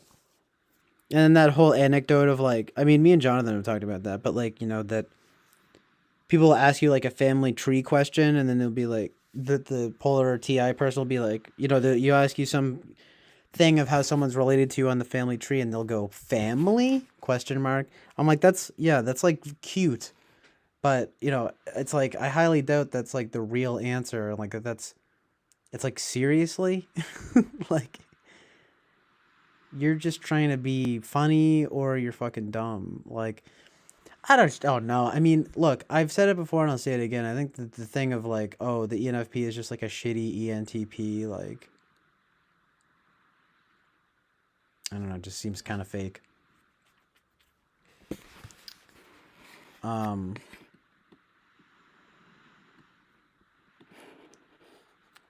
Anyways, Jonathan says, I was open and am still open to astrology being linked to something, but not cognitive functions from what I've seen so far. Now, as always has been, I would need a larger body of data and percentages to have a stronger speculation on the matter.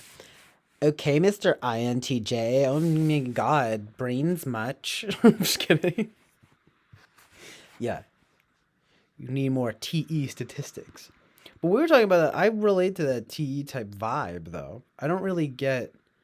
There's stuff about TI that I still like don't get. Like it's like okay, you know how the system works, but it's theoretical and there's no outcome orientation. There's no orientation towards like caring about the outcome.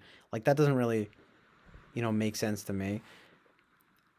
Especially if, I mean like they're obviously equally important, but if you valuing one over the other, I understand that. I'm just saying like, you know, to actively not care about actually either of them would be stupid, but I can understand leaning more towards to the outcome thing, like which would be, I would think it would be more like NETE stuff.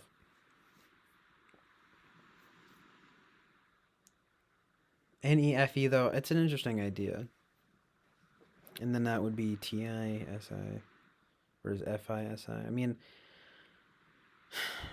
at least I have it narrowed down to like five types. It could be in a probable type of ENFP. It's just like, but yeah, polar TI does. It's pretty much the only part that I'm like, no, I don't know about that. So funny, yeah. But anyway, uh, yeah, Mac Daddy says, or are they even related? Right, right. Like what? Although I've seen some people not be able to start or continue the genealogy process. Well, it's weird though because for like a long time, I always felt like I would get sort of confused by family tree stuff, and my ESFJ mom is like really good at that stuff, which kind of makes sense, right? Because of just the way the stack works. Very fascinating, right?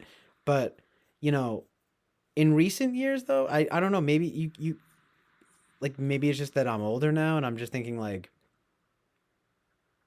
that's not that hard for me to figure out if you just give me like a second. Like. So I just TI, like Peter talks about this, and it's just kind of like the whole polar TI thing, just not necessarily meaning dumb and being more like nuanced than that. Or because my whole thing is like, well, not being able to understand objective logic. I mean that seems ridiculous to me. And I definitely value objective logic. I could, see TI being like backstack, right? But polar, I don't know. But see, even that terminology, right? Like place of least resistance or whatever, right? Um, it doesn't necessarily imply being your. I mean, I guess it does, but it's weird though, right? How the terminology doesn't necessarily suggest it being your worst function. Uh, it always kind of like struck me as odd too that the seventh slot would be the worst as opposed to like the eighth or something like that. But the eighth is actually, the way they do it in socionics is like, oh, the eighth is actually pretty good.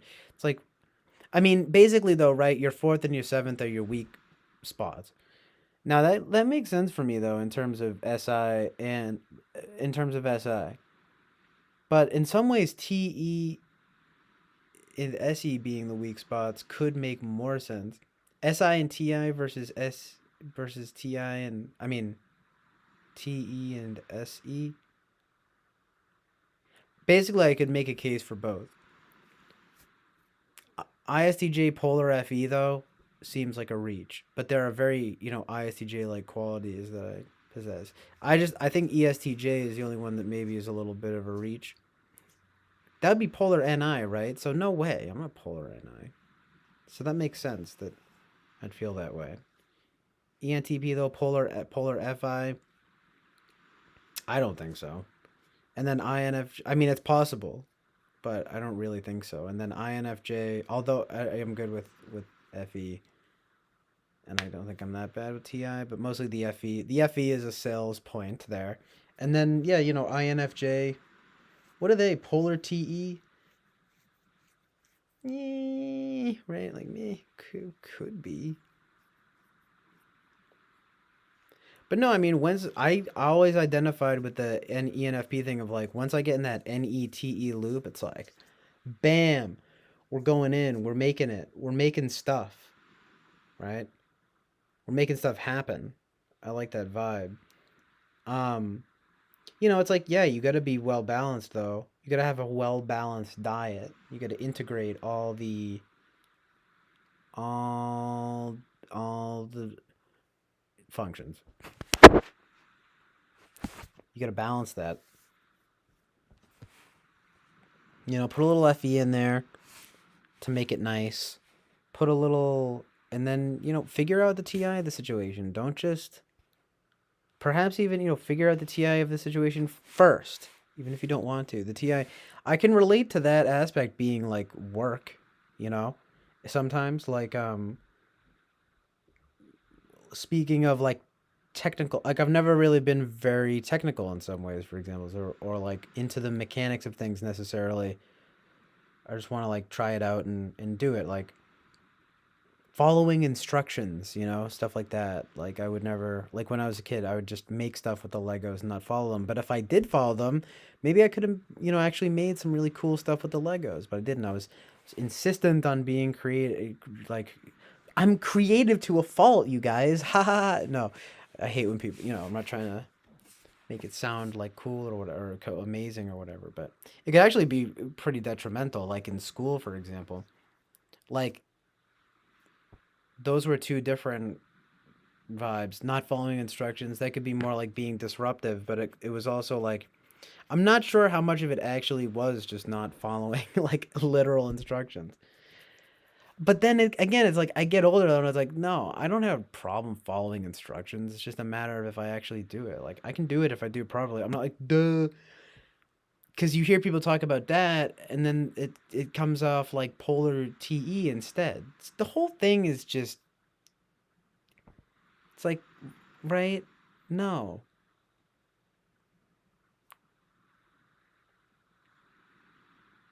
I can make a really good case for INFP about SE, but it's just kind of like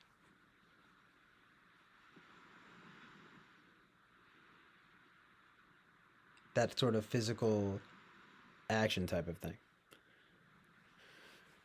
Being more of the problem. Of course, INFP. It's like I don't know. Maybe that is a source of stress, not having some TI stability or something. But I think I understand objective logic. I mean, I try at least, and I at least I think I value it. So whatever that means, maybe it's just a sort of integration, and maybe I just need more experience in life or something to fully understand what my type actually is. But these are just kind of this is just how I feel about it now, which is like pretty. It's at least like pretty narrowed down. I think it's not bad. I'm ranting a bit now, but it's not. It's pretty good. Magda says, what does that even mean? Place of least resistance, because TI polar people have a reputation of counter TI arguments with FI explosion and word salad, but is that not them fully resisting TI for FI? See, that's the thing that people say. I mean, that's what Eric says. I mean, that's basically he doesn't say that verbatim, but it's kind of like that, right? Um, like I understand how that kind of thing can manifest, but I would have I mean, in my at worst I can kind of like be like that, but it's not something that you like want to do, right? It's not something that you aim towards. You recognize it as like not being good, like especially maybe occasionally in the moment you don't, but if it's like after the fact you certainly do when you're just like, yeah, I was just FIing, like sorry, so to speak, So, but there's this reputation that they're like actively resisting it. I don't know.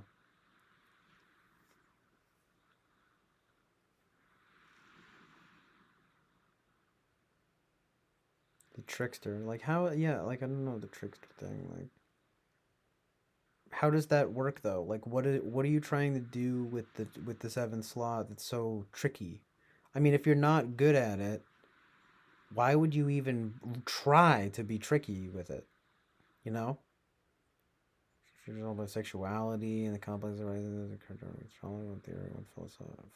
I mean, that's interesting. I mean, like, that's why even that it's like SE would sort of make more sense, even in that like realm. Like sexuality. SE equals sexuality, right? Not that that it's necessarily. That's just there's a forcefulness to it. I'm not sure.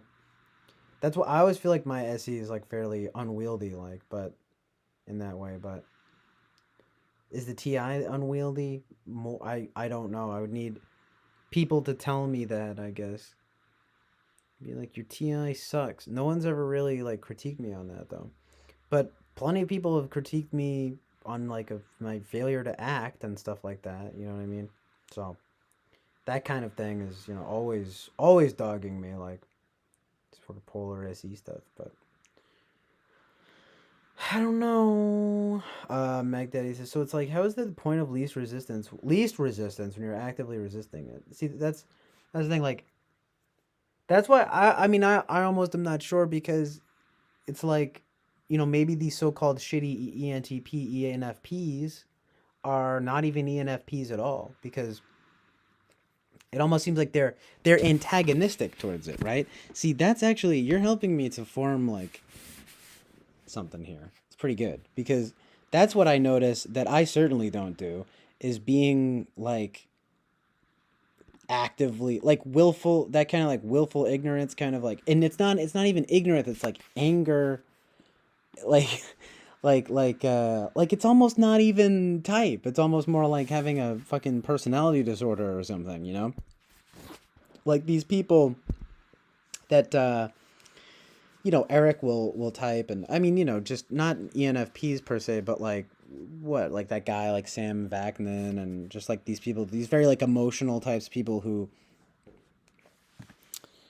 or was that the guy that, anyway, it's just something else that seems almost like not, like more than just, oh, hey, hey, I'm just bad with the TI, I don't know. It's more like, fuck you, it's antagonistic. It's being antagonistic towards TI. And that's something that I definitely don't relate to. Like, in fact, the opposite.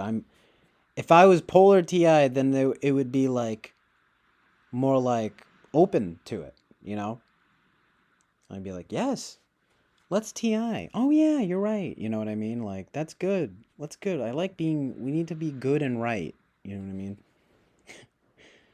Um,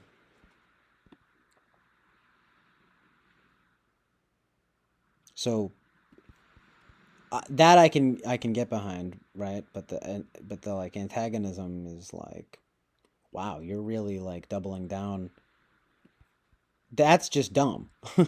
And perhaps even like mentally ill in some way, if you know what I mean, like using the especially the mentally ill part a little loosely. You just notice this thing of, I mean, Eric even said recently about Vincent Gallo. He was like, oh, maybe he's either a damaged ENTP or an ENFP. And it's like, here he goes again.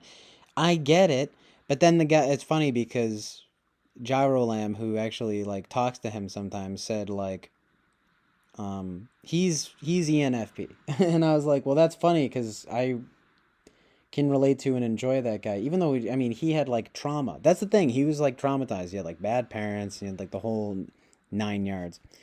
Um, so like, you know, that messed him up. We were talking about it. It's like that truly messed him up. But it's like, why would that be the deciding factor? I'm sure plenty of ENTPs get fucked up by bad childhoods and they have these FI feelings about it or whatever. Like, it's just no one is completely detached, right? I mean, we try, and some people are more detached, right? But the polar FI, that could be there could be something there to that lends an extra dimension.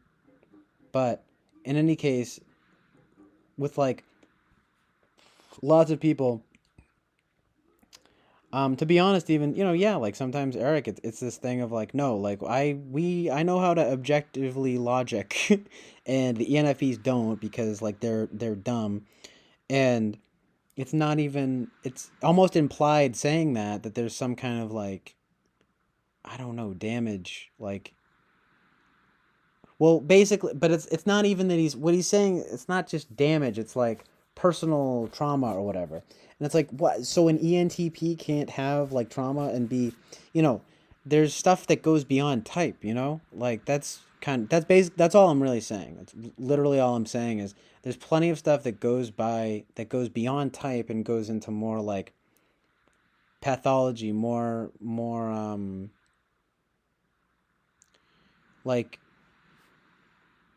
just I won't- like just I can only think to say like pathological, maybe ontological. You know, we love saying saying that too. You know, Eric and everyone. It's a good word. You know, could be more like ontology stuff too. You know,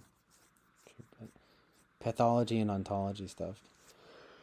Anyway, I'm sorry, I'm getting tired now. Mac Daddy says, I mean, I'm sure everyone could say at some point they've been criticized for being deficient in every function. So, yeah, I mean, it's like when I was younger, I wasn't very good at math, which isn't necessarily TI, but but then as I get older, I'm like very good at basic math and stuff, but I just never really like learned the extra stuff because I was in like stupid classes, but I was in stupid classes for a lot of stuff because I never did my work. A lot of times though, if I did my work, it was actually like really good work. Depends, of course, if I was actually good at the subject and stuff. But like English, for example, like I remember senior year, I was in like I was in some lower than college class even because of like just never doing my work. And then the guy was all like, the teacher was very nice, and he was just like, "You're like really good at this stuff." He's like, "Why are you?" He was like straight up, I think, asked me like why I was even in that class, and I was like, "Yeah, I was like never do my work and stuff." And there you go. That's that whole thing of like potential. Don't waste your potential, kids. Okay, wind up like me. No, I'm just kidding, but you really like the potential there. Like, yeah, there's right, and then you find out, oh, I'm actually not that bad at math. Like, I just didn't get the chance to progress past a certain point or something. Like, it's just crazy. There's just so many like excuses, not excuses necessarily, but just like caveats for all this stuff.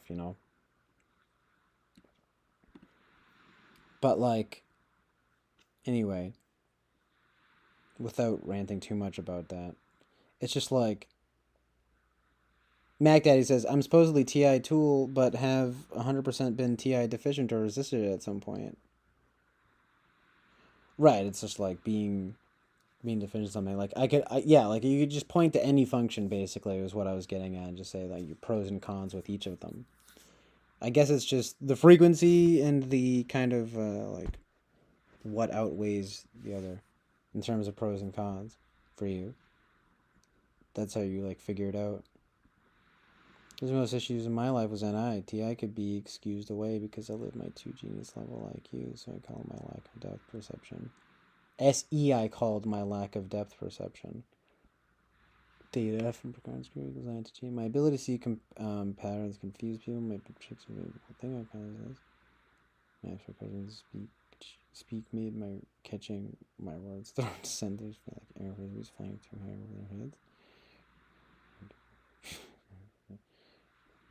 Yeah, I mean, I guess it's sort of well, like actually, it's not really surprising because I felt like NE has caused me issues. And even if I was ISTJ, I would absolutely say that SI has caused me issues. You know what I mean? So I get that. Um, I guess in the way that your dominant function would. I mean, like for one, NI I could imagine could be fairly alienating in the way that you're describing, basically, right? Too, it's like it sounds cliche, but it's kind of like you're automatically different from other people. It's like FI does that, but that's a little different. NI, because NI is fascinating like that. So it's sort of the more like perhaps the most intangible function, whereas FI is like, I mean, FI is complicated. It's the second most complicated, probably, right? But it's a little more tangible in that way. NI is almost like inherently intangible. In fact, it's almost like NI equals intangible. I find really interesting sort of word similarities even in all this kind of stuff. I don't know. Is that NE? Is that NI? I don't know. But I totally noticed that stuff. Like that's so strange, right? Like, just the words match up like that. Some autism for you. That's the thing. Maybe I'm just autistic, and maybe we're all just autistic. You have to be a little autistic to get in a type, maybe too, right? Like so funny, right? Um, but there's such just like amazing truth and reality to it. I do think though that not host Mark who'd go on TWFP always has a good point. I've said it a million times.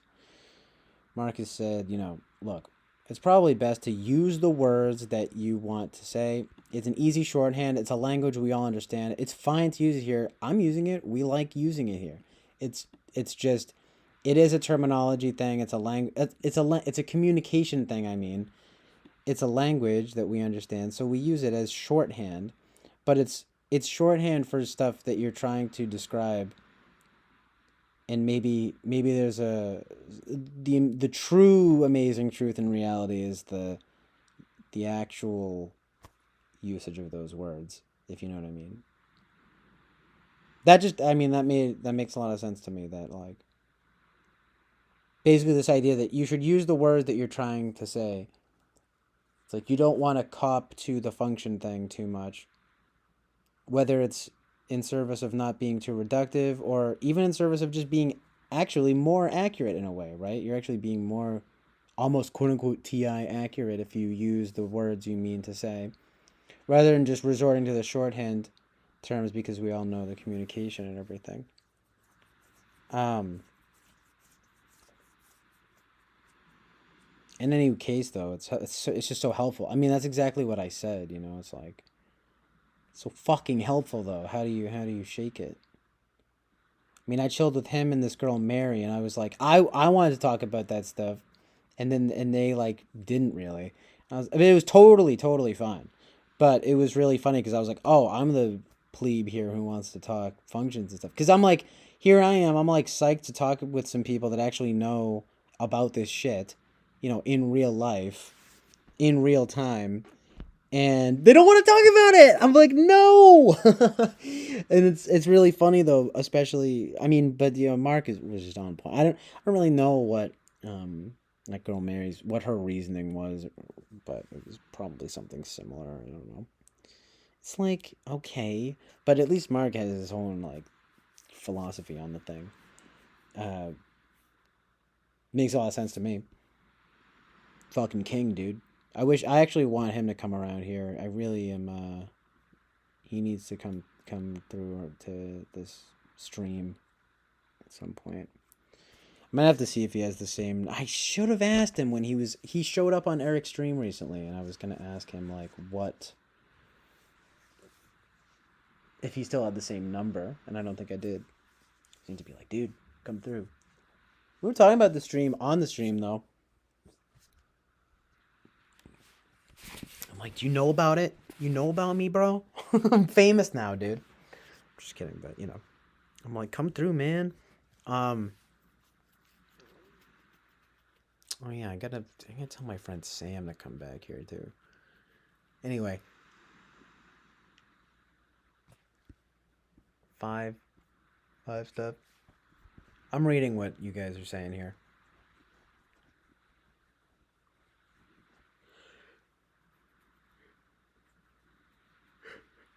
Oh, sorry. Not yawning at what you're saying. I'm just tired. I'm like, I'm reading what you're saying. Yawn. I'm just tired. Yeah, it could be a 5 thing too, like the withdrawn thing, the intelligence. Well, the investigation, the investigative intellect. It is a lot of like intelligence, but you know, you want to try to like steer from those kinds of overly complimentary words or something.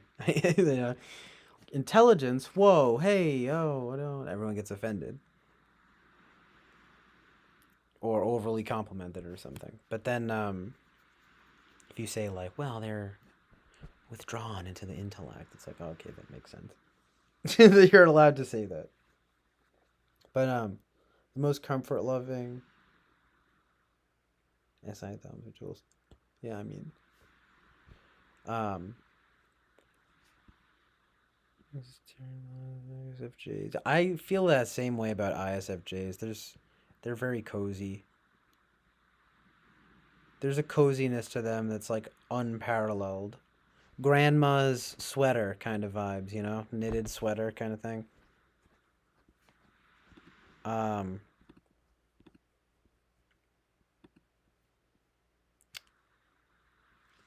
ISFJs are always very nice too. Pretty wholesome, you know, generally speaking. Generally speaking, Jordan Peterson vibes. Dude. So like, anyway, the trial. I need to watch Kafka's trial. Yeah, that's it's amazing. I've heard it's amazing. Um,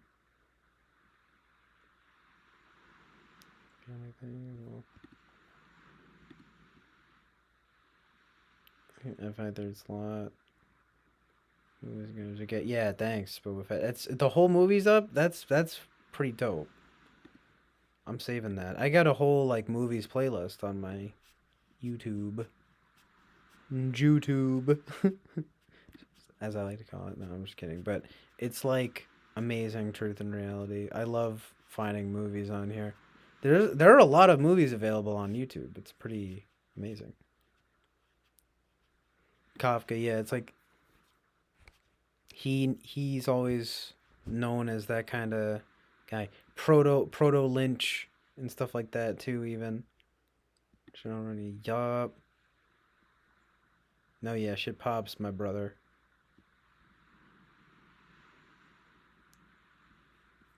I'm saving that.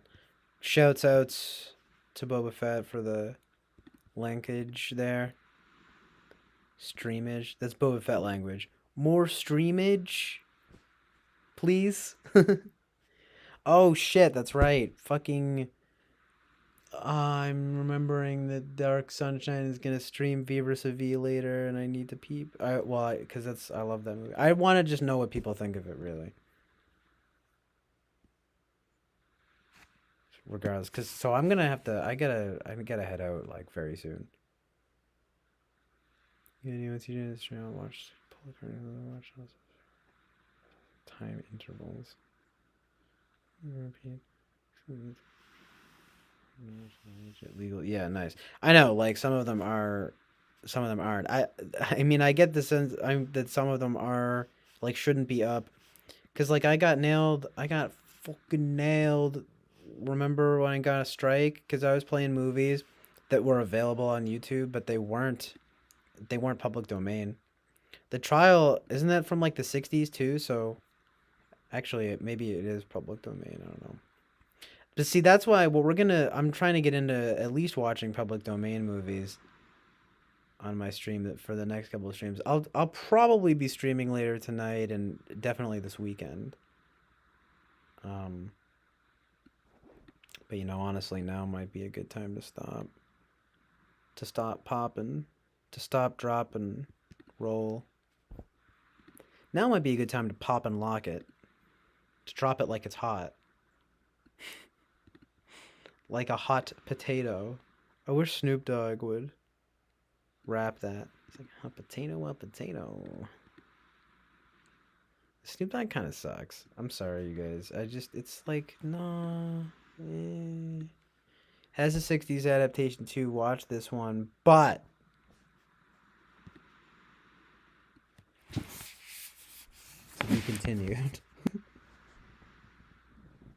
What's he gonna say? He's gonna say something crazy. Sorry, I'm just having an episode. I'm exploding over here. Wait for it. I'm about to pop. So scary. No, I'm trying to find a guitar pick. Well, I was probably gonna shower and sleep. I've been up for a decent amount of time. Soon, though. Whoa, that's crazy, though. What? There's a bit of nudity in the original. Orgies in the courtroom, all sorts of psycho stuff. Would probably be cut that on the YouTube. Probably cut that on the YouTube. Melting Zeros is your boy. What's up, Melting Zero? Yeah, maybe I'll pop. Maybe I'll pop off in the Discord. Yeah, maybe in a little bit after I stream. I stream, you stream, we all stream for ice stream.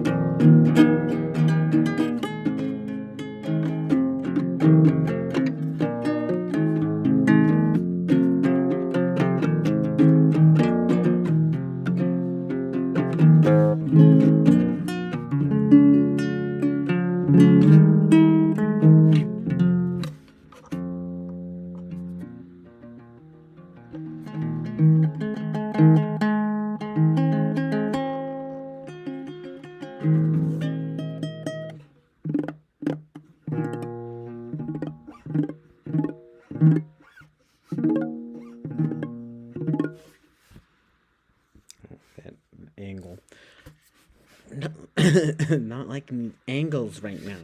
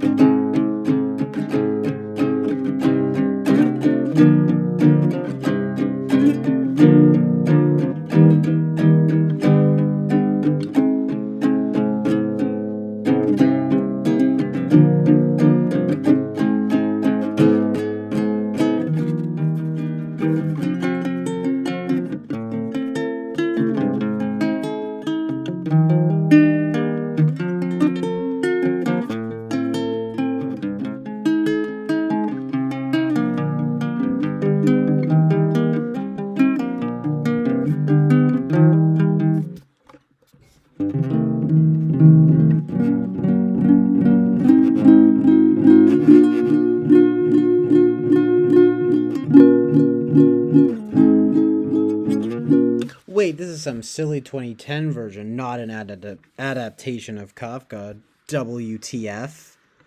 No, that's tragic. That's a disappointment.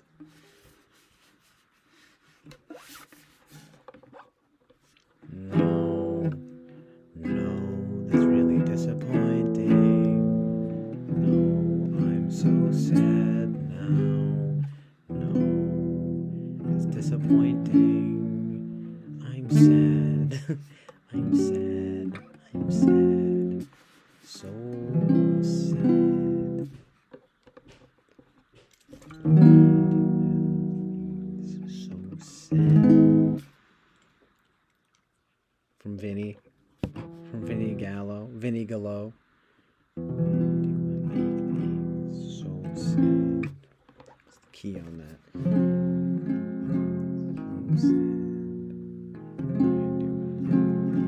So sad. He says, "Brew, whenever you play tunes, it be the chill island of groove and melody." You know what I'm saying?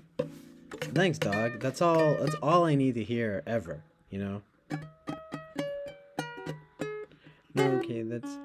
They have the 93. So there's a 93 one. So there's like a 60s one and a 90s one. And a 2010 one. Bruh.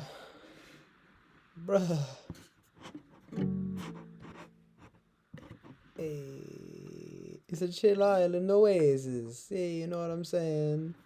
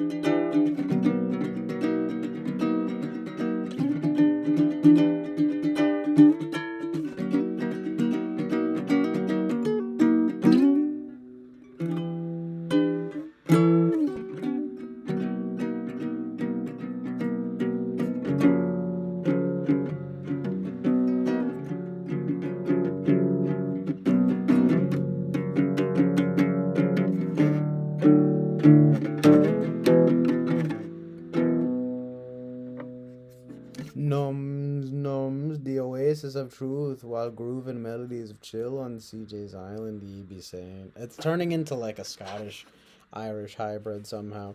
Isn't there's like a weird relationship though there with the Jamaicans and the Brits and stuff. So Lon and Hugh playing steel drum sax. I wish I had all those like niche instruments. Niche. Talking to Melting's here. I mean, Dark Sunshine about it. I want a harp. Harpoon for whaling. No, I want a harp. And I want it now. I want it now, Daddy. From frickin' William Wonk. Welcome and the Chocolate Man. That story. That film. Both films. Terrifying. The first one is good. Is like good though. Tim Burton. Fuck Tim Burton. I'm just kidding. He has his moments.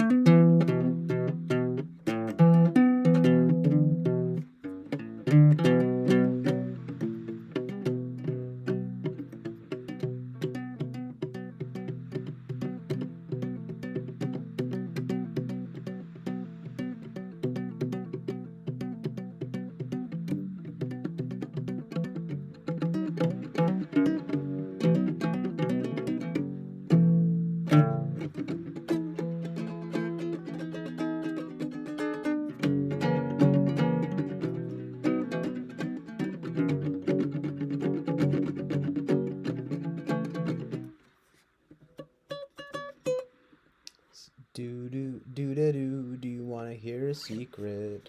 Do you are rad, so don't be sad. Oh, CJ. That's nice. Thank you, Winston's mom. I love that song. I really love it. It's making me happy. So happy inside today. Happy, so happy.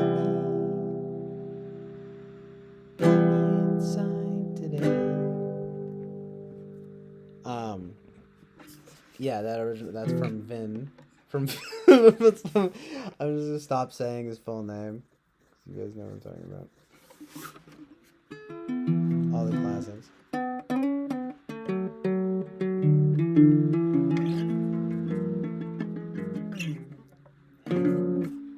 Play his I would need to, because that's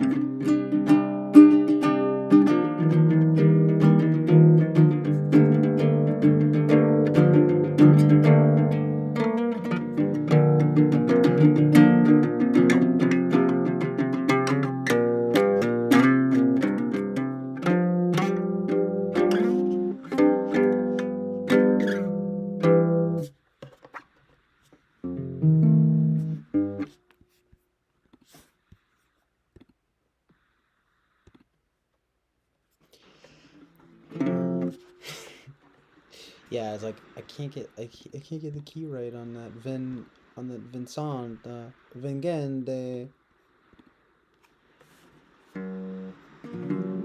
Wait, how did I?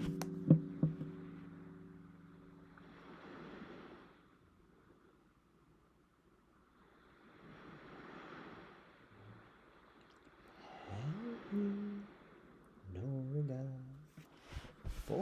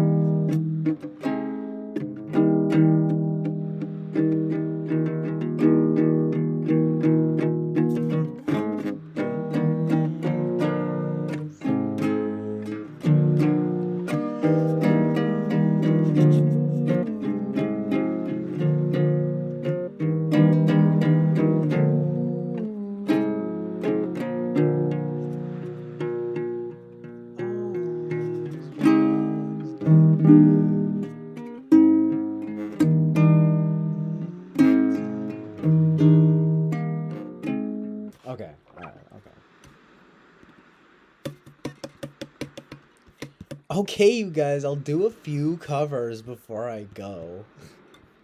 I know everyone's dying to hear them. I know everyone's dying to hear them.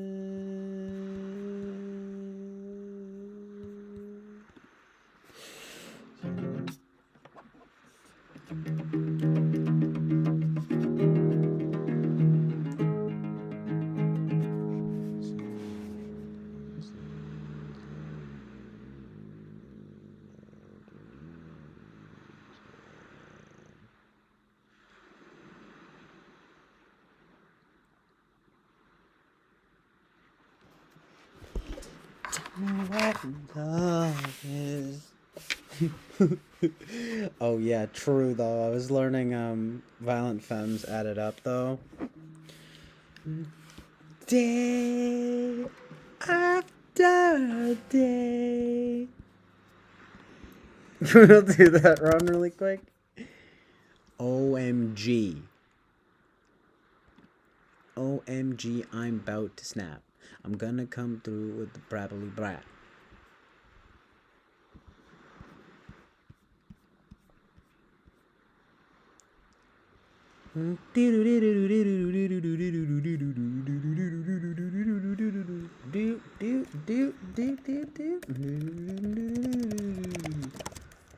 Why can't I get just one kiss? Why can't I get just one kiss?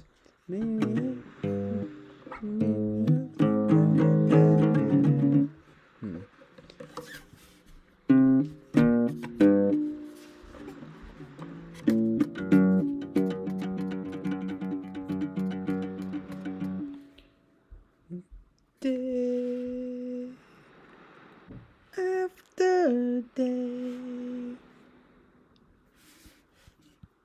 I'm getting angry, and I will say,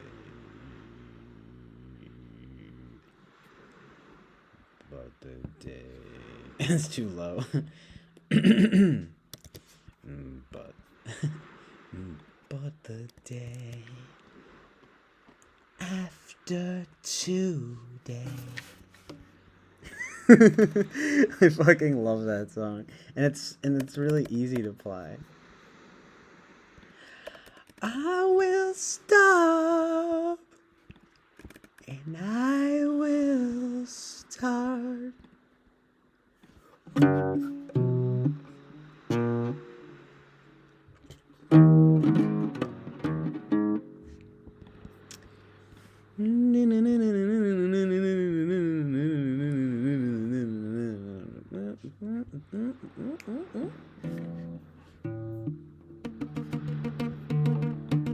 So wait a minute, honey, I'm gonna add it up.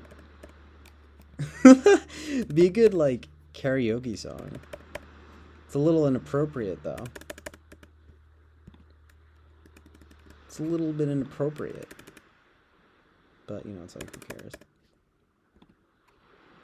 Just saying, talking about family. We've been talking about karaoke a lot lately. Karaoke dance, doing my karaoke dance. Oh my mama, take a look now what your boy has done. He's walking around like he's number one. You went downtown and you got him a gun.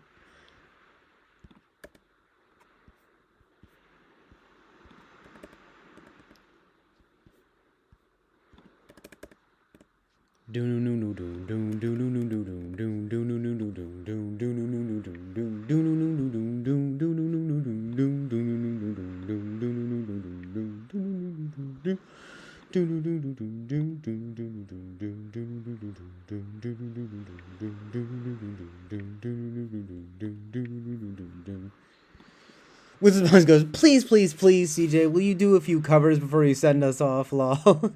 No, you're joking. That's just because I said that. But thank you. I'll do it. No, that's funny, though. No, I was maybe just going to mess around a little bit. Do a little bit.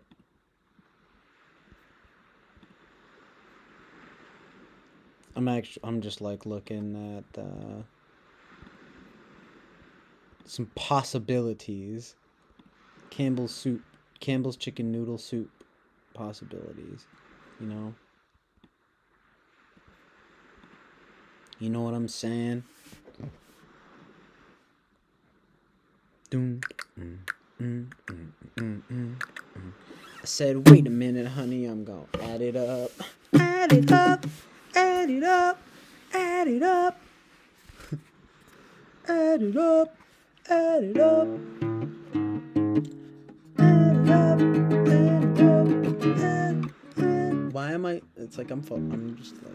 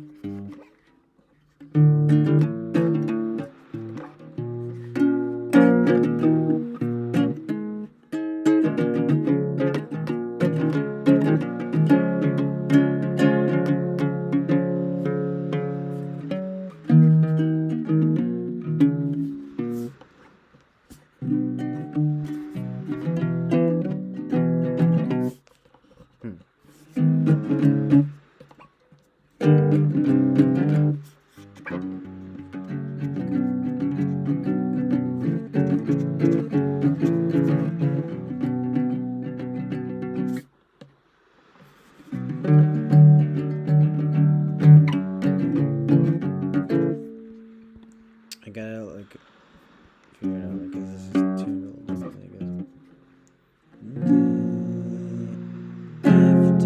I guess that's it, right? When it always happens, you know.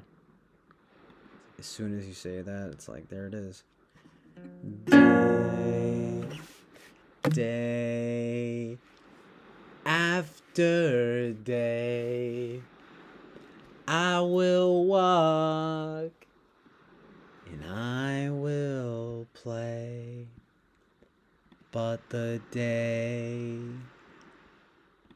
after today, I will stop and I will start. Why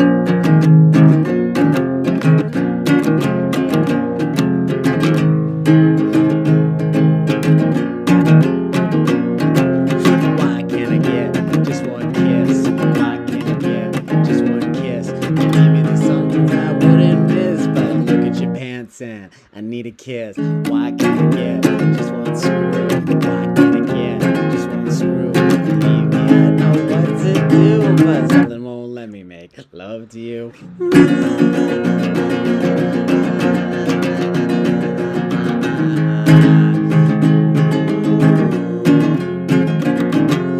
Why can't I get just one fuck? Why can't I get just one fuck? Guess it's got something to do with luck, but I waited my whole life for just one day.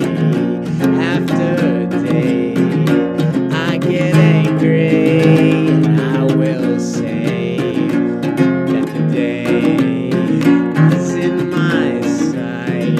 When I take a bow and say goodnight. Oh, mom, have you kept your eye on your son? I know you had problems, you're not the only one, but when your sugar left, he left you on the run. So mama, take a look now what your boy has done. He's walking around like he's number one, cause he went downtown and he got him a gun. Don't shoot that thing at me. Don't shoot that thing at me.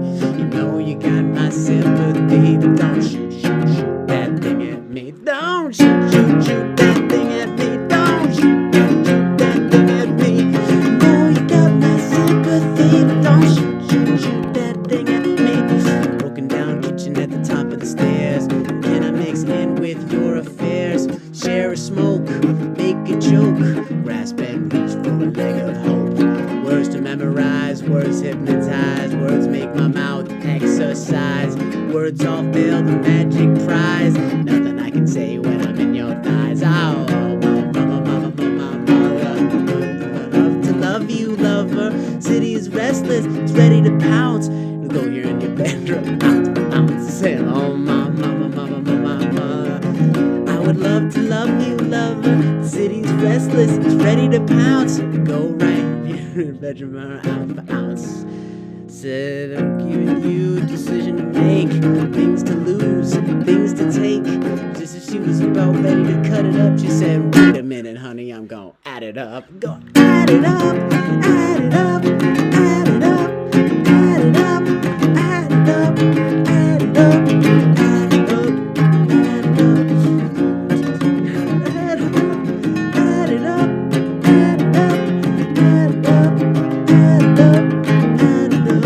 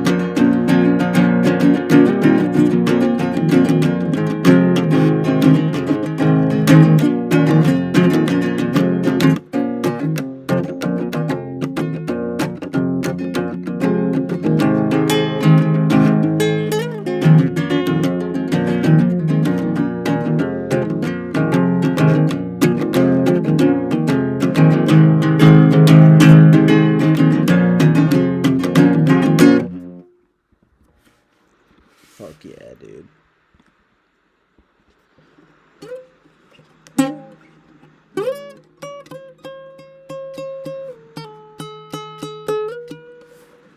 Another day is in my sight. I take a bow, say goodnight, say goodnight.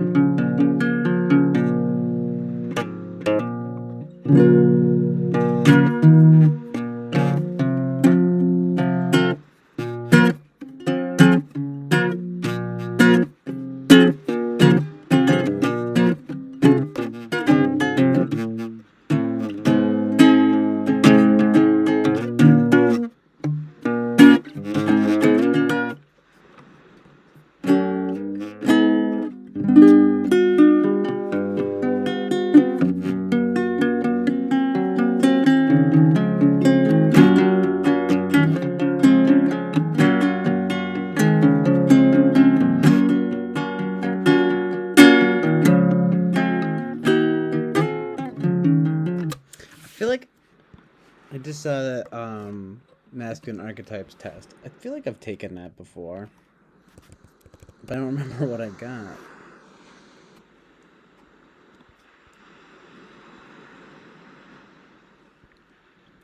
King, warrior, magician, lover. I love IDR Labs. Lover. I don't know which one I got.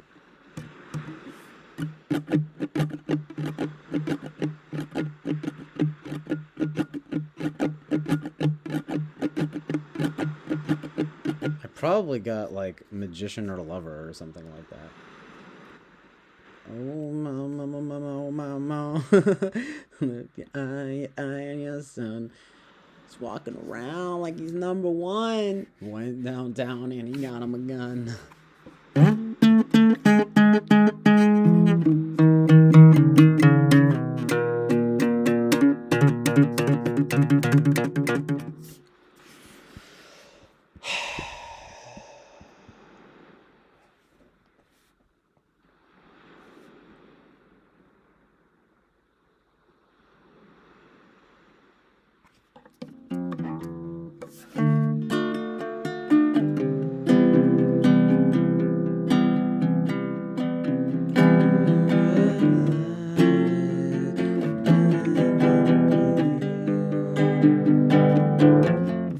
I guess he could be.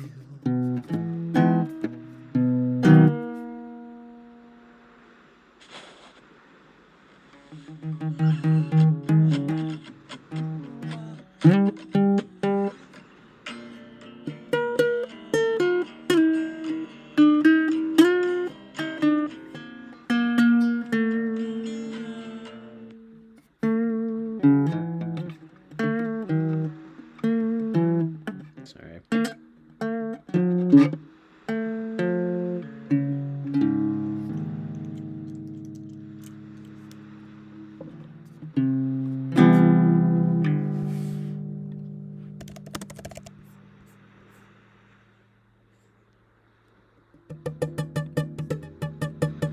One of my favorites.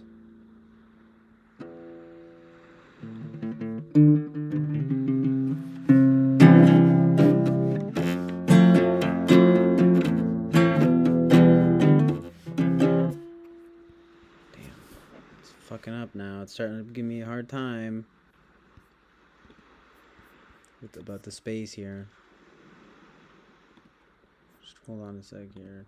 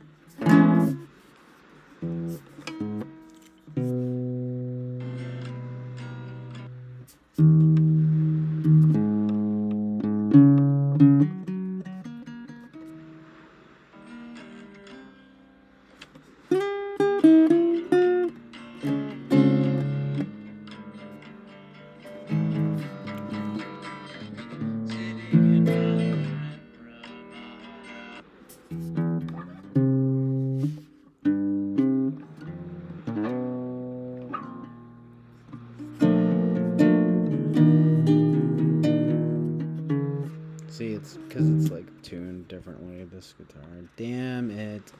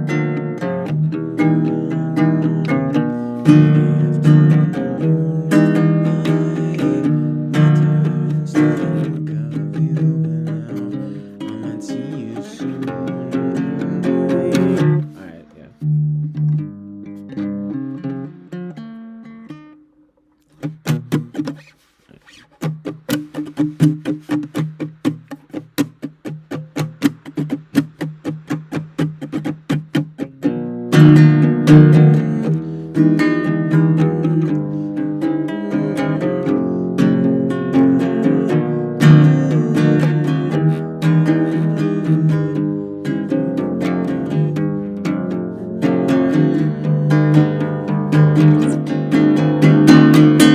sec.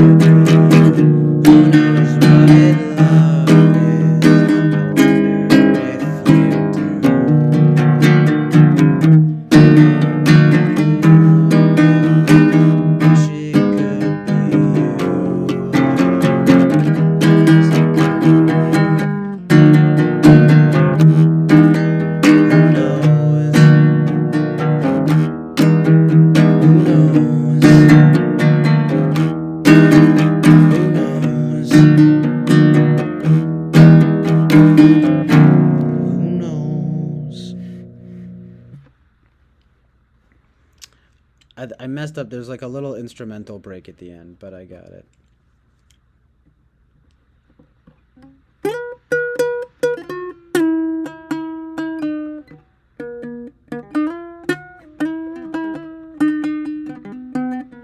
Man, that's weird. It's that song is called "Who Knows What Love Is" by the group Strawberry Switchblade. So that's amazing.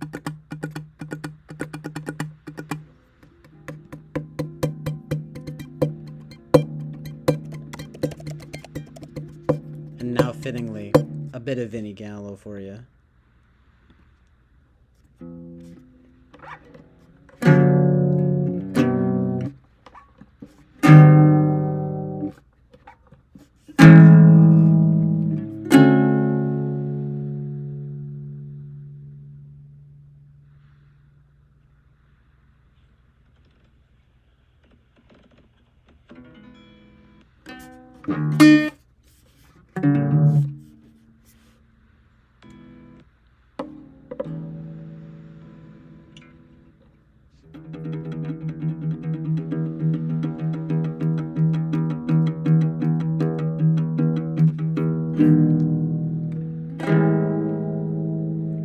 Have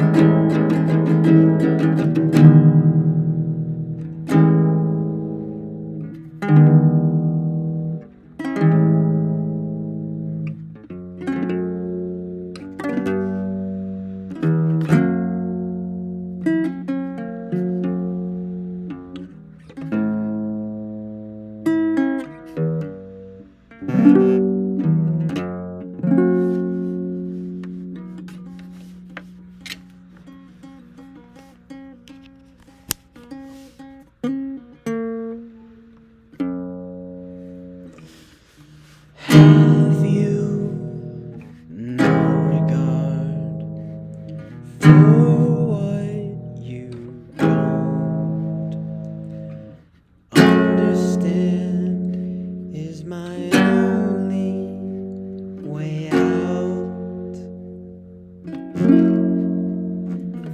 Have you ever thought it all through? What your part is in all of this noise?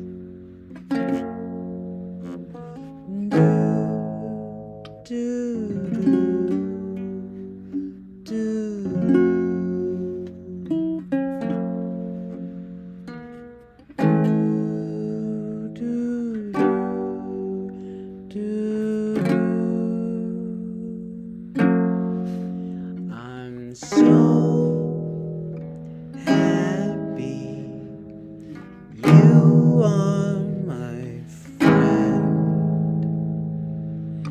I'm thrilled and so overjoyed beyond. I can't say thanks enough for all that you've done. Such support when I'm melting down.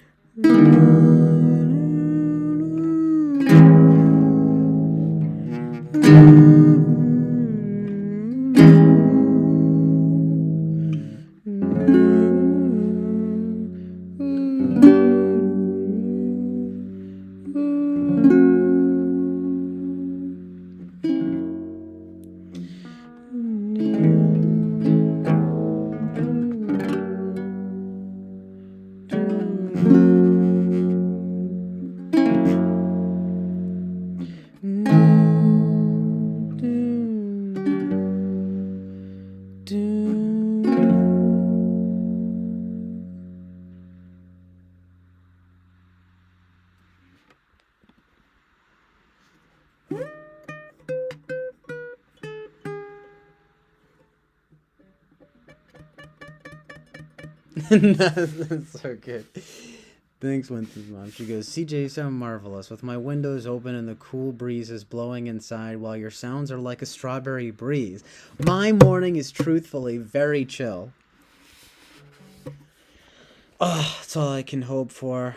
As long as your morning is very chill, it's all I need, you know?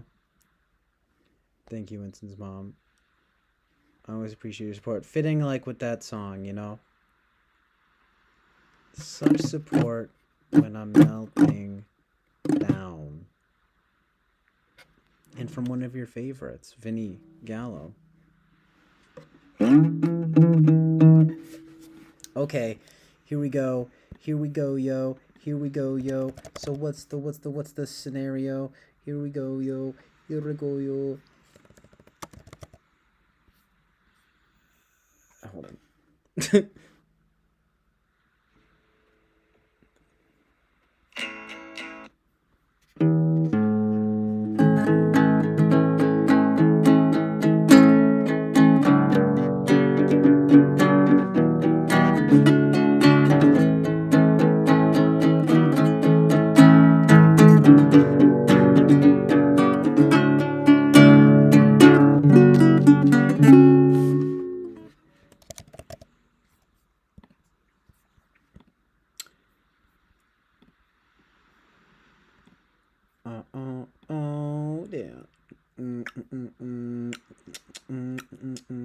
Okay.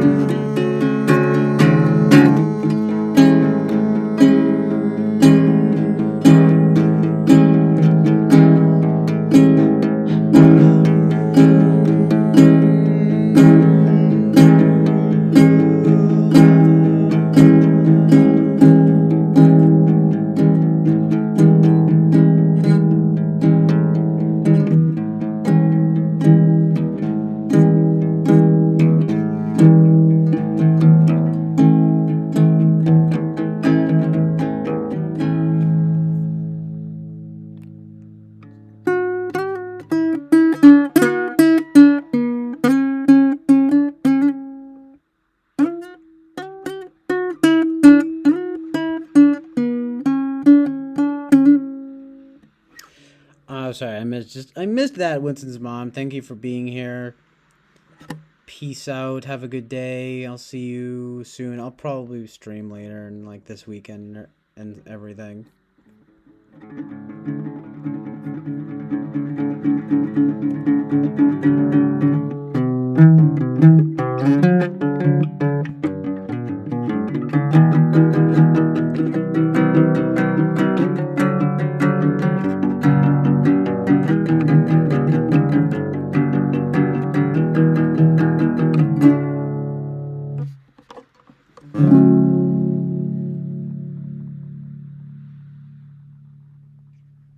Slow dive to my dream. I'm feeling good, yeah. I'm feeling free.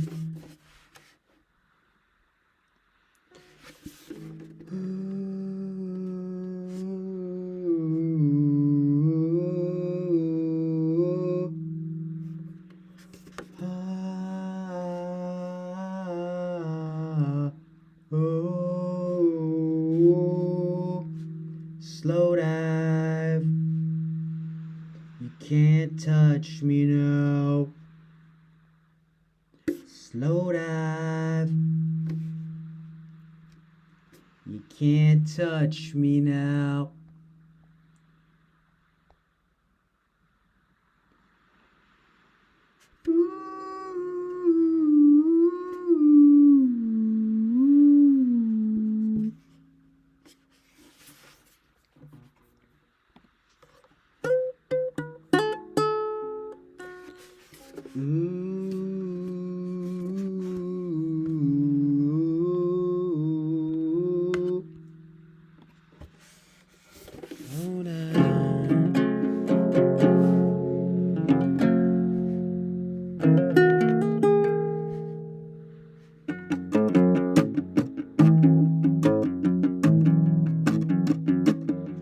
Actually, I have a pretty kind of basic song that I could play too.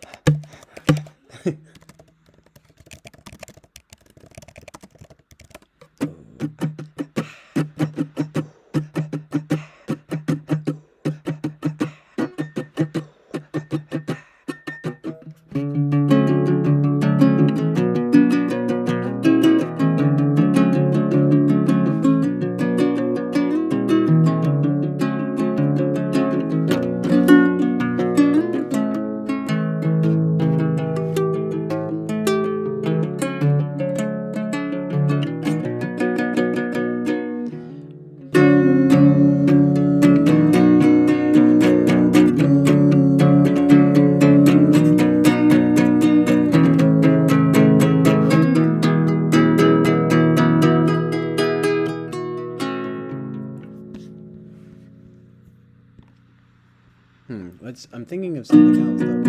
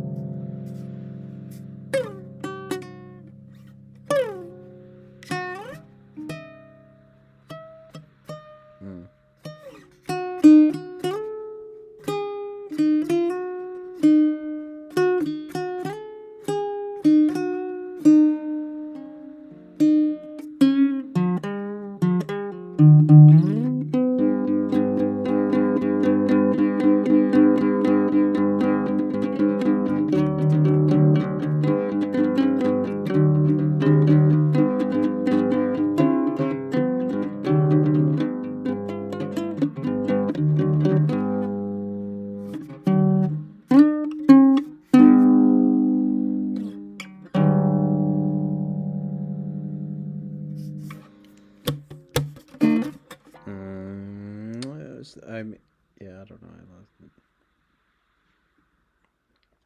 All the time. All the time. All the time. All the time. Every time I say I love you. Every time I say I love you.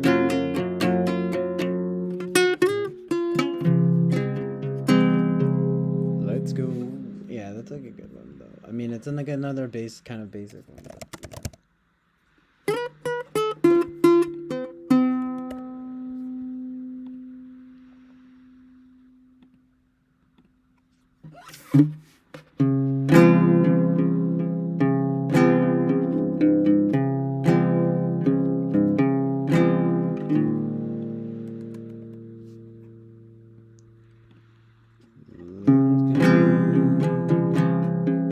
let's go away from here.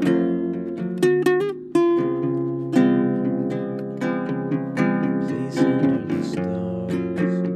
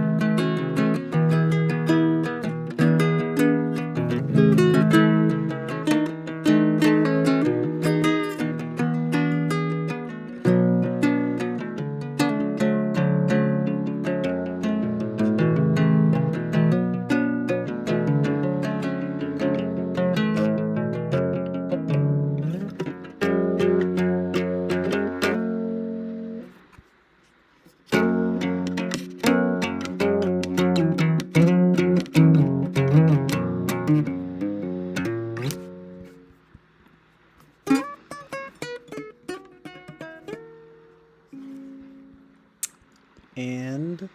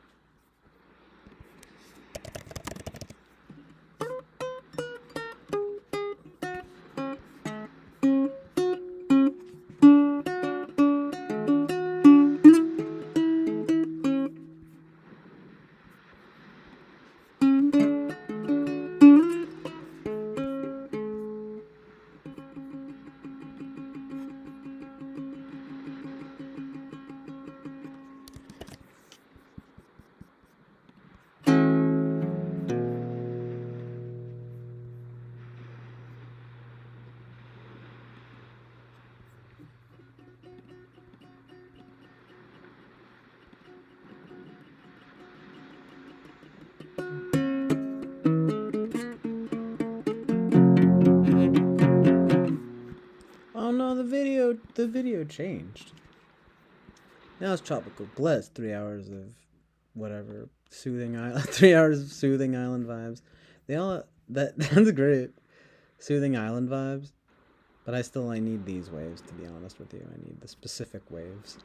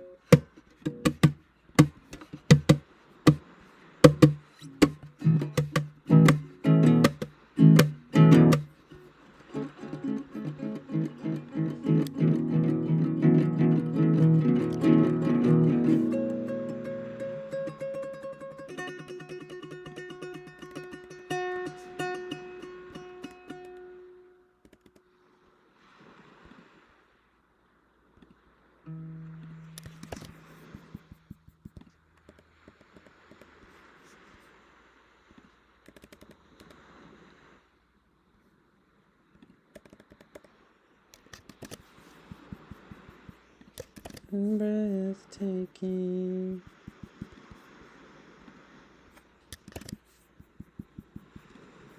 Breathtaking.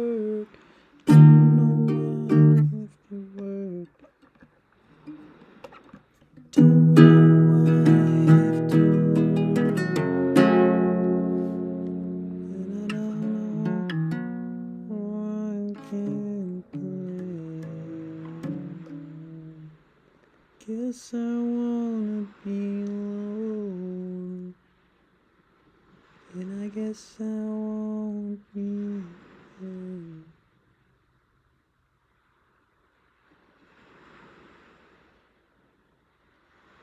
Save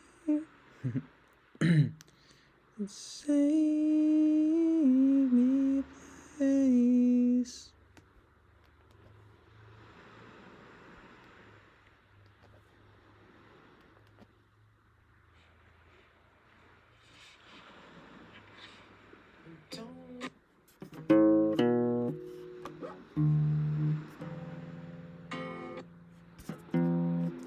Don't know why I have to work, and I don't know why I can't play.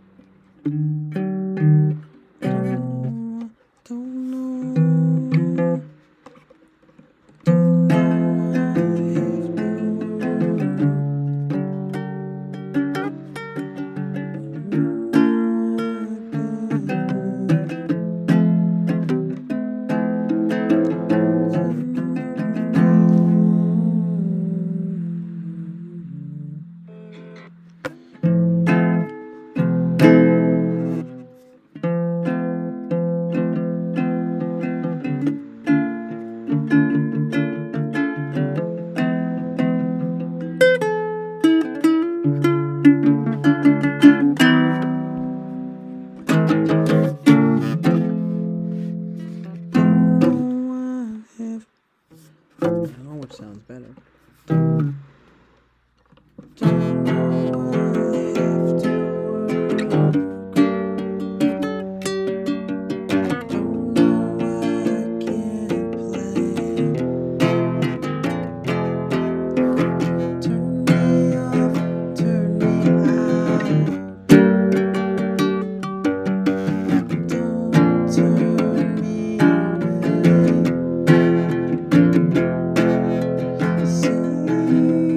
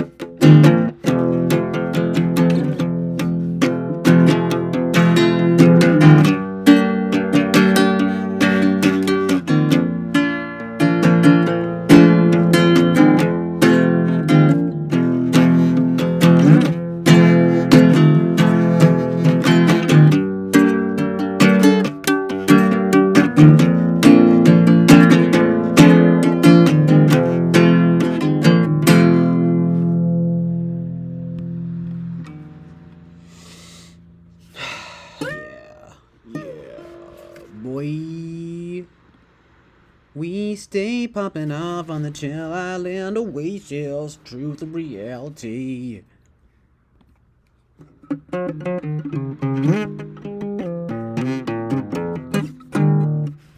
Ugh. Well, my back kind of hurts. Do my back out playing Fleetwood Mac, and you're gonna crash out, and I'm gonna crash now, so I'm gonna back out quick, go black before a blackout, cause I'm smack down like WWE, smoking the weed, go with the cleave, chilling in the trees like a jungle monkey, rung on the ladder of success, crest on the wave of the rest. I'm the best. See how I behave, cause I'm never stressed. I'm blessed. Too blessed to be stressed. Too blessed to be stressed, oh yeah. Too blessed to be stressed, oh yeah. Too blessed to be stressed. Too blessed to be stressed, oh yeah. Too blessed to be stressed. Too blessed to be stressed, oh yeah. Too blessed to be stressed, oh yeah. I'm too blessed to be stressed.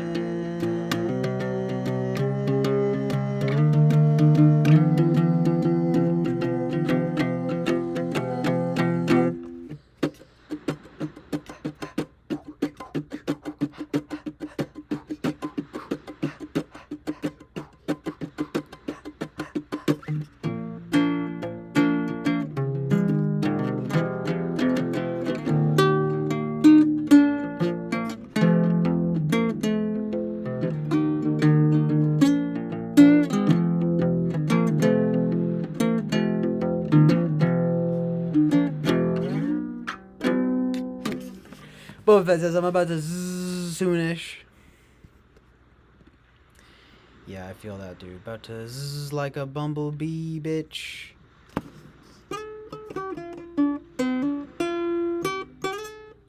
I'm gonna find somebody just like me.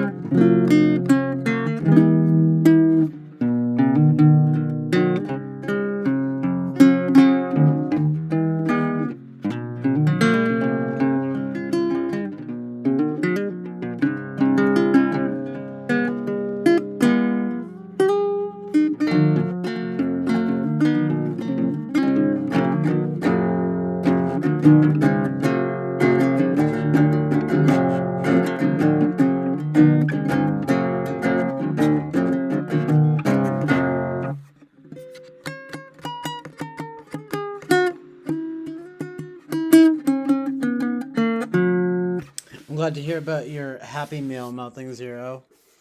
Winston's mom left fairly recently. Ooh. Gotta stretch. I'm gonna get fucking life together. Ah, man. Yeah, I'm about to take a shower and sleep for a while, honestly.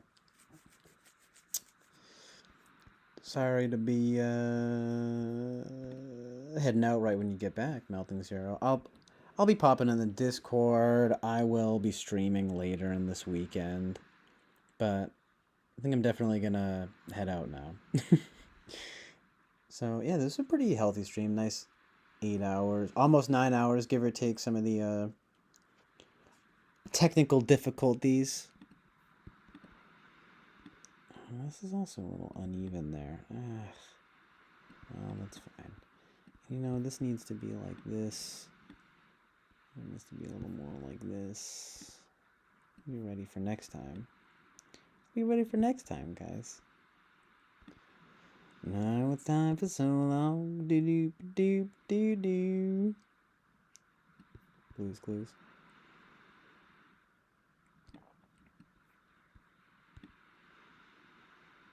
Let's see. Yeah, like that. Like that. Like that. It's like that, y'all. It's like that, y'all. It's like da da da da da da da da, y'all. It's pretty good. That looks pretty good. Yeah, that's gonna be it for next time, guys. Amazing Truth and Reality. Where Melting Zero. Yeah, right. Sky Ferreira. She's gorgeous. Oh, yeah. Like I know. I love her. She's amazing. I know. I'm getting back into the. I was off for a couple of weeks with the streaming. I'm kind of getting back into it. Get some more stuff going on the screen. We'll watch some like public domain movies or something, and you know, I'm probably gonna do stuff like titles on the like start changing it up and make some original titles and stuff. Um, Plus, like, yeah, I don't know. That's good to know. I mean, I want to add more like visuals and audio and everything. So sounds good. And word Boba Fett and Melting Zero here. Yeah, thank you guys for being here. I appreciate it. So I'll talk to you guys later. Thank you again. Thank you guys for being here. Peace out.